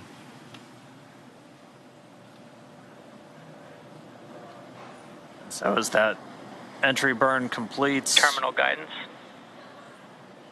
we're in the final stages of the second stage's flight into orbit. We're about to pass through several of the different abort phases, which essentially correspond to areas along the very northeastern seaboard of the U.S. and then across the Atlantic and off the coast of Scotland. But continuing to get call-outs that Stage 2 propulsion is nominal. Copy, Shannon. And the call-out of Shannon, Ireland, that's Stage 1 transonic. indicative of our final abort zone. And after this second stage engine shuts off its engine, we are going to be listening for the confirmation of a good orbit, which tells us that the crew and Dragon are where they need to be in Stage orbit. 1 landing burn. Dragon, SpaceX, nominal orbit insertion. And that was the call out that we wanted on the second stage. Here's a fantastic view. We're glad to be in orbit. Of the Dragon, first stage. SpaceX launch escape system is disarmed. Fantastic view of the first stage. Landing legs have been deployed, returning back to Earth for a 4th time.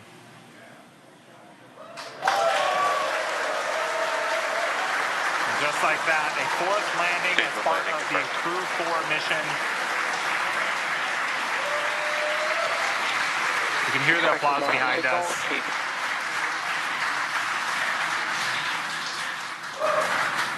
But prior to this, acquisition signal, Newfoundland.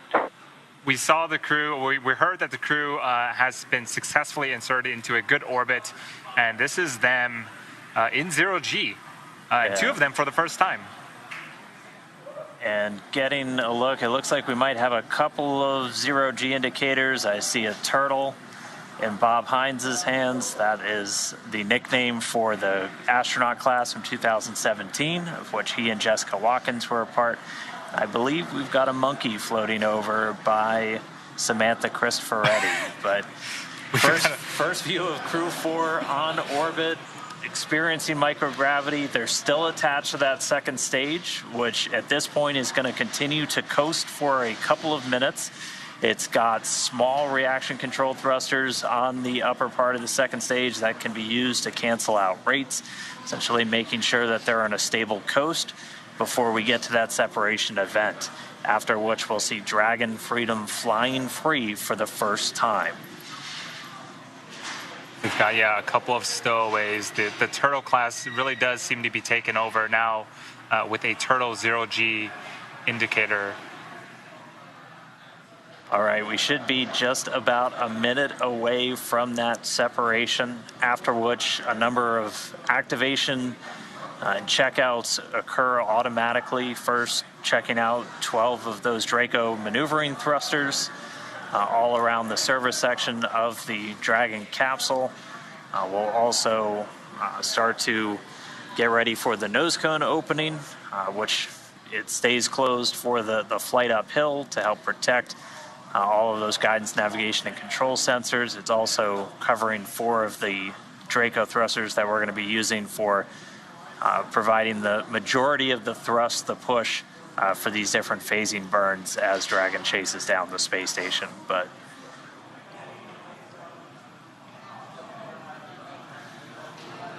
all right, standing by for separation.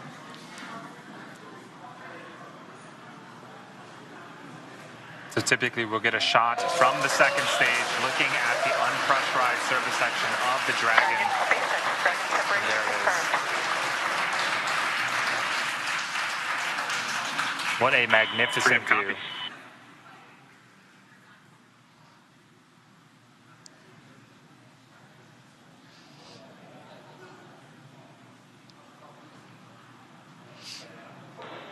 And looking like a good separation, good rates. Wallops and Dragon Freedom flying free for the very first time. So again, now those Draco checkouts are starting. And pretty shortly we'll get to the nose cone deploy. And that's when they'll start to open up hooks that are holding the nose cone in place, and it sounds like that has begun. And expect the loss of signal in New Hampshire.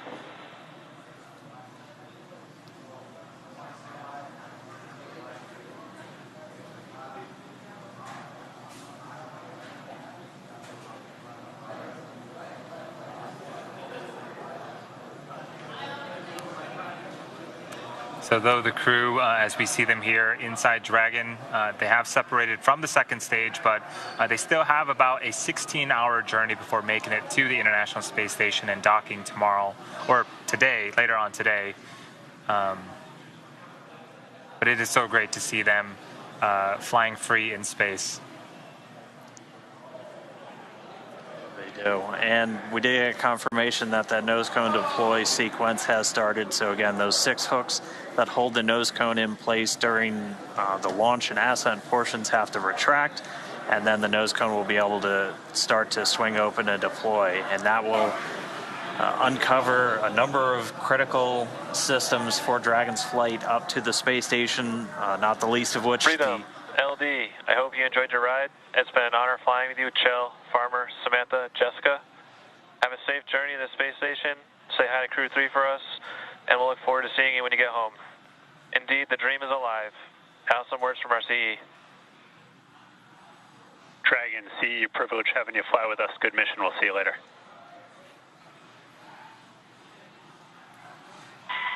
And from Freedom, we want to thank a big thank you to SpaceX, the Commercial Crew program, and specifically the Falcon 9 team for a great ride. It is a privilege to get to fly this new vehicle, the Crew Dragon Freedom, to orbit. Huge thanks to the teams that assembled and prepared her for flight. We're feeling great and looking forward to the view.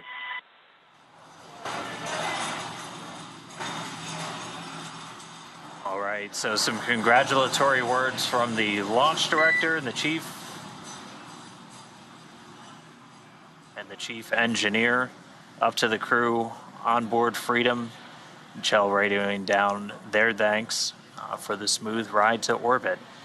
So, as Andy said, we've got about 16 hours. And Freedom, SpaceX can confirm nominal dehumidifier activation and service section Draco checkouts.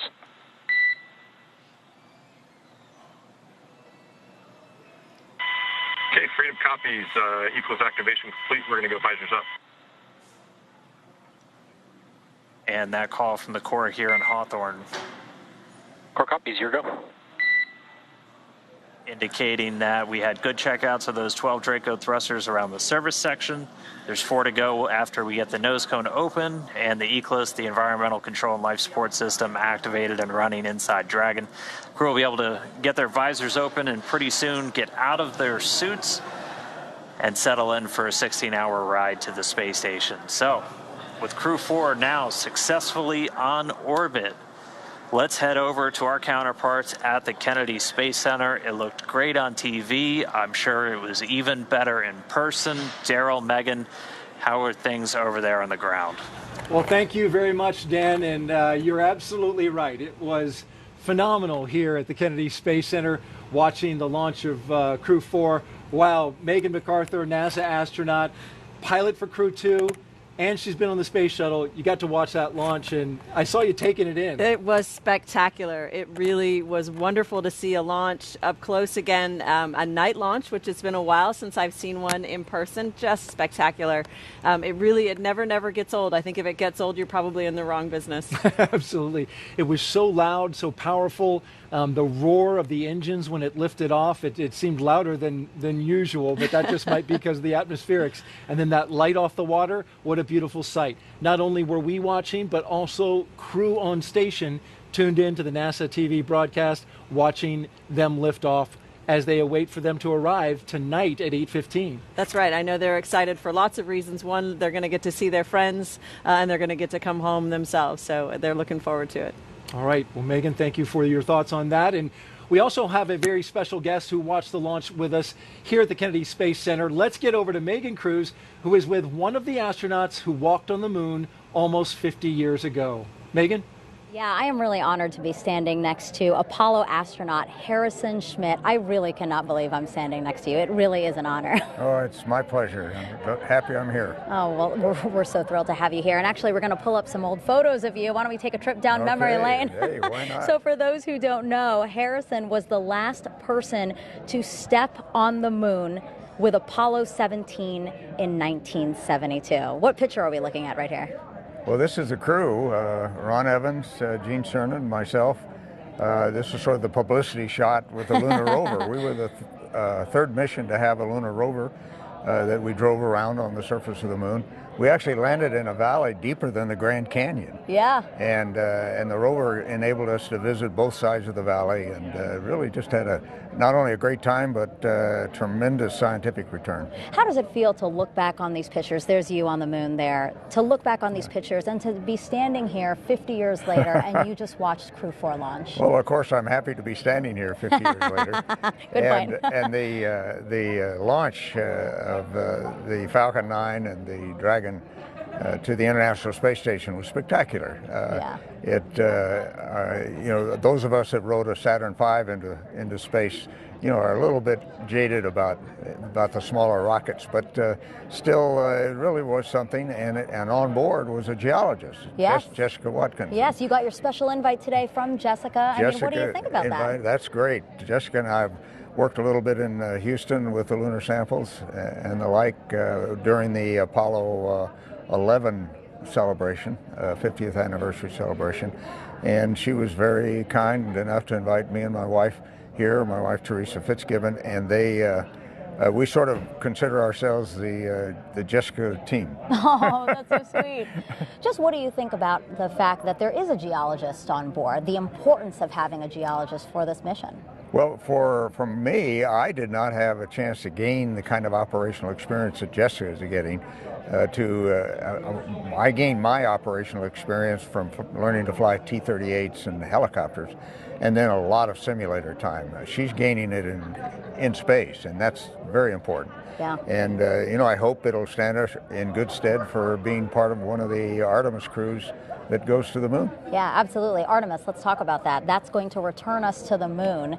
Isn't that crazy? It's crazy. It's been a long time. There have been several attempts to get us back there. The two Bush presidents both tried to get something going, and it didn't materialize, but maybe Artemis is the third time's a charm. Yeah. And we're looking forward to it, believe me. Do you think we're ready to go back to the moon? We need to go back to the moon? Oh, I think we've been ready for a long time. The technology is there. The big difference is NASA had to develop the technology for Apollo, advance old technologies as well as new technologies.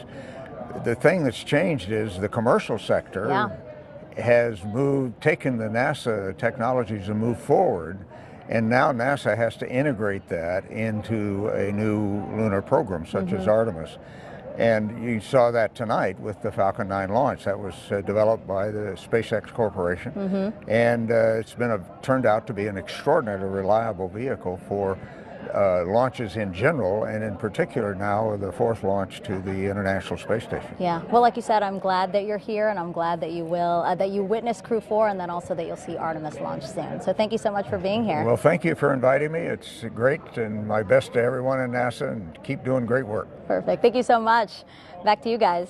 All right, thank you, Megan, and thank you to moonwalker Harrison Schmitt. Boy, for astronaut Jessica Watkins to have a moonwalker on your team is a pretty nice thing. That's pretty great, yeah. It's fantastic. Well, we're joined now by Josef Aschbacher, Director General of the European Space Agency, who just watched his first crew launch just a few moments ago. Josef, thanks for being here, and what'd you think? Oh, thank you, Daryl. It's just a fascinating moment. This is my first crew launch. I've been Director General only since 1 year, so this is really a good experience. I have to say this is phenomenal. But let me also say a word of thank you to NASA. NASA is an enormously good partner to us, the European Space Agency. It's really a pleasure working with NASA. We have very good relationships, a very strong partnership. But also thank you to SpaceX for delivering our astronaut, Samantha Cristoforetti, up into the space station, and this is a very important moment.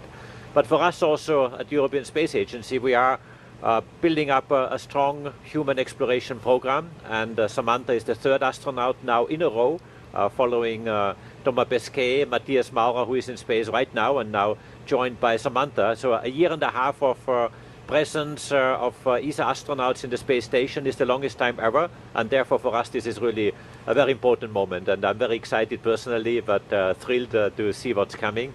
Samantha will have a lot of work to do, a lot of experiments.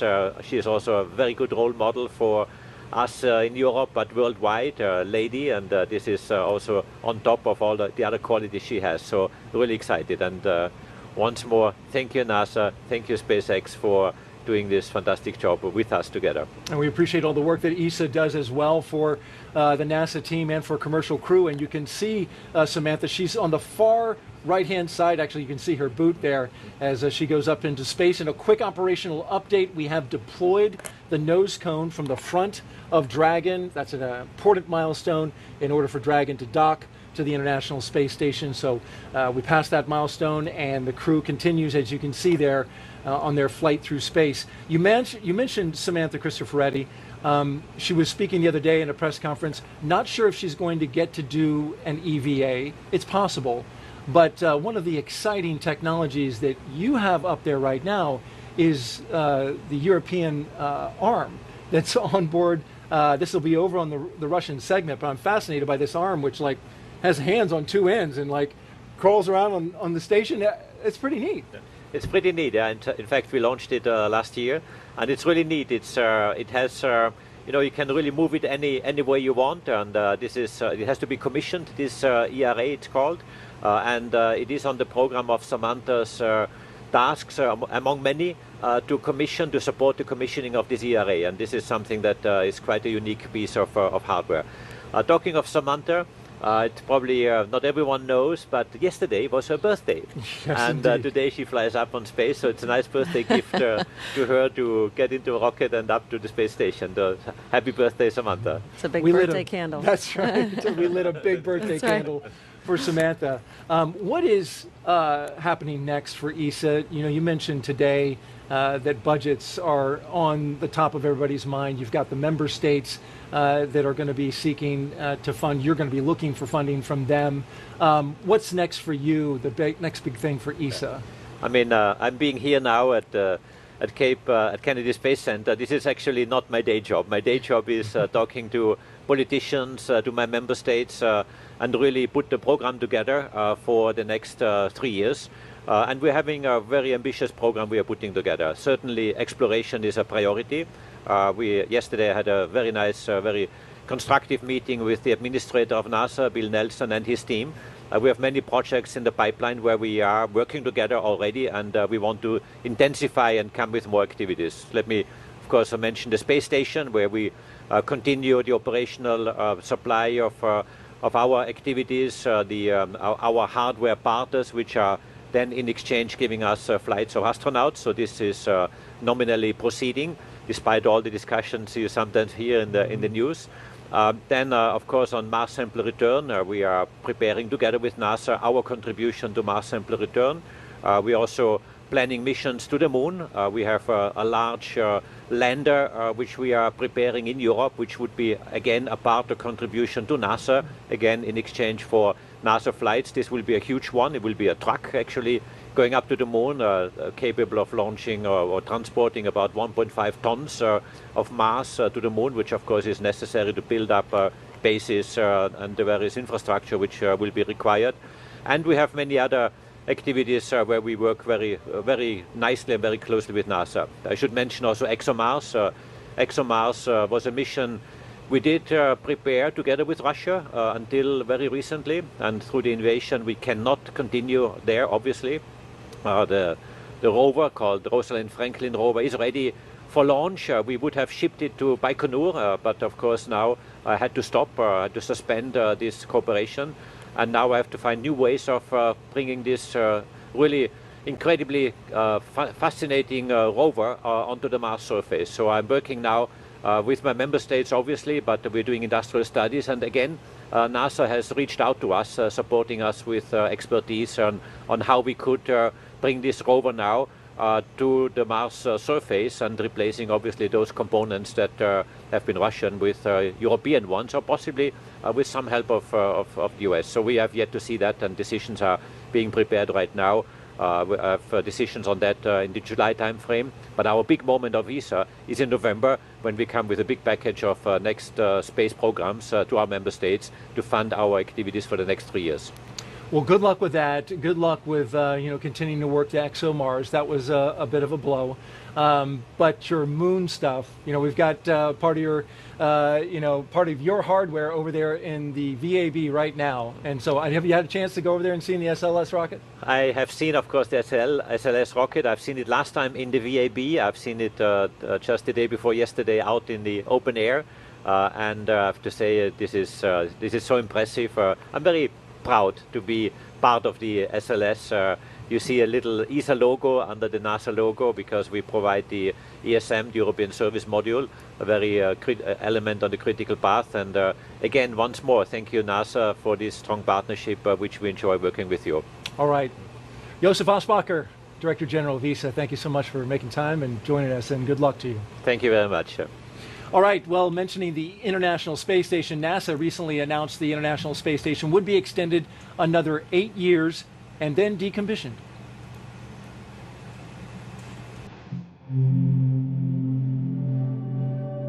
The International Space Station, an unparalleled laboratory for cutting-edge research unachievable in Earth's gravity for the benefit of all humanity. An observatory for Earth's evolving climate. A beacon of international collaboration. And our home until 2030. As the station enters its third decade, it is busier than ever, developing technology for human exploration missions to the Moon and Mars, finding new ways to combat disease, and acting as a testbed for in-space manufacturing of advanced materials and new medical products.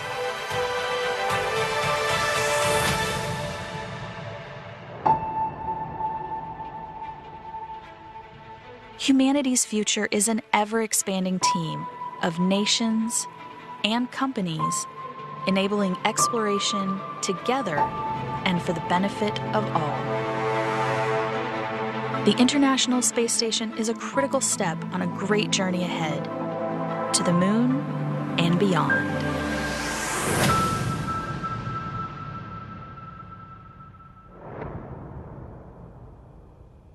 Today's launch is the 4th operational mission for NASA's Commercial Crew program. It has seen many successes in just a few short years. NASA's Megan Cruz is back now with some leadership from our NASA program. Megan. Yeah, I'm here with Dana Hutcherson. She's the Deputy Manager of NASA's Commercial Crew program. It is really great to have you here. Thanks for having me. So what did you think of today's launch? It's so exciting. The launches never get old. I'm always excited to get to see a launch and to be up here on the balcony and hear new people watch the launch. It's always just a breath of fresh air to hear that. Yeah. Our mission's not done though, so we're always watching, and I don't breathe a sigh of relief until we actually land the crew. So what I thought was really cool though is right after a liftoff, pretty shortly after a liftoff, we heard the commander Kjell give you guys a shout out, the Commercial Crew program a shout out. Yeah, exactly. I think that was really awesome. We have a lot of great people that work in our program, and a lot of people that spend tireless days working with them, both SpaceX and NASA, and all of our teams that work together. So really appreciate that shout out from Kjell. Well, is this program, would you say, accomplishing what it set out to do when it was created 11 years ago? Yeah, I do believe it has. I mean, it was cost-effective, safe, reliable transportation to low Earth orbit and to the International Space Station. So yes, I believe we have definitely achieved that goal. And also working with these commercial companies, building multiple commercial spaceflight systems, delivering our astronauts to space. it's also opened up the doors for the private industry as well, and so enabling that space transportation for the public. So it's just, we actually had 2 private missions in the last year, right, that SpaceX has accomplished. So I think our goals in the Commercial Crew program, we've gone above and beyond on meeting those goals. Yeah, you've really been the springboard into what we can expect to be our near future, it sounds like, with all these commercial programs, like you said. Exactly. It's a new era with NASA and the commercial and human space flight, for sure. Dana, thank you so much. I appreciate you being here. All right, thank you. Daryl and Megan, back to you. All right, thank you very much, Megan. Kjell, Bob, Jessica, and Samantha are now on course to arrive at the International Space Station around 8:15 p.m. Eastern Daylight Time tonight. And NASA TV will stay on the air for continuous live coverage along Crew-4's entire ride to station. Meanwhile, SpaceX's YouTube channel will join live coverage starting roughly 2 hours prior to docking. And though our coverage here at Kennedy Space Center is concluding, we will turn it over to the team in Houston to take us through the next phases of Crew-4's mission, all the way through arrival at the International Space Station. Megan, when they arrive at the International Space Station, you were talking about a moment ago, it's a big moment. You arrived, you finally got there. It is such a big moment. It is sort of the culmination of so much training, not just your mission-specific training, but something that you have been, working towards pretty much your whole career. And so it's a fantastic moment to come through the hatch, to see your friends there waiting for you, smiling at you. There's a lot of emotions, just a lot of joy, and you're about to get started on a pretty great adventure. Bob Hines and Jessica Watkins flying for the first time. I wonder what that was like for them. Well, I'm sure they're still talking about it and still processing it, right? Yeah. I mean, it's a lot of things that happen so quickly that it's hard to take it all in, and they'll be talking about it for days to come, I think. But we're going to see great things from them, from all 4 of them, once they reach the International Space Station. I think big smiles all around, but lots of great work as well. Absolutely, and we look forward to seeing the work that they will do. For those of you watching online on YouTube, make sure you take a look at the description below the video. We'll have a new link for the Crew-4 coast phase, and that live coverage will continue at that new location shortly. If you're watching on NASA TV, well, you won't notice a thing, and coverage will continue.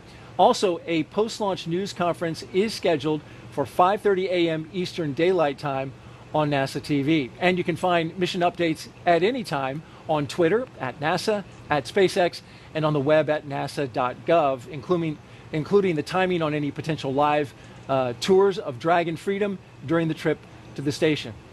Now, before we sign off, I want to thank Megan MacArthur for being on the launch broadcast and sharing your incredible insight and experiences on an overnight that started yesterday and ran into today. Really appreciate it. You Absolutely. did a fantastic job. It was totally worth it. Oh, fantastic. It was great to hear you say that.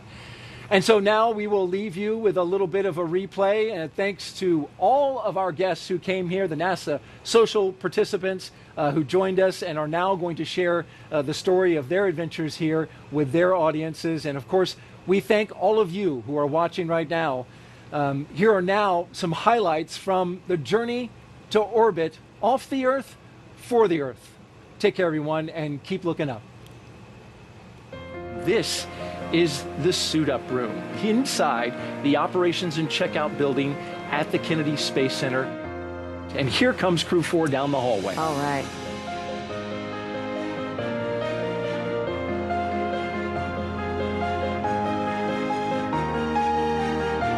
There they are. There they are. Jessica